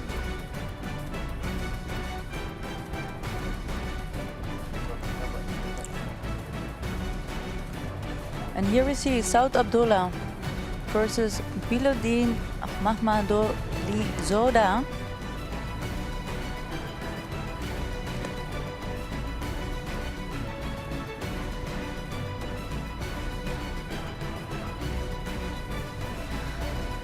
UAE versus Tajikistan. Exactly, under 60 kilograms on the juvenile male blue belt division. Bilolidin Mamadali Zoda, and that's a mouthful. Bilolidin Mamadali Zoda. Can you say that? No, I already tried. Bilodin Mahmadali Zoda. You jumped one syllable. Bilolidin. Bilolidin. Yeah, Bilolidin Mamadali Zoda from Tajikistan versus Saud Abdullah Al Hossani from UAE for a final of the under 60 kilograms blue belt male juvenile division of the World Pro Jiu-Jitsu Youth. Going here for the gold medal.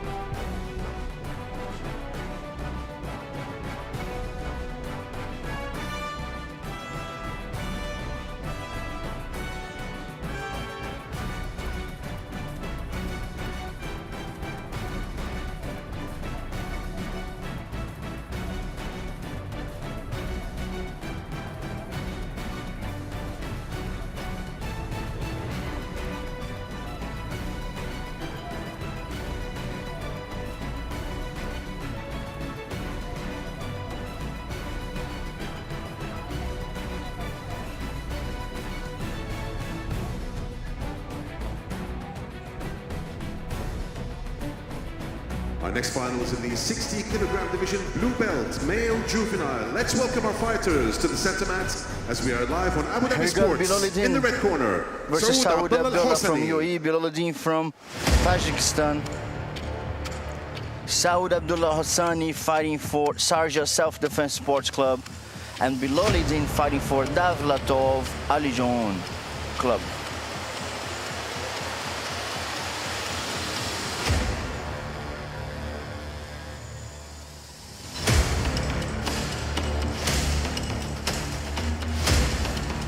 And his opponents in the blue corner, Bilaluddin Mahmoud Ali Zoda.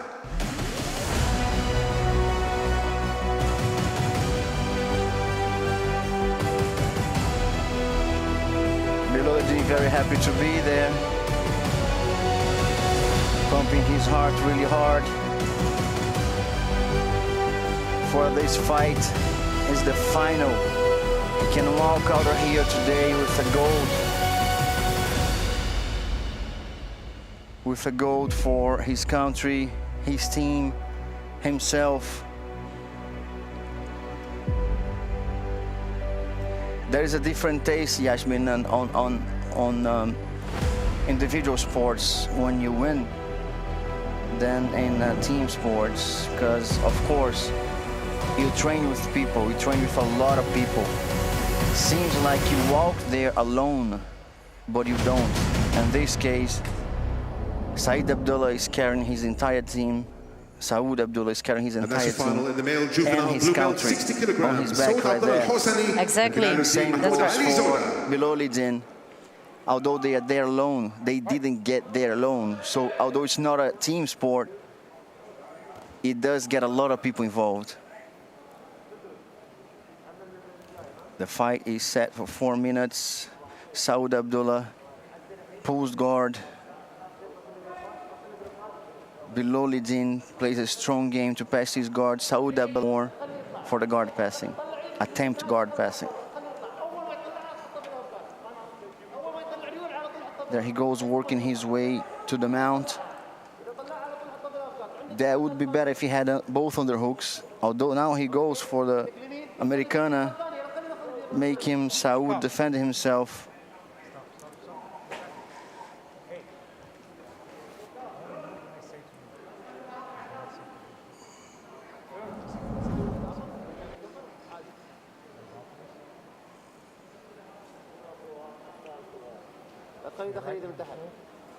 From the half guard, Bilolidin on top, winning 3-1.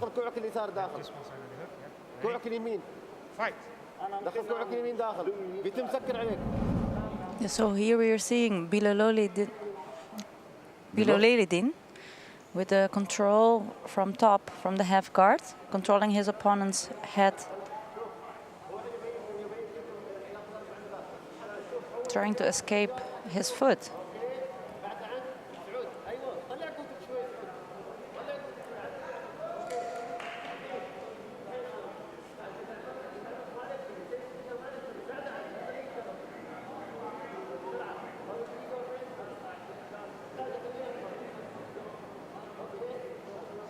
Al-Hassani trying here to go for a sweep from the half guard.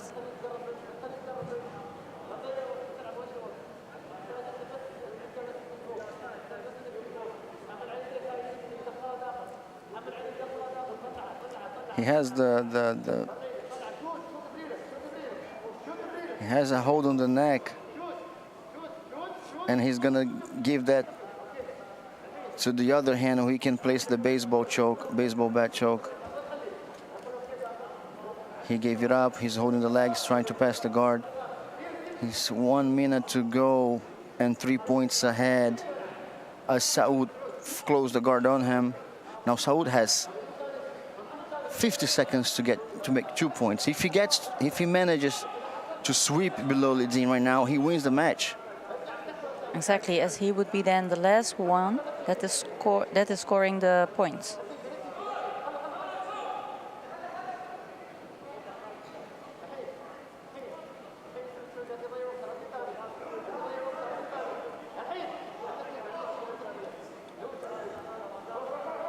And there he goes, trying to go for a armbar.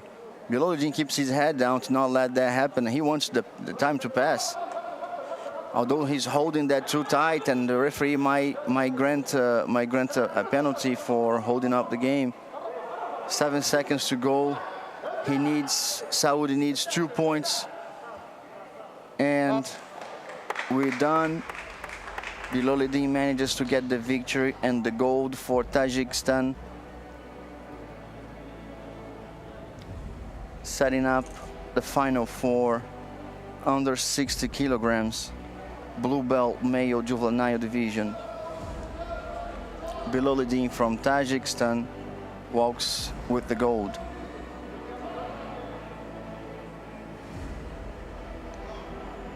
Both guys fought like warriors, not giving up.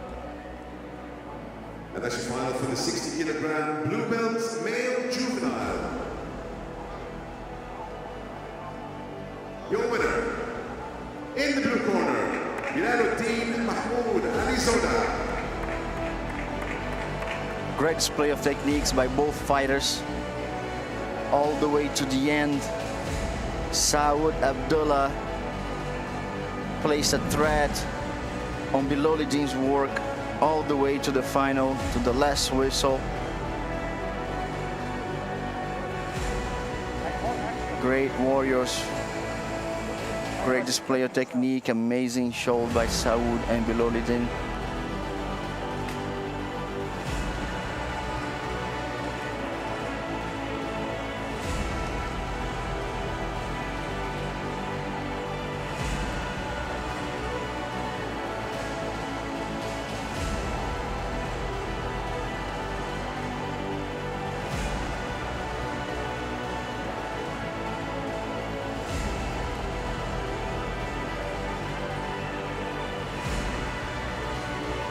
Next on the lineup of the finals of the day,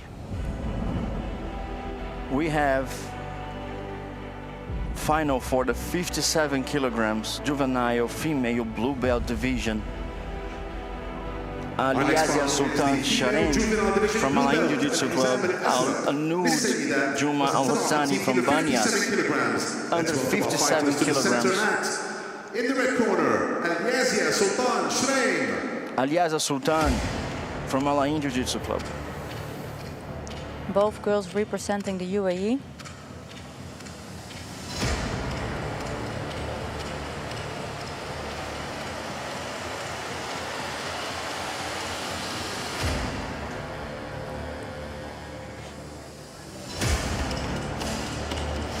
Aliasia Sultan getting the last, how great is she? There's like the connection between the coach and the student and the athlete. As I said, it's not a team sport, but you need the team to get there alone. It's great. You walk there with your own legs, but your team puts you there. And here we go, pretty pumped up for this fight. Al-Anud Juma Al-Hassani. Al-Anud from Banyas Jiu-Jitsu Club.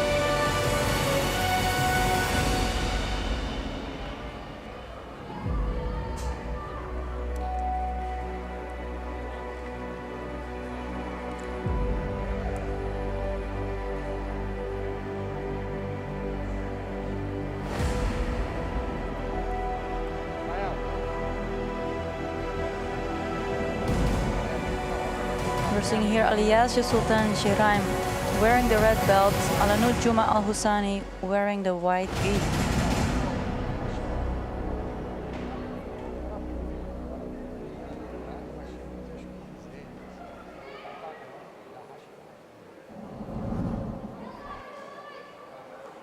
And that's your female blue belt juvenile division 57 kilogram final. Aliasia Sultan and Al-Anud Juma Al-Hassani. And here we go. We're seeing here Al-Hassani going directly for her guard game. She didn't wait a second.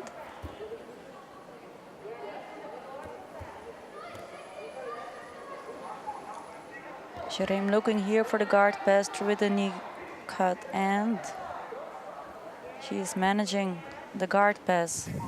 Controlling now from the side. 3 points for Shiraim.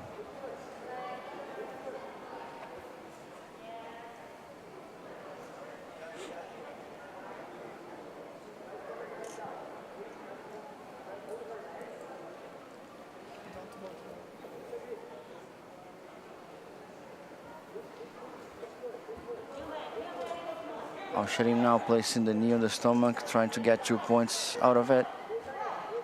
And she gets it. And then advancing to the mount, 4 more points for her. Jiu-Jitsu 101. Looking here for armbar setup by Sharim. Al-Hassani hides the arm, but Al-Shirin is right on top, trying to get that. And is the arm stretched? Yes, it is. Yes, it is. Al-Shirin 10-0 to Al-Hassani with an armbar set up. She's gonna try to work her way around to not stretch the arm. Al-Hassani working hard on her defense for that armbar. She's spinning on her knees. She managed to get out. Stand up. Al-Hassani 11 points behind on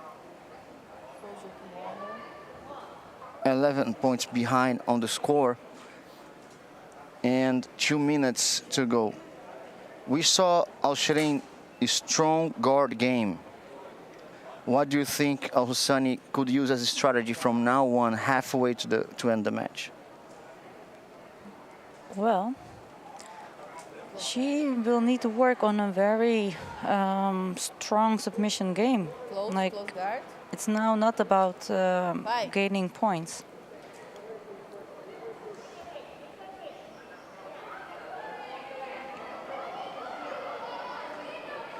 Yeah, it's far behind. 11 points. Of course, 1 minute and 50 seconds. It's enough time to get ahead of this game. But you could see guard game by Al-Shirim is strong and she controls it well when she's on top. Hassan is in trouble, trying to stop her opponent from passing the guard. She could not stop and she passed the guard again. 3 points for the passing guard, 4 more points for the mount. So now we have 20 points ahead on the game for Al-Shirim. Now, at this point, I believe only a submission could get Stop. Al-Hassani Put your jab. near the gold. Let her to put your jab. Let's go. Jab. Your jab.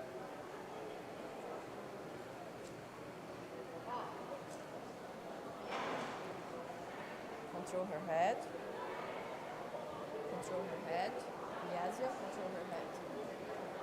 Vai.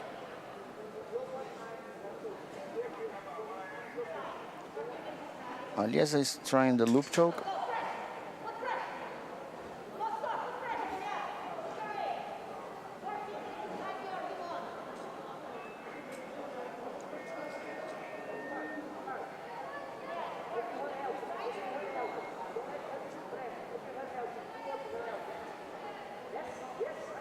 So we're seeing here Al-Hassani defending Stay, Yazia.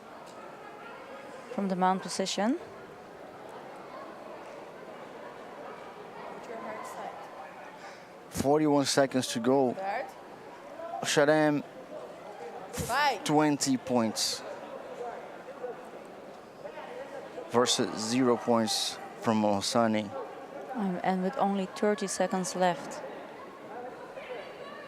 Al-Hassani can only try submission now. That's what I see that might work. But judging by Sharon's performance so far, There's not much space for that. sometimes it is a victory for you not to get submitted. That's how it works for me. So Absolutely. when I'm not training and I go back to training, and I just try not to get submitted. Later on, I try to get one advantage. Later on, few points. Later on, maybe submitting someone, and then that's how it works. When you get a stronger opponent, someone more technical than you, and let's not try to get submitted. At this point, at the end, Al-Hassani fought to the end to not get submitted, and there is credit in it. There is credit in it. Yeah, that definitely shows a lot of warrior spirit. Aliasia Sharem from Line Jiu-Jitsu Club showed great technique by her. And there she goes celebrating with her coach. And next on the match we have Mohamed Reda from Sarja Self-Defense versus Krigor de Oliveira.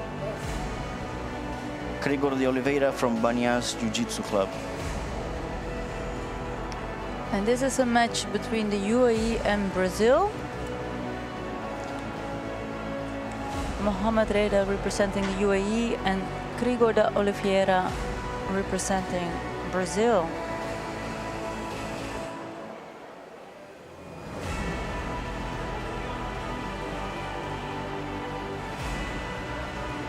There it is, Aliasia smiley celebrating her victory. The new And World also Youth Champion. Celebrated by her opponent, who also is happy to be there, granting UAE gold and silver on this weight class. There she goes hugging her coach. What a great moment for herself, her team, and UAE. Now we have Mohamed Reda versus Krigor de Oliveira from Brazil.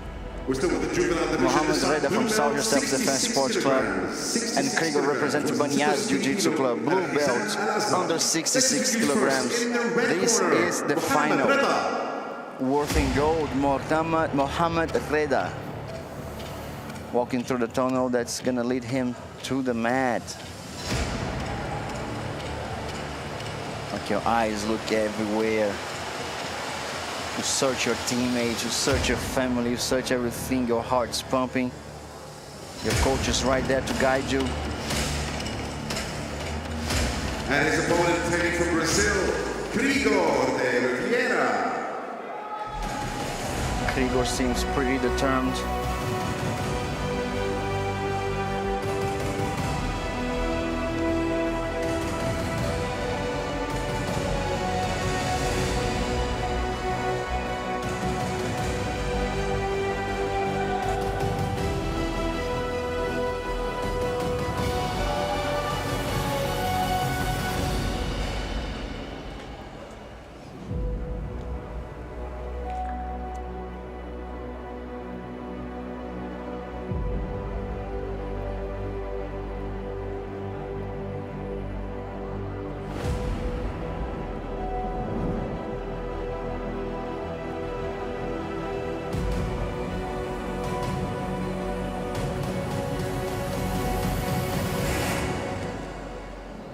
Mohamed Reda versus Krigor de Oliveira. Referee commanding athletes to enter the mat. That's gonna lead one of them to gold. Abu Dhabi Jiu-Jitsu Road Pro Youth. Krigor advancing forward for guard pole, going straight for De La Riva to try to pass, to try to sweep his opponent. He has the De La Riva deep inside. He's gonna try to beating ball his way, and he did. Now he's on top, granting 2 points and the mount.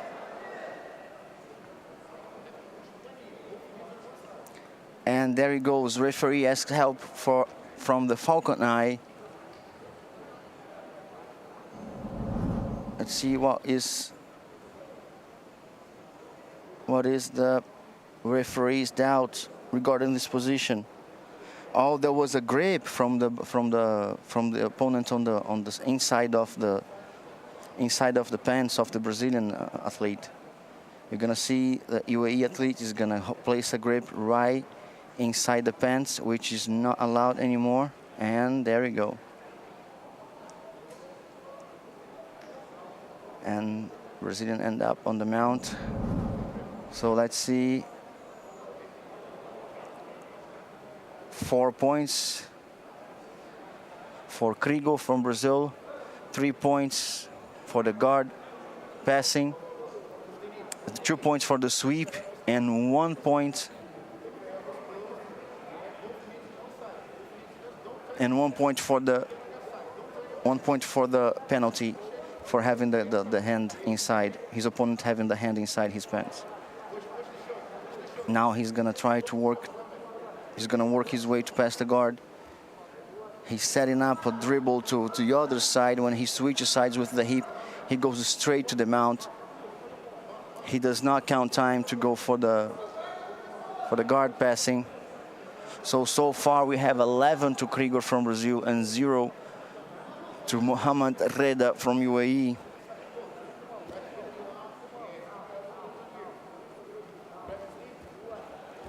And he sets up an armbar, bringing Mohamed Reda on top. He now goes for the omoplata.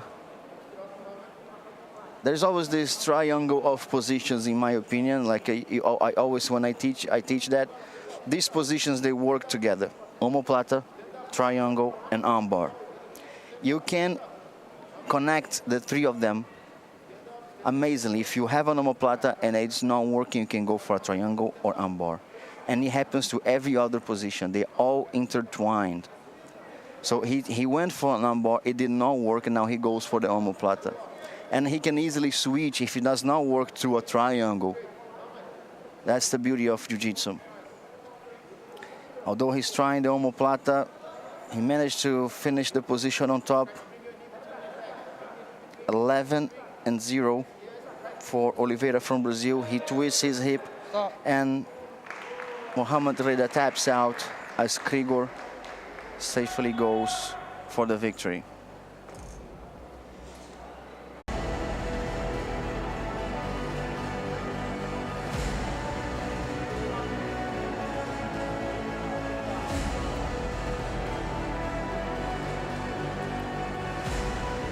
That was a tight armbar.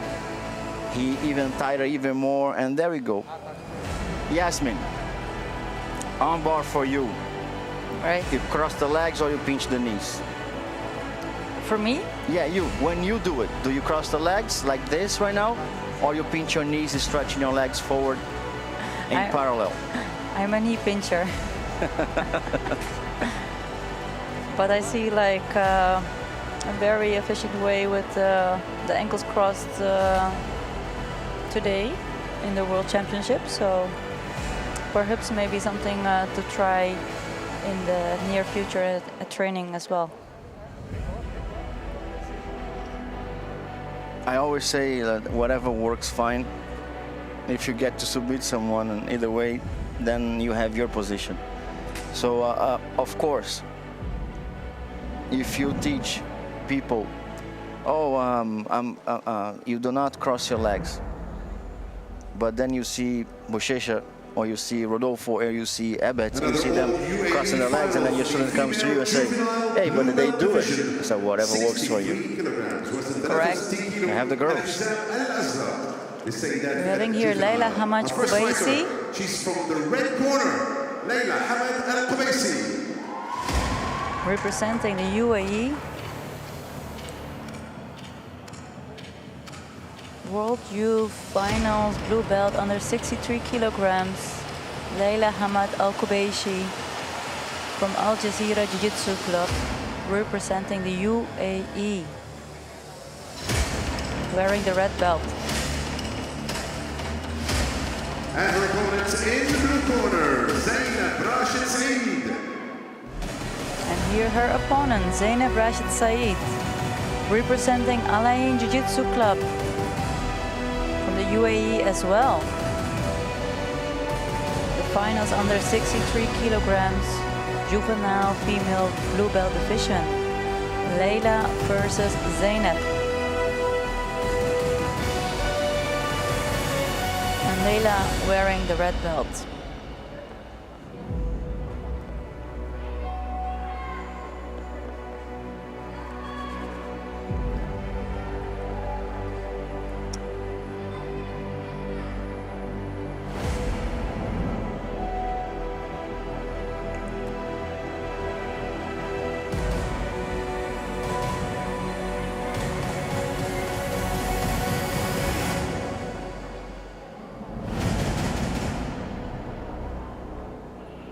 The referee is calling the girls to the middle of the mat.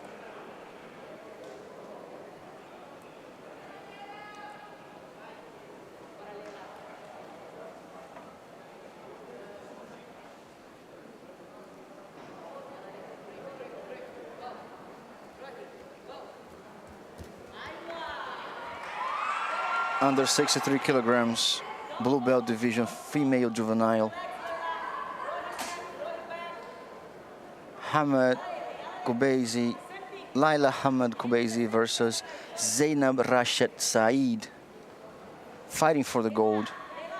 Zainab Rashid fighting for Al Ain Jiu-Jitsu Club and Laila Hamad Kubaisi for Al Jazeera in Abu Dhabi.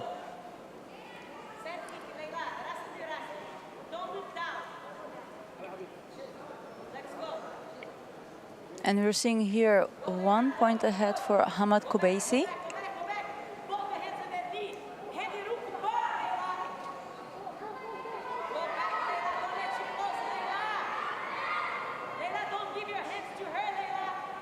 And she's twisting her hip and setting up an armbar.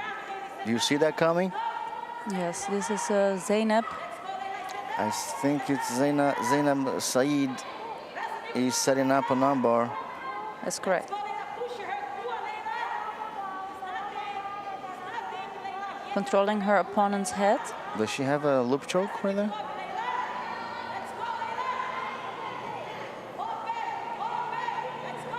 She does get an advantage for the submission attempt.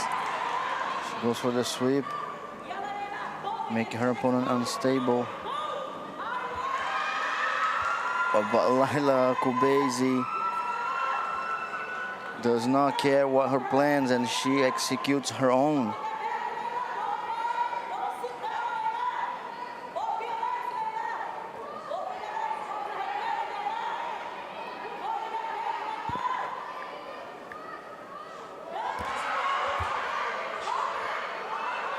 Great placed by Zainab, but Laila is on top of her game and plays a great danger with the triangle.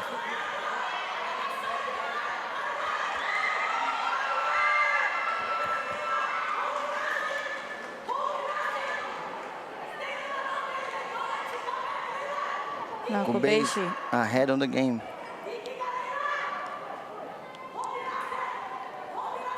There's like less than 1.5 minutes left.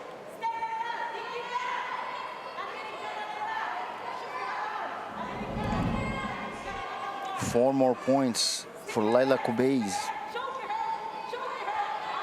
And Zainab needs to work hard right now. She's doing well. And a tap. And tap. If I'm not mistaken, Laila started behind on the score, and then she manages her way ahead. And that's the thing with Jiu-Jitsu. Like any moment, the fight can go Only in another direction. It's only done when it's done. Actually, a couple of fights back, I saw the athletes celebrating the victory before, and then the referee told him the fight finishes only when I raise your hand. That's nicely said. And your winner in the red corner. And here we see the new World Youth Champion, Laila Hamad Kubaisi. Good fight, ladies. Good fight.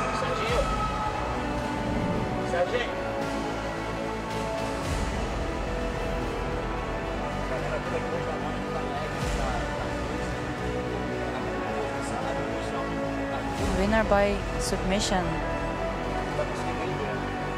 Juvenile female blue belt under 63 kilograms. The new World Youth World Champion,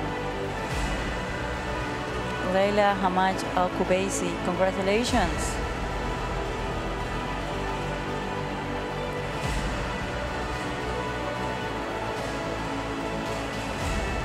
Both girls representing the UAE.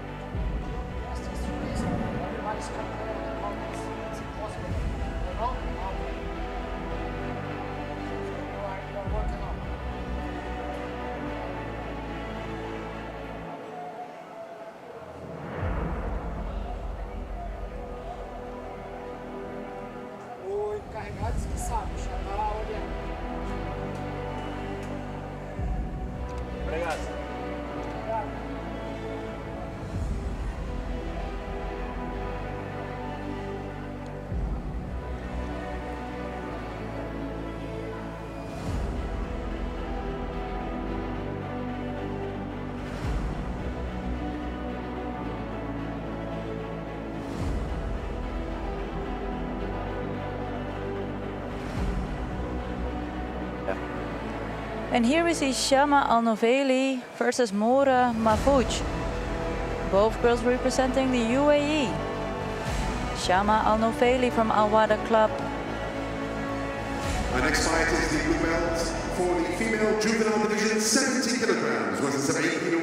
الحزام الأزرق للسيدات. In the red corner, please welcome Shama Al-Noveli. Here we're seeing Shama Al-Noveli with a very focused look in her eyes.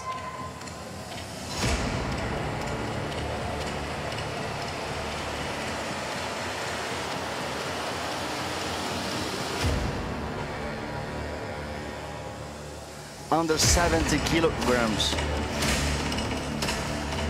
Female blue belt juvenile division, Shama Al-Noveli from Awada and Moura Mahfouz. Both girls representing the UAE. And in the blue corner, please welcome her opponent representing Al Wahda Club Jiu-Jitsu, Moura Mahfouz.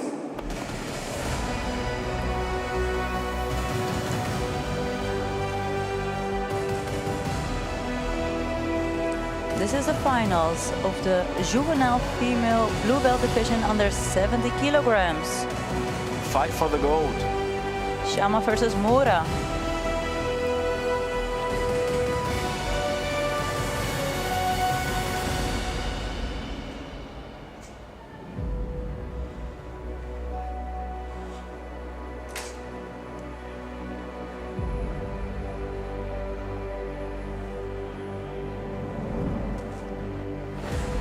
We're seeing here Shama Al-Noveli wearing the white gi and Moura Mahfouz the black gi. The girls are ready.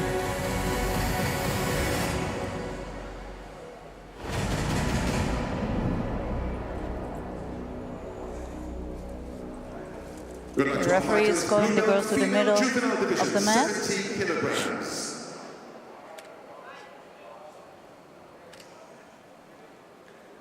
Slap and bump to begin a fight for the gold. Stop. As Mahfouz made that grip, and the referee asked for the falcon eye to check of the legality of that grip, I guess. Let's see how deep inside was. Oh, it was inside. Yeah. Dá uma olhada na pegada que está pegando. Yeah, exactly what the referee is asking us. Like, take a look at the grip, if that grip was legal. And that grip was, it looks like it was inside, it looks to me. Does that look that to you? Yeah, that also looks to me.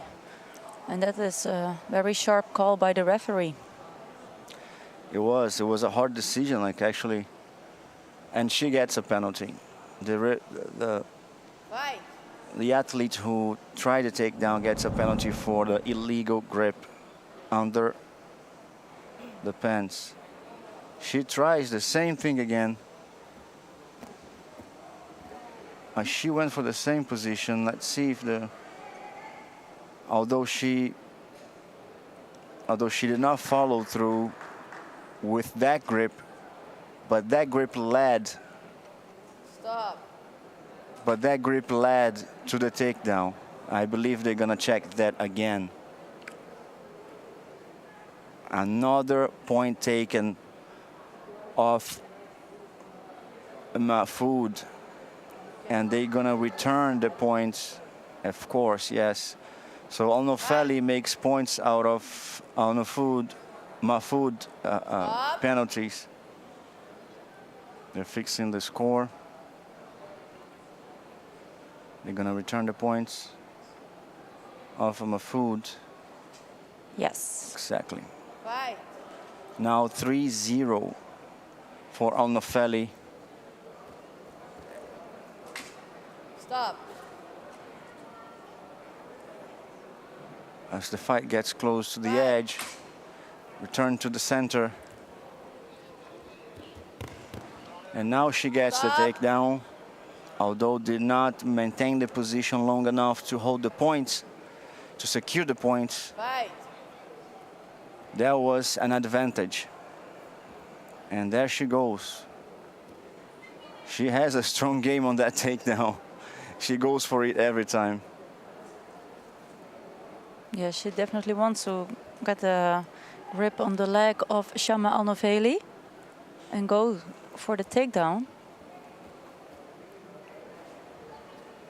Stop. That does give strong points.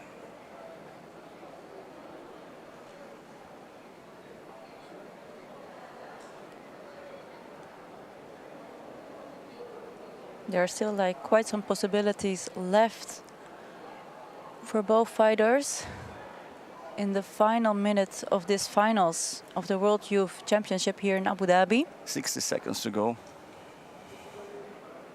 Mafaoud on top. Champion in the juvenile blue belt division under 70 kilograms. Congratulations, Shama Alnoveli.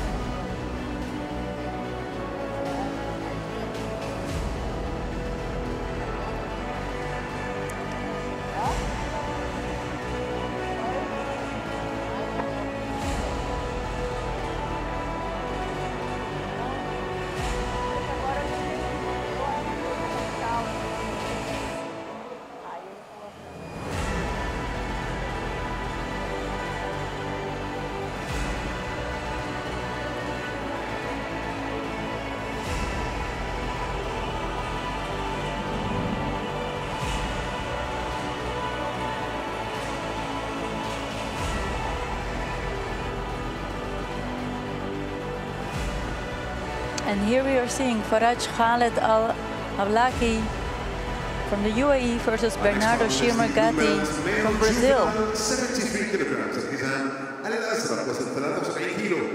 Introducing first in the red corner from the UAE, Faraj Khaled Al-Awlaki. Faraj Khaled Al-Awlaki, he fought his way very well to the final. He either submit or won by points against very strong opponents like Shamsi, and he made it his way to the final. On the other side of the bracket, we have the Brazilian Bernardo, who fought well against pretty strong opponents. Bernardo Shamagotti, who fought pretty well against strong opponents like our Bosnian friend. And pretty pumped up for this fight. Looks like a pro walking to the fight. Look at that, a lot of people cheering for him. And he must wait for the referee to command his entrance on the mat. Awlaki on the other side is a very strong opponent, technically and physically speaking. It's a great fight to keep an eye on.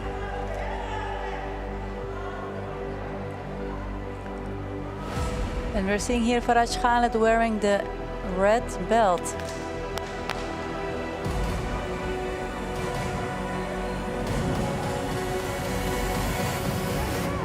That's your final for the 73 kilogram blue belts. Faraj Khaled Al-Awlaki and Bernardo Shama. There is a guard pull from both sides, but Awlaki gets ahead on the game as he gets up with one advantage. Awards him 1 point. It's a 4-minute fight. In this match, Bernardo Shimmer tries to secure his position there on a guard, where he's gonna work on. He looks like he's more of a submission than a sweep. Well, smartly played by Awlaki, who opens that guard and is going to work his way around to get to the side control and manage and to get 3 points.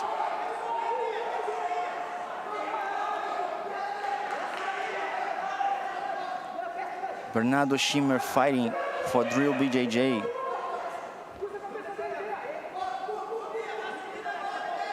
Awlaki keeps that knee in the middle, stopping Bernardo from closing his guard all the time, which makes it really hard for Bernardo to work on a sweep or a submission.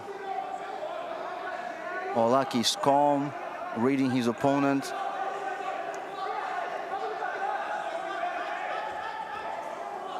He's gonna try to go to one side. He faked. I could see him faking a reverse half guard to get Bernardo concerned about that, and then went to the other side. Now he's trying to pass his legs. Gets the underhook there, press one leg down. Get the knee. Bernardo trying hard to work on to get the arm secure in the omoplata. Now he goes under. Awolaki is really on top of the game, and in 1 minute and 50 seconds, that 1 point advantage might play a big role for Awolaki.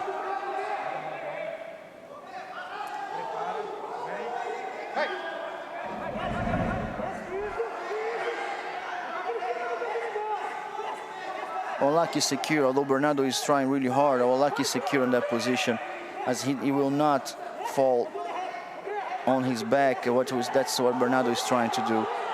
That actually got them both up, but Awolaki with advantage of holding that leg. He's gonna try to sweep that leg, and he's gonna take Bernardo down. And that's an advantage for Awolaki. Another point granted to him.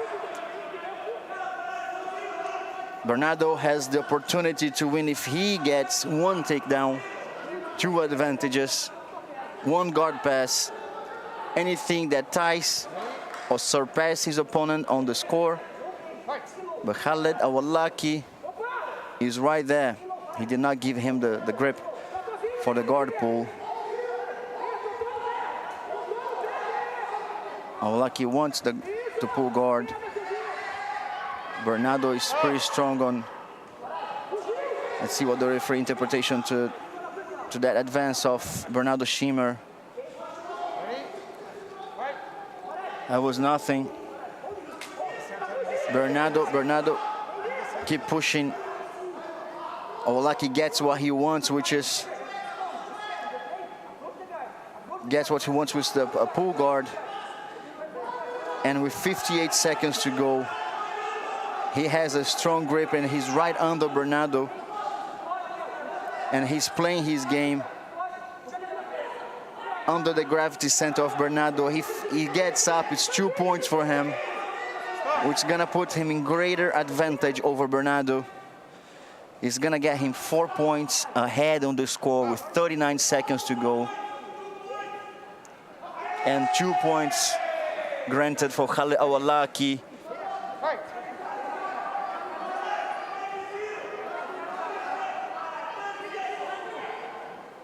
Five ahead in the game, 32 seconds to go. He's holding that leg to not let Bernardo get up.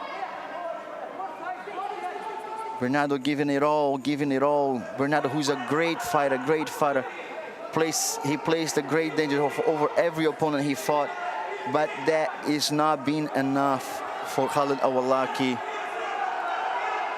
who fights for the UAE. Only a submission might save Bernardo, and that's it. Gold for UAE. Gold for UAE, as on the final against Brazil manages to get the victory. On the highest place of the podium, we see Awolaki from UAE. Good fight.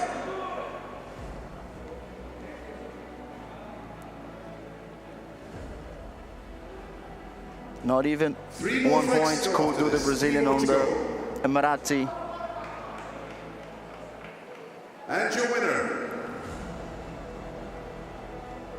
5-0 for the Emirati against the Brazilian. Awolaki takes the gold home.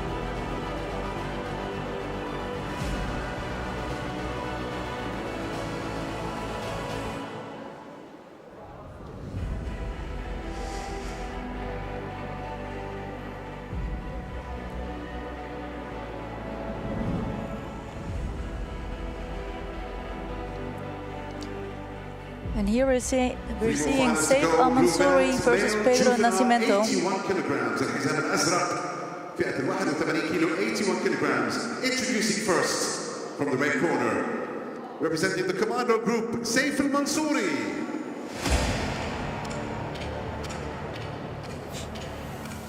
Saif Al-Mansouri for Commando Group,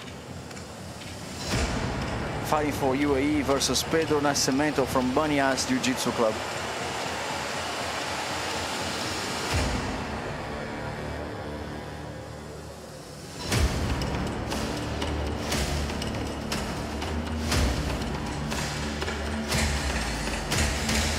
And his opponent from Brazil, representing Banyas Jiu-Jitsu, Pedro Nascimento.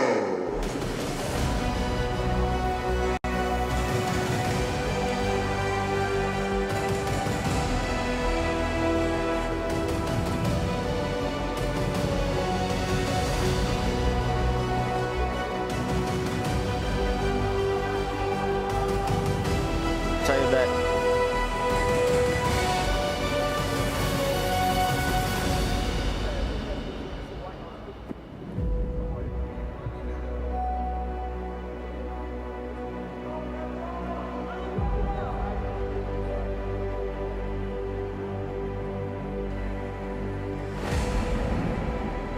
Saif Al-Mansouri from Commando Group, fighting for UAE. Pedro Nascimento on the other side of the mat,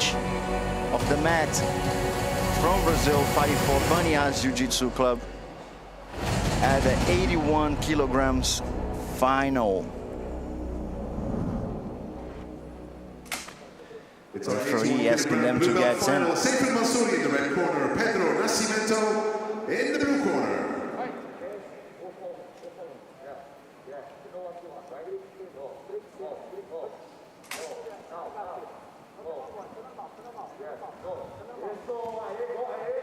There we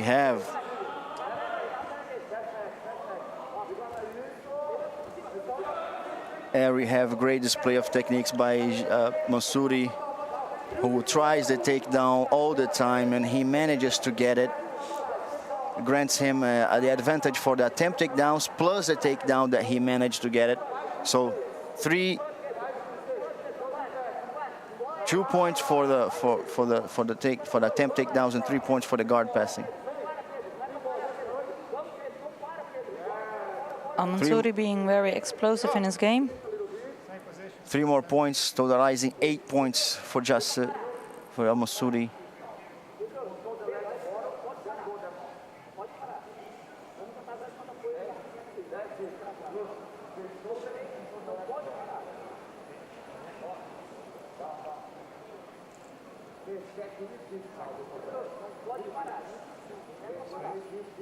Ready? Fight!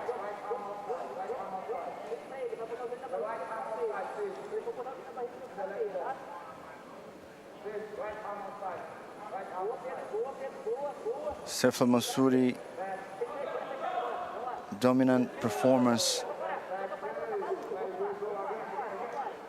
managing to get his opponent with his back on the mat most of the time.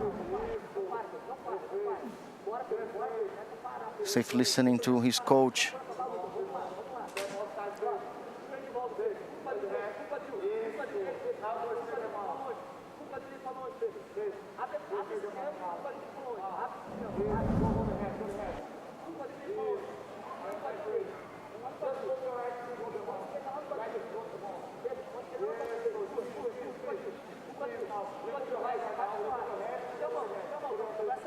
Did he get the mount?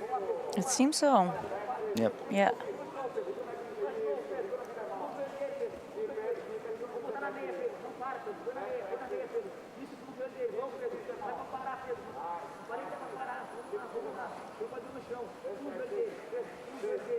Here we go. We see 3 plus 4. 3 points from the guard passing plus 4.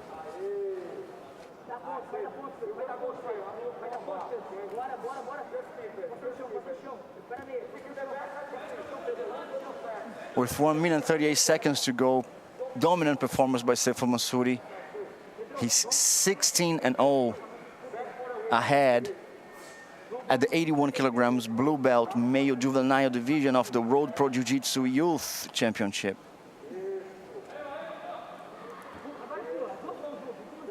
Saif Al-Mansouri, believe now, wants to work on a submission, and he goes for the choke rather than the arm that is right in front of him. There is 1 minute to go. And Nascimento is 16 points behind on the score. Saif Al-Mansouri looks pretty calm to get his position.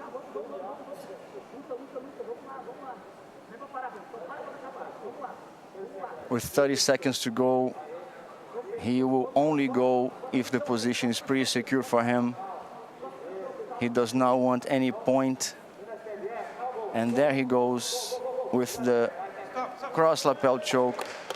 His opponent taps out, and granted, Saif Al-Mansouri from Commando Group, United Arab Emirates, the gold medal on the 81 kilograms juvenile blue belt division.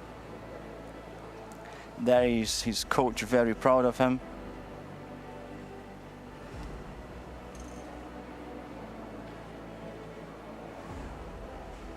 Another great final in the blue belt 81 kilogram division. Your winner from the red corner, from the UAE, Saif Al-Mansouri.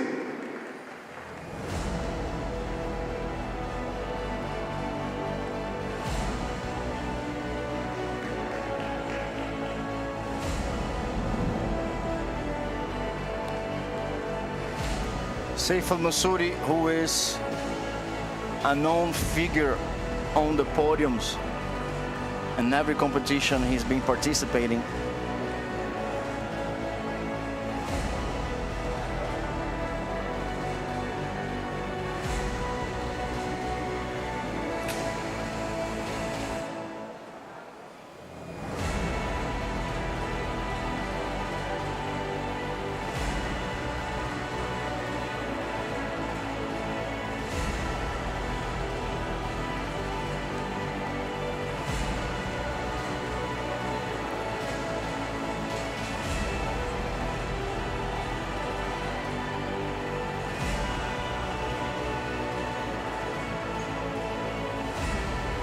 And here we see Jamea Al-Hamadi representing the UAE versus Haya Sultan Al-Amheri, also representing the UAE. Female final for today, the last one for today for the females. 82 kilograms, was it 83 kilo.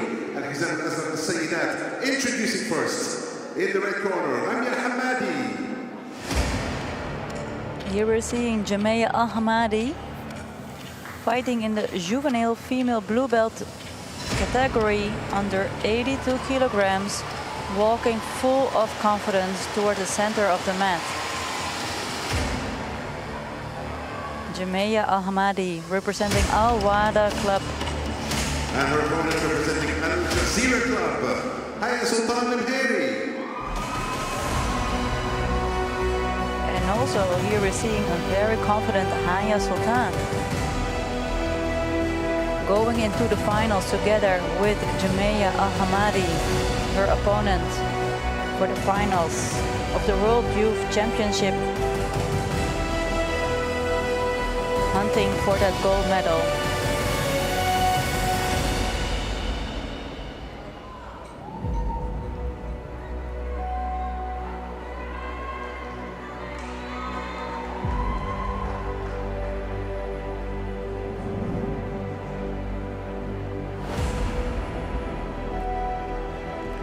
Both girls wearing the blue gi. Jamea is wearing the red belt.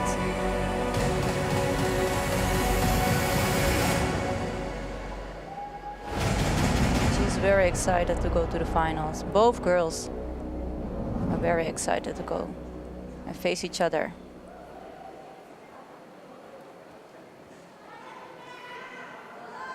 Fight. And there we go.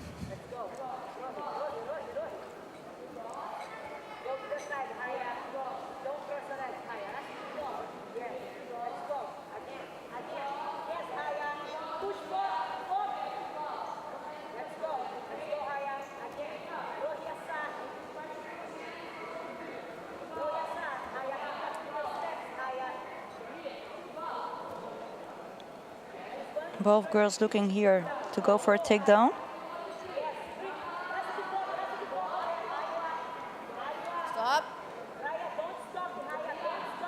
The referee is stopping the fight. Side.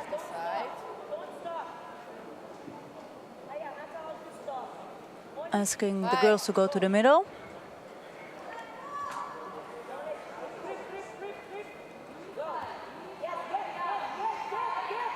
Haya is trying to get a hold of Jumeya's leg to get her out of balance. Stop.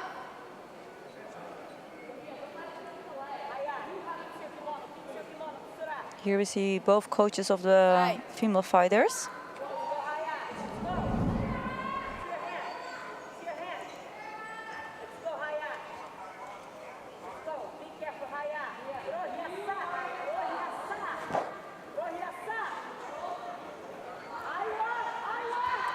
Haya again going for that knee of Jumeya with a strong grip.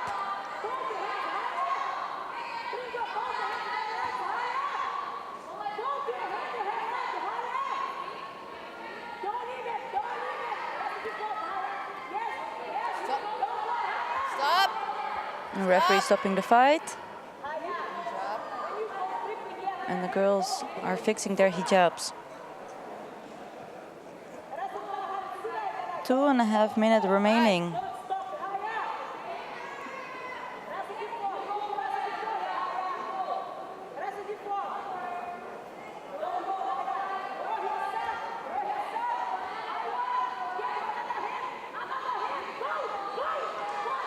Stop. Stop. Stop. Jab.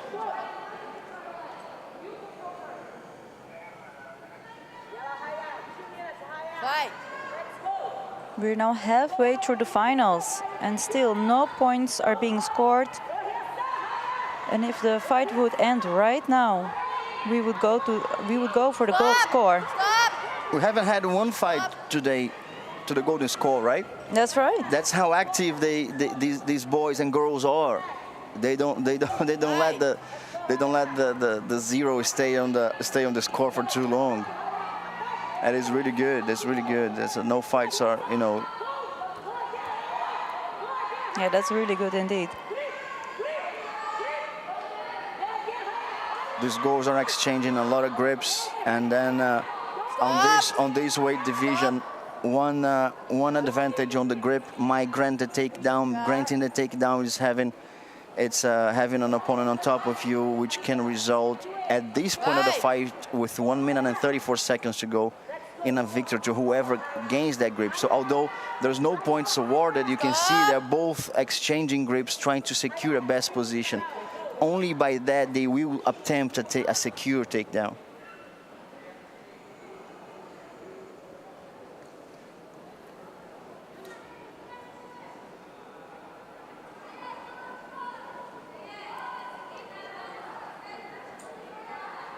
Listening to her teammates.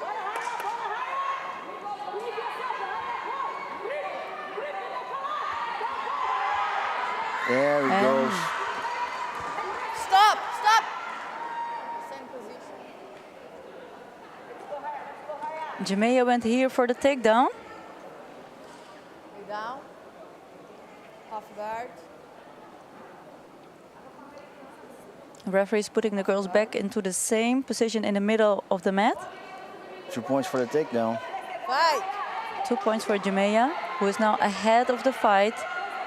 Passing her opponent's guard, and she wins. Gold for UAE. The new world champion, Jumeya Al-Hamadi. Under 81 kilograms. No, under 82 kilograms. Good fight, ladies. Good fight. Female Blue belt, juvenile female division. 82 kilograms. She's so emotional. The In the new red world corner, champion. your winner. She is so happy. She is so happy. And there she goes for her coach and friend, who later becomes a piece of your family.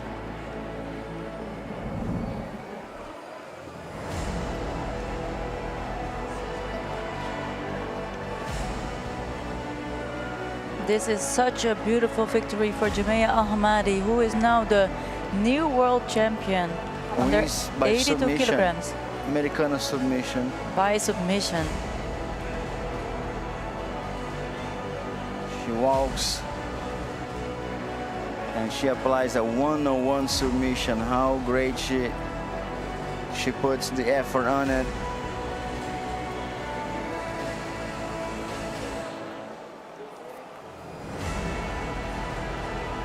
You can feel here the emotions of happiness.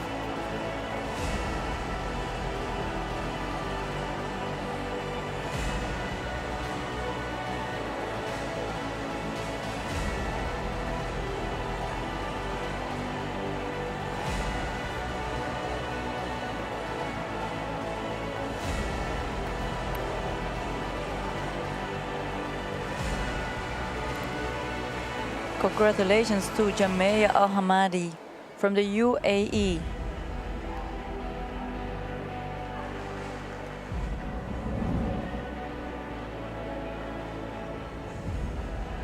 There we go.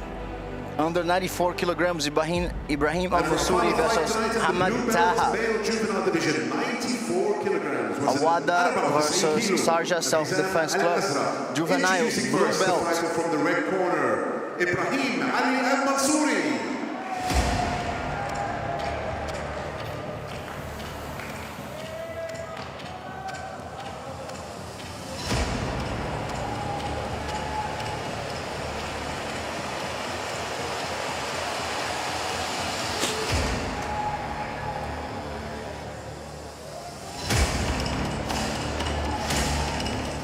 And his opponent in the blue corner, representing Sharjah Self-Defense Club, Ahmed Taha.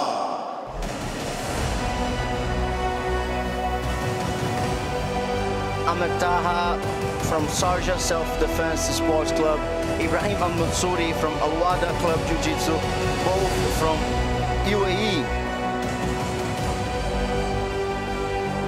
They both managed to get to the final of under 94 kilograms. Blue belt male juvenile division of the World Tournament.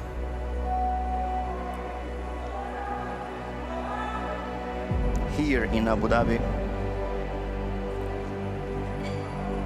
Ibrahim Taha.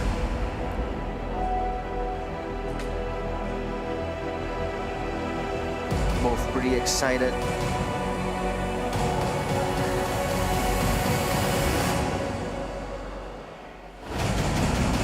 Ibrahim is all business.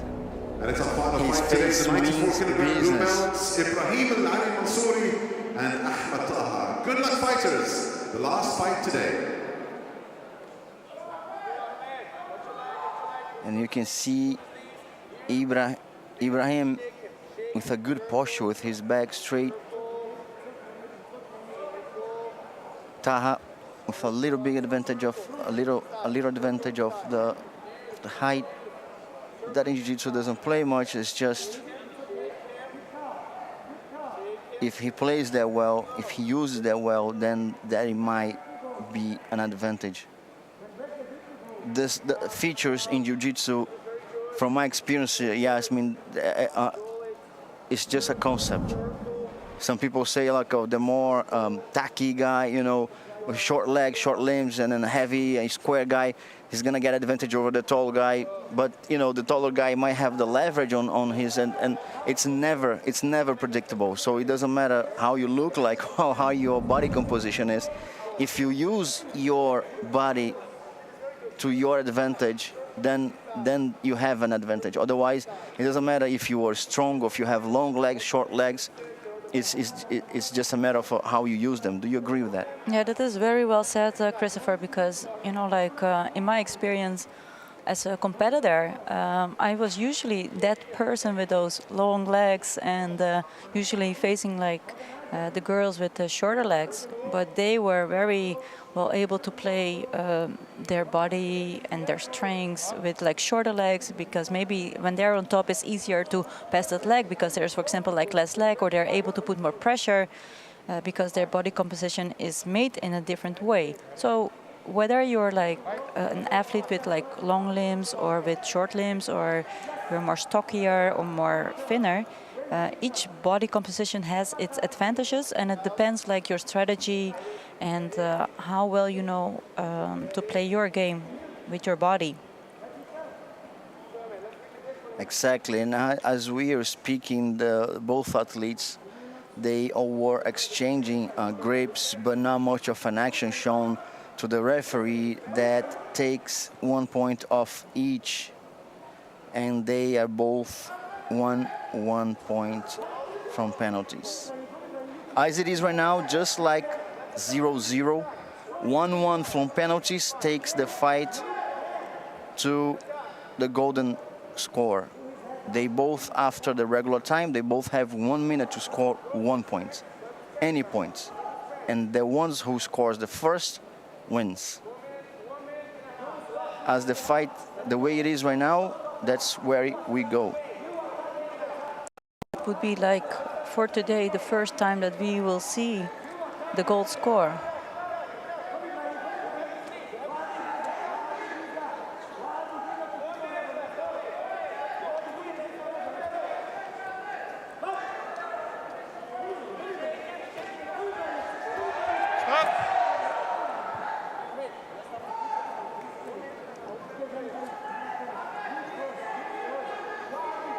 This is our last fight of the day. And 1 minute remaining.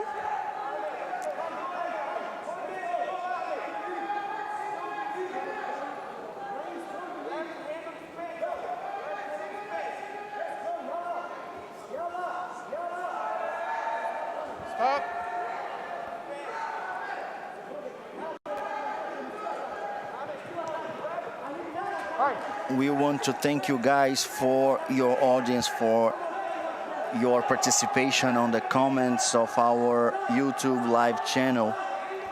As our last transmission last week, Yasmin, I don't know if you know, I just got the news. We had over 60,000 people watching our fights.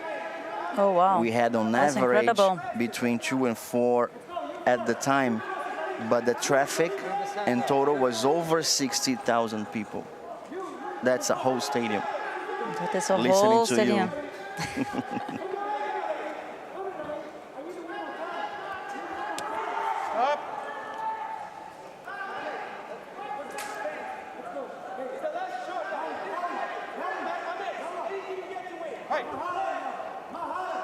And it seems that we're going to go for that golden score. What do you think, Christopher? That is golden score for sure, but during the golden score, that's gonna be hard. I can't predict any of them to get a goal, a first. I would say Ibrahim Al-Mansouri has a few more attempts of takedowns. If it goes for the golden score. And then after that, it's left to the referee's decision. I think Al-Mansouri will get, because he was walking forward a bit more, only a tiny bit more. Guys, But if it can go both ways. In my opinion, this fight can go both ways. It's just my humble opinion on who is advancing more and on the fight. First, we go to 1 minute extra time. 1 minute of extra time, golden score. Whoever scores first wins that match. They now have to show work. They have 46 seconds to show some work to impress the referees. After that, 3 referees will vote at the same time to grant any of them, to grant one of them a result. You see, Al-Mansouri. Oh no, that was Taha who pushed him out, but Al-Mansouri started the takedown. So nothing to none of them. A lot of grip exchange.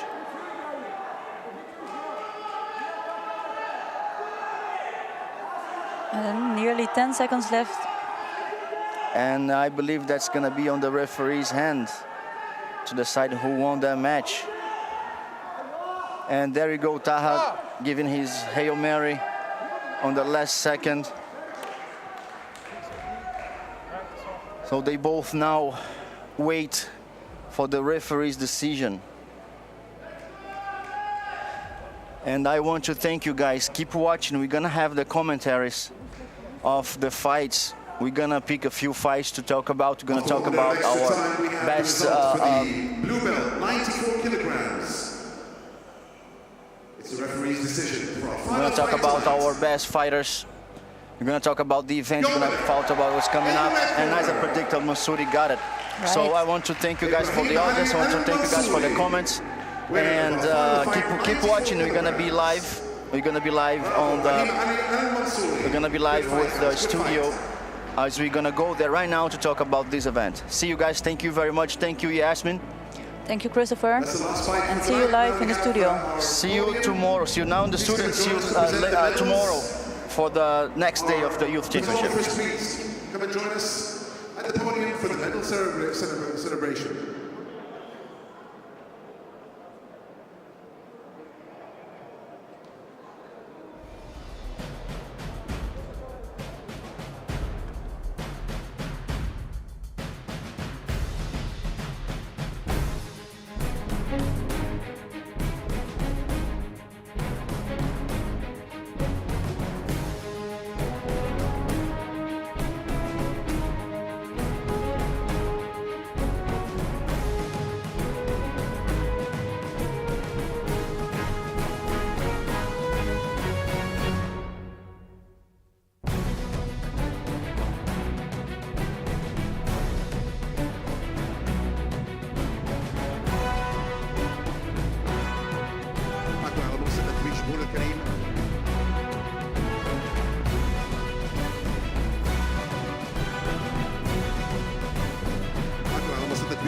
الفائزين في نهاية اليوم الأول من بطولة أبو ظبي العالمية للجيتسو بالناشئين.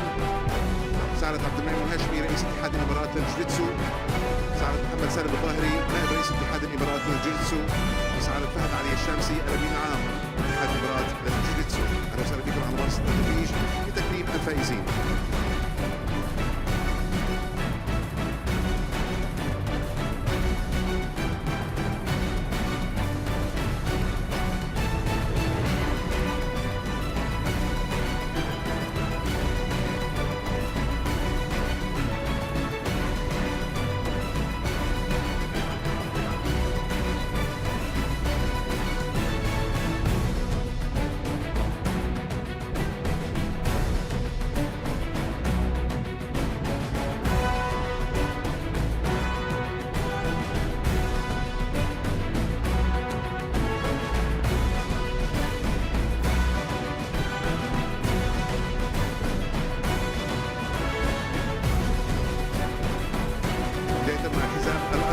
Blue belt 60 kilograms. حمدان المنصوري بالمركز الثالث، حمدان سعود عبد الله الحوسني بالمركز الثاني، وبلال الدين احمد علي زودا first place المركز الاول في طاجيكستان. Blue belt 60 kilograms.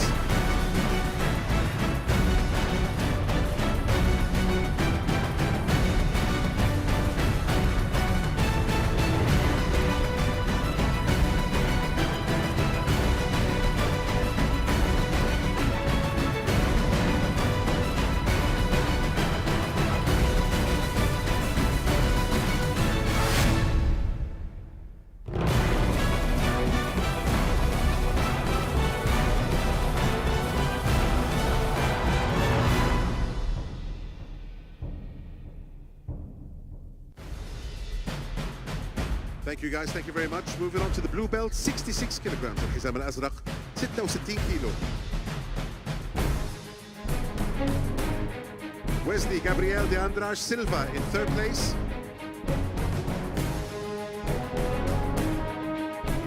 محمد رضا بالمركز الثاني، محمد second place. And Grigor de Oliveira, Grigor first place.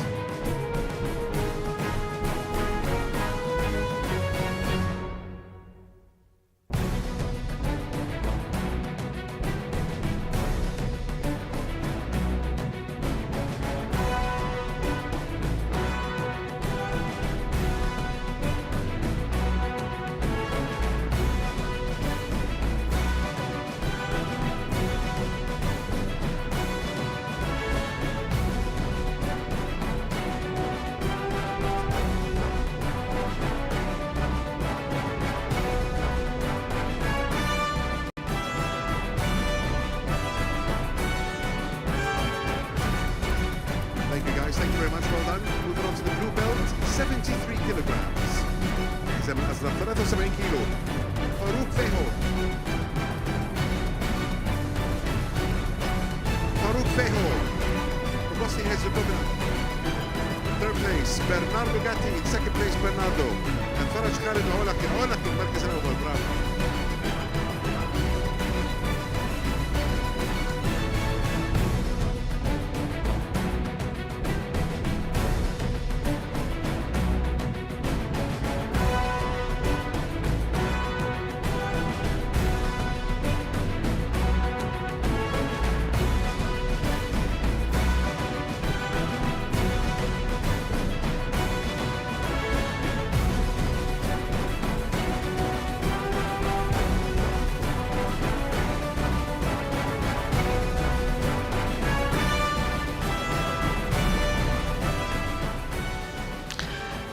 أهلا بكم مشاهدينا الكرام مع نهاية اليوم الأول من النسخة 12 من بطولة أبو ظبي العالمية لمحترفي الجوجيتسو التي تعتبر الأكبر والأضخم والتي تشهد كالعادة حضورا كبيرا من أبرز الأسماء التي تمارس رياضة الجوجيتسو. كما تتابعون مشاهدينا الكرام مراسم التتويج سعادة عبد المنعم الهاشمي رئيس الاتحادين الإماراتي والآسيوي والنائب الأول لرئيس الاتحاد الدولي للجوجيتسو بكل تأكيد يقوم بتتويج الفائزين فئة الشباب اليوم الأول الذي خصص للشباب للتنافس في هذه الجائزة الكبرى. وللحديث أكثر عن تفاصيل اليوم الأول وما دار فيه من منافسات الشباب التي حظيت بمستوى كبير جدا، أرحب بضيوفي المتواجدين معي في الاستوديو والخبراء في عالم الجوجيتسو. البداية الترحيب سوف تكون بياسمين طهيري أو جاسمين طهيري، سعيدين بتواجدك معنا في اليوم الأول في الاستوديو التحليلي الخاص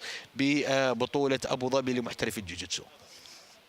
Thank you for having me. شكرا على هذه الاستضافة. Thank you so أنا much. ممتن جدا بتواجدك. كذلك أرحب بكريستوفر دي سيلفا الخبير في عالم الجوجيتسو والمطلع بكل تأكيد على تفاصيل كثيرة في عالم الجوجيتسو وجائزة أبو ظبي العالمية لمحترفي الجوجيتسو. كريستوفر سعيدين بتواجدك معنا. Thank you very much for having me شكرا جزيلا بتواجدي هنا. من الرائع أن نحتفل هنا في الإمارات بهذه الحدث الكبير. نعم مشاهدينا الكرام نتابع مراسم التتويج التي حضرت في ختام اليوم الأول الذي نذكركم أنه حظي بمنافسات فئة الشباب بكل تأكيد والذي شهد مستوى كبيرا وتنافس كبير بين الأندية والأكاديميات والفرق المتخصصة في عالم الجوجيتسو. أسماء رائعة كتبت نجاحها في اليوم الأول من هذه البطولة، سطرت المستوى الكبير والتدريب الشاق الذي تم الإعداد فيه في ظل هذه الجائحة بكل تأكيد والتحديات والظروف التي قام بها جميع اللاعبين استعدادا لخوض اليوم الأول والذي يعتبر تتويج لجهودهم بشكل كبير جدا في عالم الجوجيتسو من خلال هذه الجائزة الكبرى العالمية بطولة أبو ظبي العالمية للجوجيتسو بكل تأكيد مشاهدينا الكرام، والتي حظيت بمشاركة كبيرة من كلا الجنسين من شبابنا من بناتنا، ورأينا مستويات كبيرة من كافة الأندية التي بكل تأكيد أظهرت مستواها والعمل الكبير الذي تقدمه بكل تأكيد للارتقاء برياضة الجوجيتسو. نتابع كذلك محمد سالم الظاهري النائب الأول لرئيس الاتحاد الإماراتي للجوجيتسو يقوم بتتويج الفائزين الشباب الذين تألقوا والذي حظوا بالميداليات الثلاث الذهبية والفضية والبرونزية والتي جاءت تتويجا لجهودهم والمستوى الذي قدموه في اليوم الأول من هذه البطولة. بكل تأكيد مشاهدينا الكرام نذكركم أن هذه البطولة وجائزة أبو ظبي العالمية لمحترفي الجوجيتسو والتي بدأت اليوم بمنافسات الشباب سوف تستمر غدا بكل تأكيد بمنافسات الأساتذة والتي خصص اليومين الأخيرين منها يومي الخميس والجمعة لفئة المحترفين والتي من المنتظر أن يشهد فيها تنافس كبير وكبير جدا بين اللاعبين والأسماء البارزة في عالم الجوجيتسو بكل تأكيد. أخذ آراء الخبراء بكل تأكيد عندي، والبداية سوف تكون مع العنصر النسائي. ياسمين خلينا نتكلم في البداية على المستوى الذي ظهر في اليوم الأول من فئة الشباب والذي عكس عمل الأندية الكبير والمستوى المحلي التي تقدمها الأندية للارتقاء برياضة الجوجيتسو. Yes, absolutely. There نعم was نعم بكل today, تأكيد like, a very good show, اليوم شهدنا عرض very good display of جيد excellent, وأيضا jiu-jitsu. Like, I'm very impressed to أداء see رائع how بالنسبة the للجوجيتسو girls من have been كل able to keep up their الفتيات jiu-jitsu الذين يؤدين بشكل جيد خلال هذه الجائحة ويتدربون بجد، وأيضا شاهدنا حركات فنية متقدما وأيضا خطط رائعة. كذلك كان الجميل في اليوم الأول أن رأينا أسماء جديدة تدخل وتسطر نجاحها في عالم الجوجيتسو في مختلف الأوزان. Yes, as the blue belts. نعم كحزام أزرق وأيضا وهو الحزام الذي يأتي بعد الحزام الأبيض. أعتقد بأنه عمل سنوات، وأيضا وخلال هذا الحدث بالتأكيد هذه مرحلة جيدة بالنسبة لهم. شاهدنا أسماء ساطعة بالنسبة ستكون لهم شأن في المستقبل. اليوم وهو اليوم الذي سنأخذ قلم ونكتب من هم الأبطال ومن هم الأبطال الذين سيكونون بالفعل حاضرين في المستقبل. كيف نقيم كريستوفر عمل الأندية والأكاديميات والفرق في ظل الجائحة؟ تعرف أنت الجائحة صعب جدا، كانت عملية التدريب، توقفت عملية التدريب والتجهيز لفترة، ولكن المستويات التي رأيناها في اليوم الأول ما شاء الله تبارك الله تؤكد أن اللاعبين كانوا في جاهزية كبيرة لهذا الحدث الكبير. Of course, بالطبع إنها مرحلة أو مسألة تنويع التدريبات. عندما تتدرب أكثر مع نوعيات من الرياضيين، كما تحدثت أيضا مع ياسمين قبل البرنامج، عندما تتدرب كثيرا مع فئات متنوعة وأيضا في خلال التدريبات في النادي، وأيضا تأتي وتنافس رياضيين آخرين، هذا بالفعل يزيد من إمكانياتك. لهذا السبب يعرفون جيدا خطط اللاعب، لأنهم يتدربون بشكل موسع خلال التدريبات في النادي، وهذا ما يؤهلهم أن يكونوا حاضرين. وهذا السبب مستوى الجوجيتسو في الإمارات يتطور ويرتفع خلال التدريب الكبير داخل النوادي. والتأكيد على كلام كريستوفر ياسمين أن القادة المسؤولين الكبار عن رياضة الجوجيتسو يحرصون على التواجد لتتويج هذيل الفائزين الشباب ومنحهم الثقة ومنحهم الدافع لكي يقدموا الكثير لبلدهم وأن يحققوا ميداليات وأن يكونوا نجوما كبار في عالم الجوجيتسو.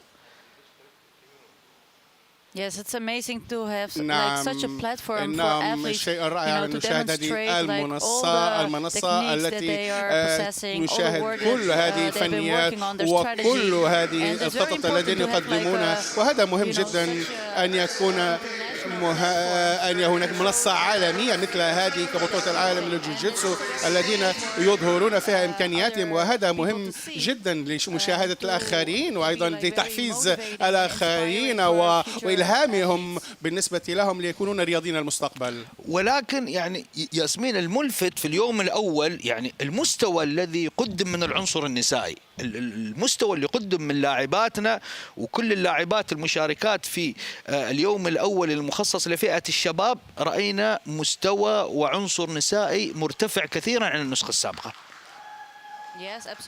نعم بالتأكيد، هذا شاهدنا كيف تطوروا وكيف أصبحنا الفتيات يلعبن بشكل جيد خلال النزالات، التزام كبير وأيضا نظام، وبالفعل وهم قادرات بأن يصلن إلى مستوى عالمي، وهذا رائع أن نشاهده هنا في هذا الحدث.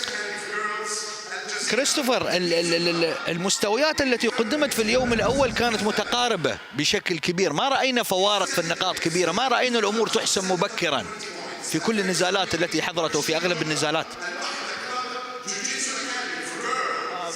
I agree with you. أتفق معك. هذه هذه الرياضة التي بدأت من البرازيل وكانوا المسيطرين على البرازيليين، لكن الآن نشاهدهم في نفس المستوى مع الإماراتيين، ونشاهد الكثير من النهائيات ما بين البرازيليين والإمارات، وبغض النظر من تكون الجنسية، لكنك عندما تتدرب بجد. وشاهدت اليوم سيف المنصوري والشحي، وأيضا لاعب بالفعل مميز الذي أود أن أهنئه بالفعل عن هذا النزال، عن هذه المستوى، بوجود الكثير من الجنسيات الأخرى ويتعود عن الفوز، وهذا بالفعل ما يعني بأنه متفاني في العمل، وأيضا تساوي مستوى المنافسة ما بين الإماراتيين وما بين الرياضيين العالميين، وهذا شيء رائع بالنسبة لهم. يعني ياسمين، ونحن نشوف الصور الحين اللي قدامنا، يعني الشيء الجميل في منافسات السيدات يعني انها بدت تمتلئ من ناحية الأوزان، كل الكاتيجوريز كل الأوزان صاروا نرى فيها منافسين كبار وشرائح كبيرة وأعداد كبيرة تتنافس لتحقق اللقب. هذا الزمان نحن ما شفناه، وهذا اللي يؤكد أن انتشار اللعبة والجهد الكبير اللي يقدمه اتحاد الإمارات للجوجيتسو لنشر اللعبة سواء على مستوى العنصر النسائي وكذلك على مستوى العنصر الرجالي. نعم بكل تأكيد، وشاهدنا انتشار وأيضا زيادة عدد الفتيات في كل الأوزان، وهنا في الإمارات يتدربن بشكل جيد، ويقدمنا عمل كبير، وبالفعل وأيضا شاهدنا أيضا في المدارس هناك اهتمام كبير من الفتيات للانخراط في الجوجيتسو، وهم أيضا يستمرن بعد الدراسة أن يذهبن للنوادي بشكل لكي يتدربن بشكل احترافي، وهذا بالفعل محفز لهم، وأيضا يلهم فتيات أخريات لكي وربما أيضا شقيقاتهم، وأيضا كل هذا ينشر الجوجيتسو، وكلهم يريدون أن يجربوا رياضة الجوجيتسو، وهذا شيء رائع بالفعل أن نشاهد هذه طفرة بالنسبة للجوجيتسو مع الفتيات. لهذا السبب نشاهد مشاركة كبيرة في صنف الفتيات. وكريستوفر الجميل أن المنافسة اللي بين اللاعبين انتقلت إلى بين المؤسسات والأندية التي تقدم وتدرب الجوجيتسو. رأينا تنافس كبير بين الأندية، واللي بكل تأكيد سوف ينعكس على مستوى منتخباتنا الوطنية في عملية إفراز لاعبين جدد ودائما تجديد الدماء بلاعبين مميزين يحققون الإنجازات. Yes, I agree with you. نعم أتفق معك. يقدمنا خطط واستراتيجيات جميلة وكبيرة، والمنافسة بينهما بالبعض لكي يخلقون لنا بعض الرياضيين، وأيضا كل نادي لديهم خطة معينة مثل مثل منافسة الشطرنج ما بينهم. وهنا نشاهد هنا على منصة التتويج مدربين كل الأندية، وهم أيضا يلعبون مع بعضهم البعض، وهذا شيء جيد، وهم يتنافسون أيضا في طريقة التحضير، وأيضا خطة المدرب لا تعتمد على المدرب. المدرب يجب عليه أن يقرر ويضع اللاعب في الوضع الصحيح في الوقت المناسب، وهذا شيء جيد، وشاهدنا هامش كبير بالنسبة لهم للفوز بهذه القيادات. وياسمين، يمكن الكلام اللي قاله كريستوفر ينعكس كذلك على مستوى التنافس، تجعل المدربين من خلال هذا التكريم الذي يحضر في مثل هذه المناسبات الكبيرة المخصصة لرياضة الجوجيتسو يرفع التنافس بينهم، ويجعل المدربين يطورون من ذاتهم ويخلقون الجديد والجديد ويختلقون التقنيات الجديدة في عالم الجوجيتسو.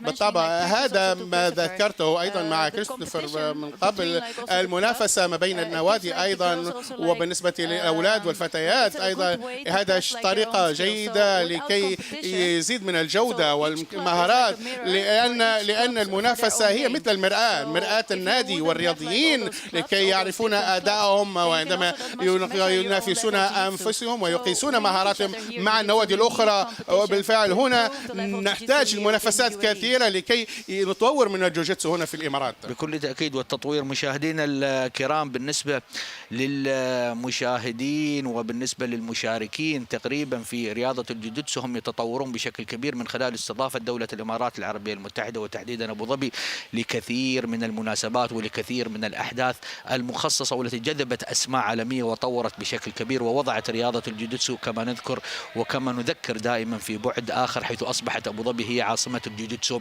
العالمية. إلى زميلي كريم الطرهوني ولقاءاته مع نجوم اليوم الأول من الشباب والذين قدموا الكثير والكثير من المستويات الرائعة في هذا اليوم الأول الذي خصص لهم بكل تأكيد. إليك يا كريم. شكرا محمد. مباشرة بعد مراسم تتويج محمد الشحي من نادي بني ياس فئة 46 كيلوغرام ناخذ آراء البطل صاحب الميدالية الذهبية. محمد أهلا وسهلا بك مرة أخرى، والميدالية الذهبية بعد يوم يعتبر يوم لن ينسى بالنسبة لي. الحمد لله اليوم قدرت أحقق الميدالية الذهبية بعد نزال صعب كان في النهائي، والحمد لله قدرت أتغلب على الخصم بالاستسلام. مدرب بني ياس بابلو مانتوفاني أكد لي في لقاء أن محمد الشحي بيكون اسم كبير في المستقبل. إن شاء الله أكون اسم كبير وأمثل دولة الإمارات إن شاء الله. كيف كان اليوم الأول من هذه المنافسات بطولة العالم اللي هي مش غريبة عليك، شاركت قبل لكن الذهب غير؟ الذهب غير طبعا، والشعور لا يوصف. كيف تشوف المستقبل إن شاء الله وأنت بطل عالمي؟ إن شاء الله أستمر بتحقيق الميداليات الذهبية في المستقبل، وإن شاء الله في النسخة القادمة من بطولة العالم. إن شاء الله محمد. إن شاء الله. عفوا. والف مبروك. الله يبارك فيك. إذا كان هذا تفضل البطل محمد الشحي. من هنا من منصة التتويج أعود لك إلى الاستوديو زميلي محمد، تفضل. شكرا كريم. كريستوفر، نحن سعيدين أن نرى يعني محمد الشحي ومثل عينة محمد الشحي من الأبطال القادمين والذي يحظون بهذه الثقة التي رأيناها في اللقاء مع كريم، الشاب الذي لديه ثقة أنه سوف يذهب بعيدا في رياضة الجوجيتسو من خلال التمرين الشاق، وهي البداية من خلال تحقيق ميدالية في اليوم الأول من هذه البطولة. أود أن أقول بأن لديه فرص كبيرة. لقد شاهدت نزاله وكنت أعلق على ذلك وشاهدته في النهاية. لقد تحدثت كيف هو يقدم بمهارته الحركات الفنية بشكل رائع، وأيضا بقوة وأيضا بتركيز. أعتقد ربما هناك بعض الرياضيين أو الخصوم الذين يمتازون ببنية بدنية أكبر منه، لكنه يقدم عمل جيد ويستعمل حركاته الفنية ضد الخصم، وهو يعرف ما يقوم به حتى في النهاية، وكيف خرج من النفق ووصل إلى البساط ودائما يحقق النتائج، وهو يلعب بذكاء، يلعب بخطة واستراتيجية. وأعتقد هذا عمل من مدربه وأيضا من زملائه، ولكنه من الرائع أن نشاهد هذا الأداء الرائع من محمد الشاحي. بالطبع والتأكيد سنسمع به، وهذا الاسم سنأخذه ونلاحظه، سنشاهده أيضا في النسخ القادمة بكل تأكيد. إن شاء الله يا رب أن يكون واحد من الأسماء القادمة التي تخدم دولة الإمارات العربية المتحدة في تحقيق الميداليات الذهبية على منصات التتويج الخاصة برياضة الجوجيتسو. ياسمين، أنت اخترتي بعض النزالات الرائعة التي حضرت في اليوم الأول والتي تعكس المستويات التي قدمت في هذا اليوم الأول من فئة الشباب. Yes. نعم. Indeed, I selected a few fights اخترت بعض النزالات لأن في هذه النزالات نستطيع أن نشاهد الفتيات طريقة التطور في الجوجيتسو وطريقة اللعب الجيدة. لنستطيع أن نرى هنا في 40 كيلوغرام بأن الفتيات هنا بوزن خفيف وأيضا يلعبن بشكل سريع ورتم قوي وسريع جدا. وهذا التطور اللي ياسمين يعني يعكس الاهتمام الكبير الذي تركز يعني عليه سياسة وقاعدة اتحاد الإمارات للجوجيتسو. اتحاد الإمارات للجوجيتسو دائما ما ينظر إلى هذه القاعدة ويوليها الاهتمام الكبير، مرتكزا على مبدأ أن القاعدة هذه إذا كانت قوية بكل تأكيد سوف تنعكس على المستويات الأخرى وسوف ينتج منها بطلات عالميات. Yes, absolutely. نعم بكل Basically, you can see تأكيد that the World Youth Championship is نستطيع أن نشاهد هنا في بطولة العالم للمحترفين هناك الكثير من الفتيات الذين نتوقع بأن يكونون بطلات في المستقبل. هنا لاعبات وعيدات لاعبا النهائي وأيضا يكونون جاهزات بالنسبة في الفئات القادمة. شو اللي لفت نظرك في هذا النزال ياسمين؟ هل التقنيات، هل القتال الأرضي، هل الفلكسبيليتي التي رأيتيها من المقاتلات؟ Well, this is like a very impressive fight. إنه بالفعل نزال رائع ومدهش ولأنه كلاهما لعب بقوة في هذا النزال وأيضا وتأهلا في مجموعة صعبة. هذا ما نرى بأنهم في القمة وهم أيضا من نادي الجزيرة يمثلون نادي الجزيرة. الجيتسو ليس هناك توقع ما يحدث لكنهم يقدمون عمل جيد وخطة رائعة وأيضا توقيت مناسب.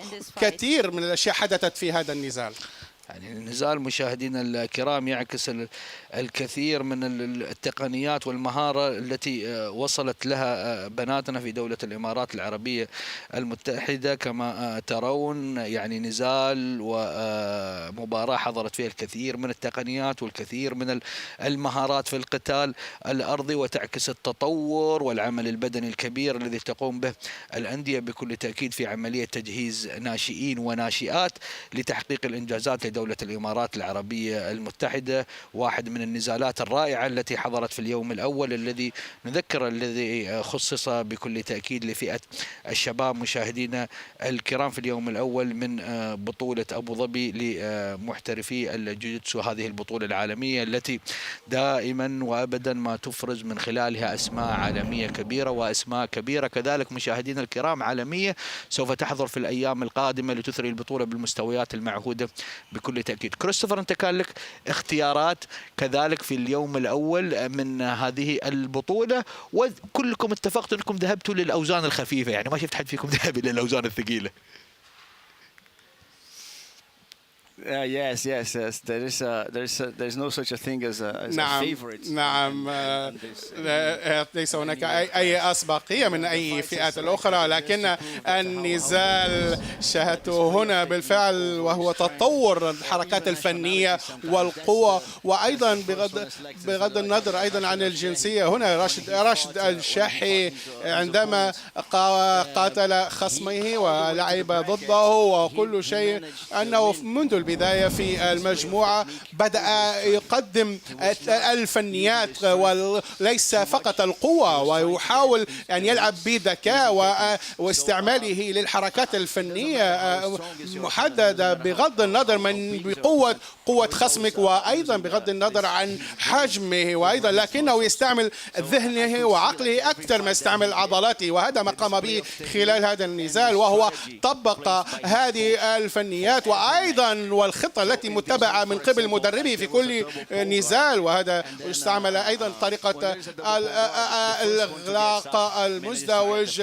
هنا حصل على النقاط في هذه الحالة عندما تكون وراء هذا النزال وتبدأ أنت من تأخذ المبادرة هنا تأخذ عنها طريقها أيضا خاصة بعد وجود اللوائح الجديدة أن تبدأ من بداية مهاجما وتأخذ النقاط وأيضا تعتمد أيضا على تنظيم الزمن لأن ليس هناك وقت مناسب للخصم ليقوم بردة فعل للتعويض. أعتقد أن شاهدته كان هادئا ويعرف ما يقوم به واختار الوقت المناسب واستعمل حركاته الفنية بشكل رائع.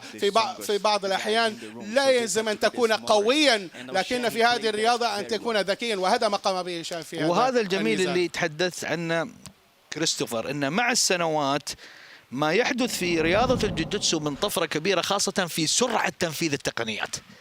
كنا نراها في السابق نعم تنفذ التقنيات ولكن بنوعا ما يعني بشكل بطيء. ما رأيناه في السنوات الأخيرة والعمل الكبير والتطور الكبير في رياضة الجوجيتسو أن هذه التقنيات صارت تنفذ بشكل سريع جدا.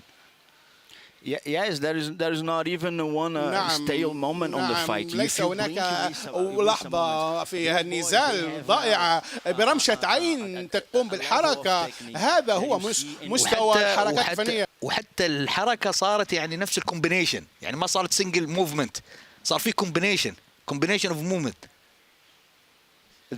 There is a variety. That's what we هناك talked about the تنوع، diversification وهذا of the ما training. تحدثنا أيضا تنوع التدريبات عندما تتدرب مع زملاء مختلفين، وهذا شيء رائع ينمي ويطور من حركاتك وأيضا من القوة الذهنية لك عندما تكون في النزال. عندما تنوع في خلال حركاتك خلال التدريبات هذا ينعكس عليك في البساط وما تقوم به في النادي. لهذا هؤلاء الشبان يتدربوا بشكل كبير وبشكل متنوع ومختلف مع زملائهم في النادي، وهذا ما رفع مستواهم وأظهروه هنا في البساط. بكل تأكيد، والدور الكبير الذي تقدمه أبو ظبي مشاهدينا الكرام في رفع مستوى رياضة الجوجيتسو على مستوى العالم. مرة أخرى إلى زميلي كريم الطرهوني ولقاءاته مع نجوم اليوم الأول من الشباب. إليك يا كريم. شكرا محمد. مرة أخرى أعزائي المشاهدين نعود للقاءات الفورية بعد مراسم التتويج. معي راشد الشحي صاحب الميدالية الذهبية في فئة 55 كيلوغرام، وأيضا بشار عمر فئة 55 نفس الفئة لكنه صاحب الميدالية الفضية. أبدأ مع راشد. راشد، ألف مبروك الميدالية الذهبية في بطولة العالم. الله يبارك فيك. الحمد لله، يعني الحين مستانس اني جبت الاول كالعاده. اكيد اي حد يفوز بالاول يعني يستانس، بس في النهايه لعبت مع ربيعي انا في نفس النادي، فالفرحه فرحتين، يعني هو جاب الثاني وانا الاول، نادي يعني اعتبره الاول. كيف كانت المباراه راشد؟ حلوه الصراحه، كان فيها تعب، كان فيها جديه، في النهايه جبت الاول الحمد لله. أعتقد أنه أيضا شرف ليك وأنك سعيد بهذه الميدالية لناديك نادي العين. أكيد سعيد للنادية وسعيد لصديقي بعد، وترى زايد بعد الياب الثالث هو بعد صديقي، فكلنا الحمد لله أصدقائي بنا المراكز الحمد لله. هذه الميدالية الذهبية شو يعني تعطيك دافع أكثر للمستقبل؟ أكيد تعطيني دافع أكثر وتحفزني حق بطولات ثانية، يعني ما توقف على هاي البطولة، في بطولات في تحديات غير، فأيوه. رأي بشار قل لك ألف مبروك أيضا على هذا البوديوم ومنصة التتويج والظهور المميز في بطولة العالم لمحترفي الجوجيتسو يومها الأول الخاص بالناشئين والشباب. أول شيء أقول الحمد لله ومشكورين الاتحاد على التنظيم. بالنهاية سواء هو جاب الثاني ولا الأول، نادي واحد، متربيين مع بعض من الصغر، ما يفرق ميدالية إن شاء الله. الحمد لله إذا هو جاب الأول ولا أنا جبت الأول نفس الشيء تروح للنادي. وحاب أشكر جميع الكباتن والمدربين، وحاب أهدي ميدالية لأهلي ولجميع المدربين والإداريين. بشار، يعني هذا هو اليوم الأول من بطولة العالم، كيف كان التحضير لهذه المنافسات؟ التحضير بصراحة كان صعب، يعني اليوم أكثر عن تمرين كمسك دايت، تجيب الوزن، قلق، توتر، كان يعني بصراحة شيء يعني تعبنا عشان نوصل للمرحلة هاي. اليوم الأول دخلتوا في صلب الموضوع من البداية، تركيز عالي وجاهزية إلى أن وصلتوا للمباراة النهائية. أكيد كل شيء يبغى تفوق وإصرار وعزيمة عشان تحصل اللي تريده. وهالميدالية طبعا تشرفني للمستقبل كهالظروف الكورونا، ودخلت وجبت المركز الثاني الحمد لله على كل حال. بشار عمر، نبارك لك على هذه الميدالية وإن شاء الله القادم أفضل إن شاء الله. إن شاء الله شكرا. أيضا البطل العالمي راشد الشحي، ألف مبروك الميدالية الذهبية. الله يبارك فيك. شكرا. العفو. إذن أعزائي المشاهدين كان هذا راشد الشحي صاحب الميدالية الذهبية، وأيضا بشار عمر صاحب الميدالية الفضية. محمد تفضل، أعود إليك إلى الاستوديو مرة أخرى مع التحية. شكرا كريم، والشكر كذلك لأبطال المستقبل والذين تضع على عاتقهم بكل تأكيد يعني مستقبل رياضة الجوجيتسو في دولة الإمارات العربية المتحدة. ونحن نرى شباب صغار، شباب وشابات ناشئين ناشئات بكل تأكيد يقدمون الكثير والكثير لبلادهم بكل تأكيد لرفع علم دولة الإمارات على منصات التتويج في عالم الجوجيتسو. ياسمين، نحن ما زلنا نتحدث معك على النزالات التي اخترتيها لفتياتنا اليوم، ونتحدث كذلك على التطور الذي رأيناه من ناحية الفتيات تحديدا على المستوى التقني. What kind of things they can improve on their game? Yeah.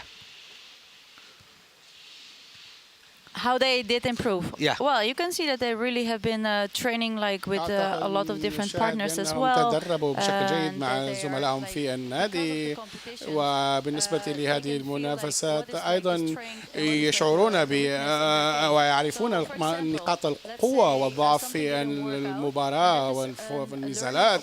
أعتقد هذه بالنسبة لهم فرصة كبيرة أن يرجعون مرة أخرى للتدريبات ويتطورون بالنسبة في هذا الشيء، خاصة أن يعني رأينا يعني ما شاء الله تبارك الله يعني عمل الأندية ياسمين كان واضح. يعني رأينا نزالات كثيرة تحضر فيها يعني الأطراف النهائية من نفس النادي، مما يؤكد يعني في عمل كبير تقوم به الأندية لرفع مستوى فتياتنا وإنتاج أبطال وكوادر عالمية تحقق الإنجازات في رياضة الجوجيتسو وترفع المستوى كذلك. Yes, that's like an amazing opportunity. نعم، فرصة كبيرة لهم لهؤلاء الفتيات أن يتدربن مع بعضهم مع بعض في نفس الفئة، وأعتقد بأنها شيء جيد بالنسبة لي أن يتطورون بشكل جيد مع بعضهم البعض، وهذا شيء رائع أن نشاهدنا من نفس النادي ويلعبون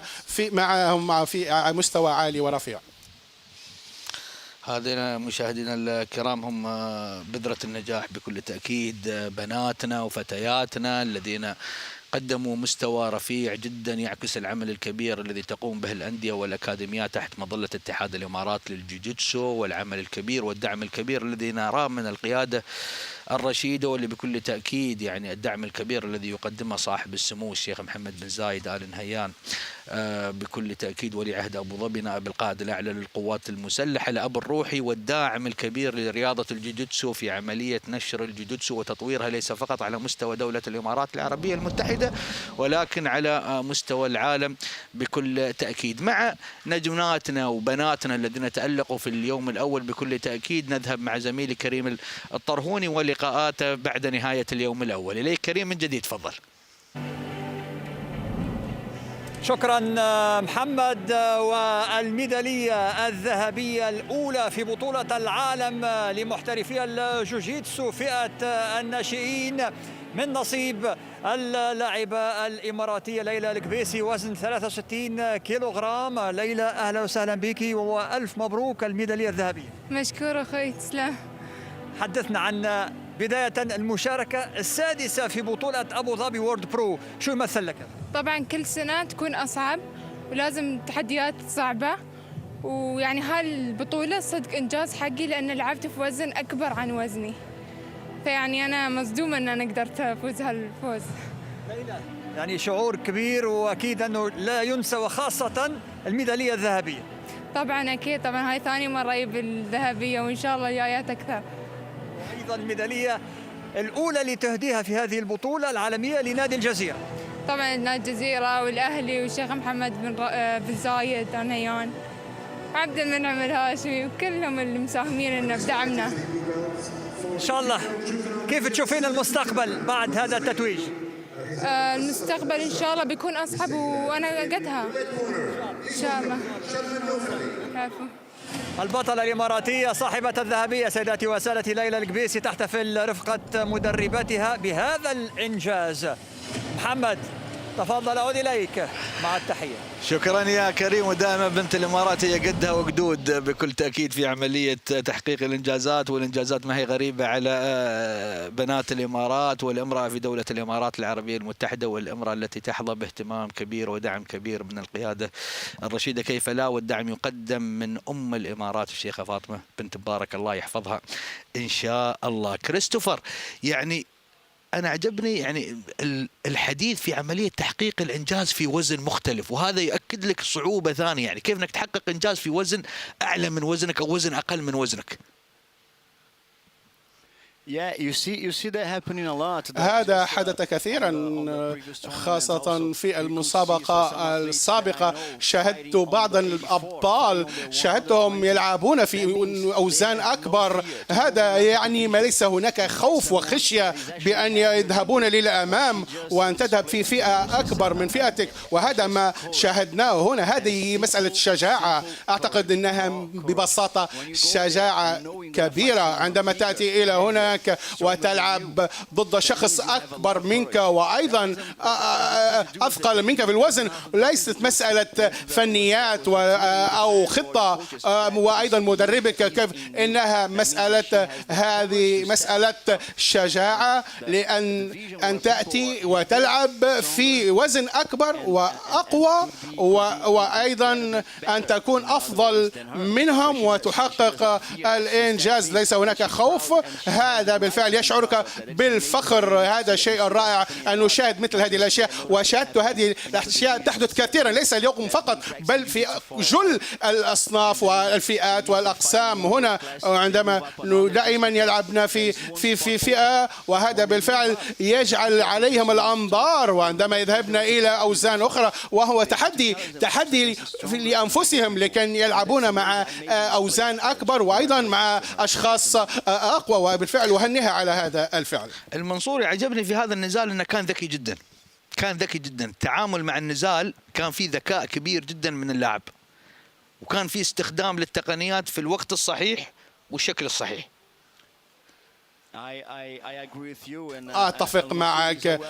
المنصوري وهو بالفعل اسم كبير ومعروف في هذه البطولة، وهو أشاهده وأعرفه منذ صغري في هذه الرياضة، وهو يتدرب بشكل يومي وهو مقاتل بارع. أستطيع أن أقول لك الاختلاف بالنسبة للفوارق، وأيضا أن يفوز بهذه الحركات فنية، وأيضا والاختلاف بينه وبين المركز الثاني. هو وصل إلى النهائي وأثبت مهارته في استعمال الفنيات، وأثبت بأن الحركات الفنية، وأيضا لعب ضد لاعب برازيلي الذي ينافس منذ فترة طويلة، ولكنه أظهر بالفعل تحصل على 18 نقطة لصفر ضد اللاعب البرازيلي. هذا شيء رائع بالفعل. أنهك خصمه بشكل كبير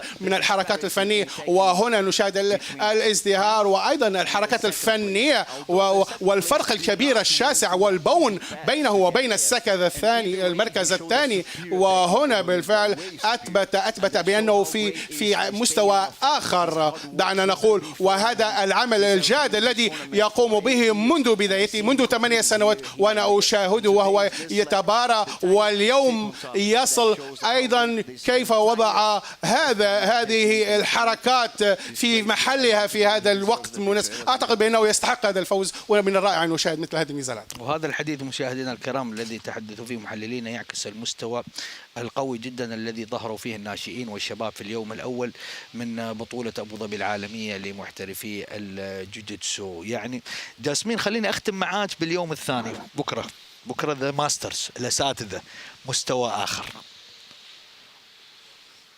Yes, it's going to be like another level, but سيكون مستوى آخر، لكن سيكون أيضا يوم مليء وحافل بالإثارة والحماس كما شاهدنا اليوم المواهب الواعدة. لكن غدا سنشاهد مقاتلين أصحاب الخبرة والتجارب الكبيرة في هذه الرياضة، وعلى كل حال سيكون هناك حماس وإثارة كبيرة. كريستوفر، بكرة يوم التقنيات، مش يوم القوة.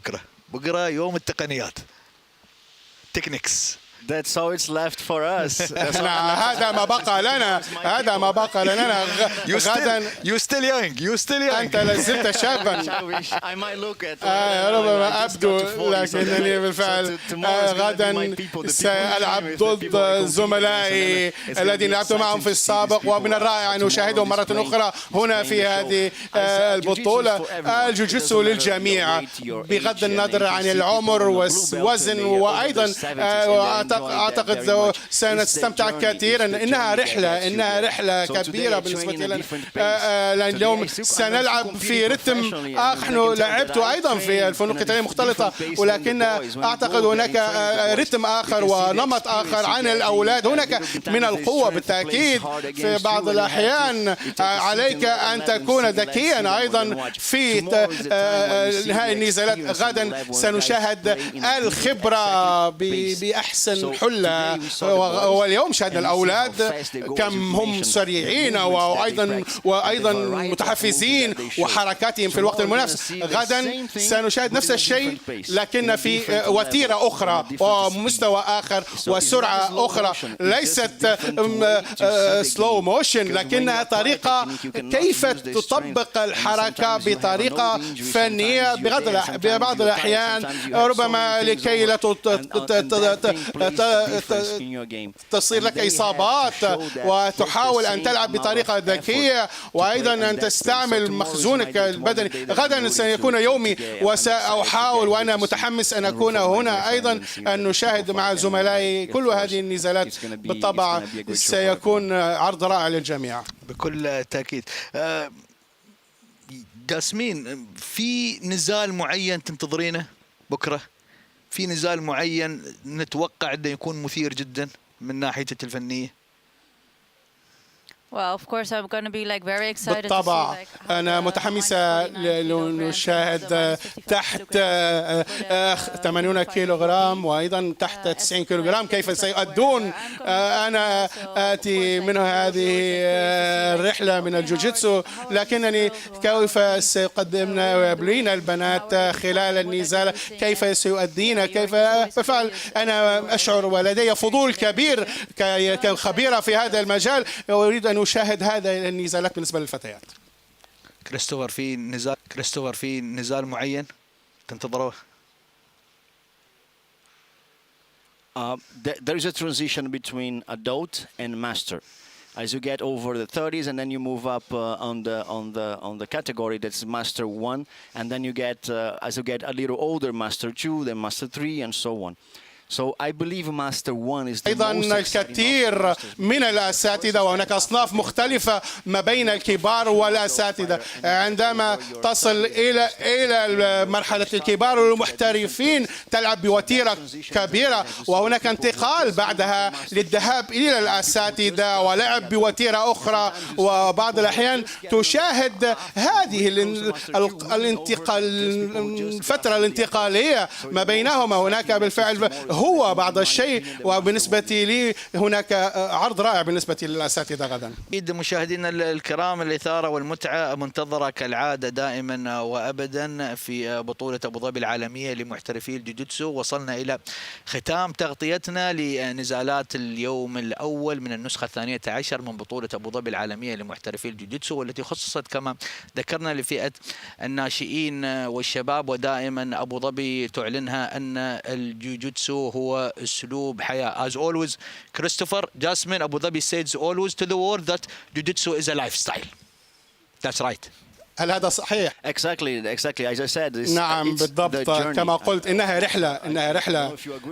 هل أنت متفقة معي أم لا؟ إنها رحلة بالنسبة لنا، رحلة حياة، وهذه نتيجتها هي تبدأ أسلوب حياة. هل أنت متفقة معي؟ نعم أنا متفقة معك بكل تأكيد. وهذا عندما تبدأ تؤدي بشكل جيد، عليك أن تغير من نمط حياتك ومن أسلوبك حياتك من ناحية النوم والتغذية، كيف أيضا تقضي يومك بحكمة وبشكل جيد وأيضا بطاقة كبيرة، وكيف أعتقد تبدأ جزء من حياتك عندما تنام وعندما تفكر، وأسلوب لحياة وتغير حياتك كاملة. بكل تأكيد الجوجيتسو أسلوب حياة، ليس فقط فوائد على المستوى البدني ولكن كذلك مشاهدين على المستوى الذهني. في النهاية مشاهدينا الكرام وختام تغطيتنا لليوم الأول، أشكر ضيوفي. جاسمين شكرا لك.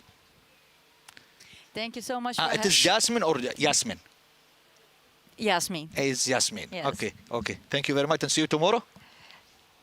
Thank you so much for having me. شكرا جزيلا على الاستضافة. سأراكم غدا. كريستوفر، اللقاء سوف يتجدد إن شاء الله في الغد في نزالات الأساتذة. لذلك الحين شكرا لك. And Thank you for having me. شكرا على الاستضافة. من دواعي سروري أن تواجدنا، وغدا سنتحدث أيضا عن النزالات الأخرى. It is always our pleasure to be with us. دواعي سروري أن تكون معنا أيضا. وصلنا إلى ختام تغطيتنا لليوم الأول. بكل تأكيد اللقاء سوف يتجدد في الغد مع ختام نزالات ومنافسات الأساتذة في اليوم الثاني من النسخة 12 من بطولة أبو ظبي العالمية لمحترفي الجيجيتسو. إلى ذلك الحين تقبلوا تحياتي وتحيات طاقم العمل. دمتم في أمان الله وحفظه.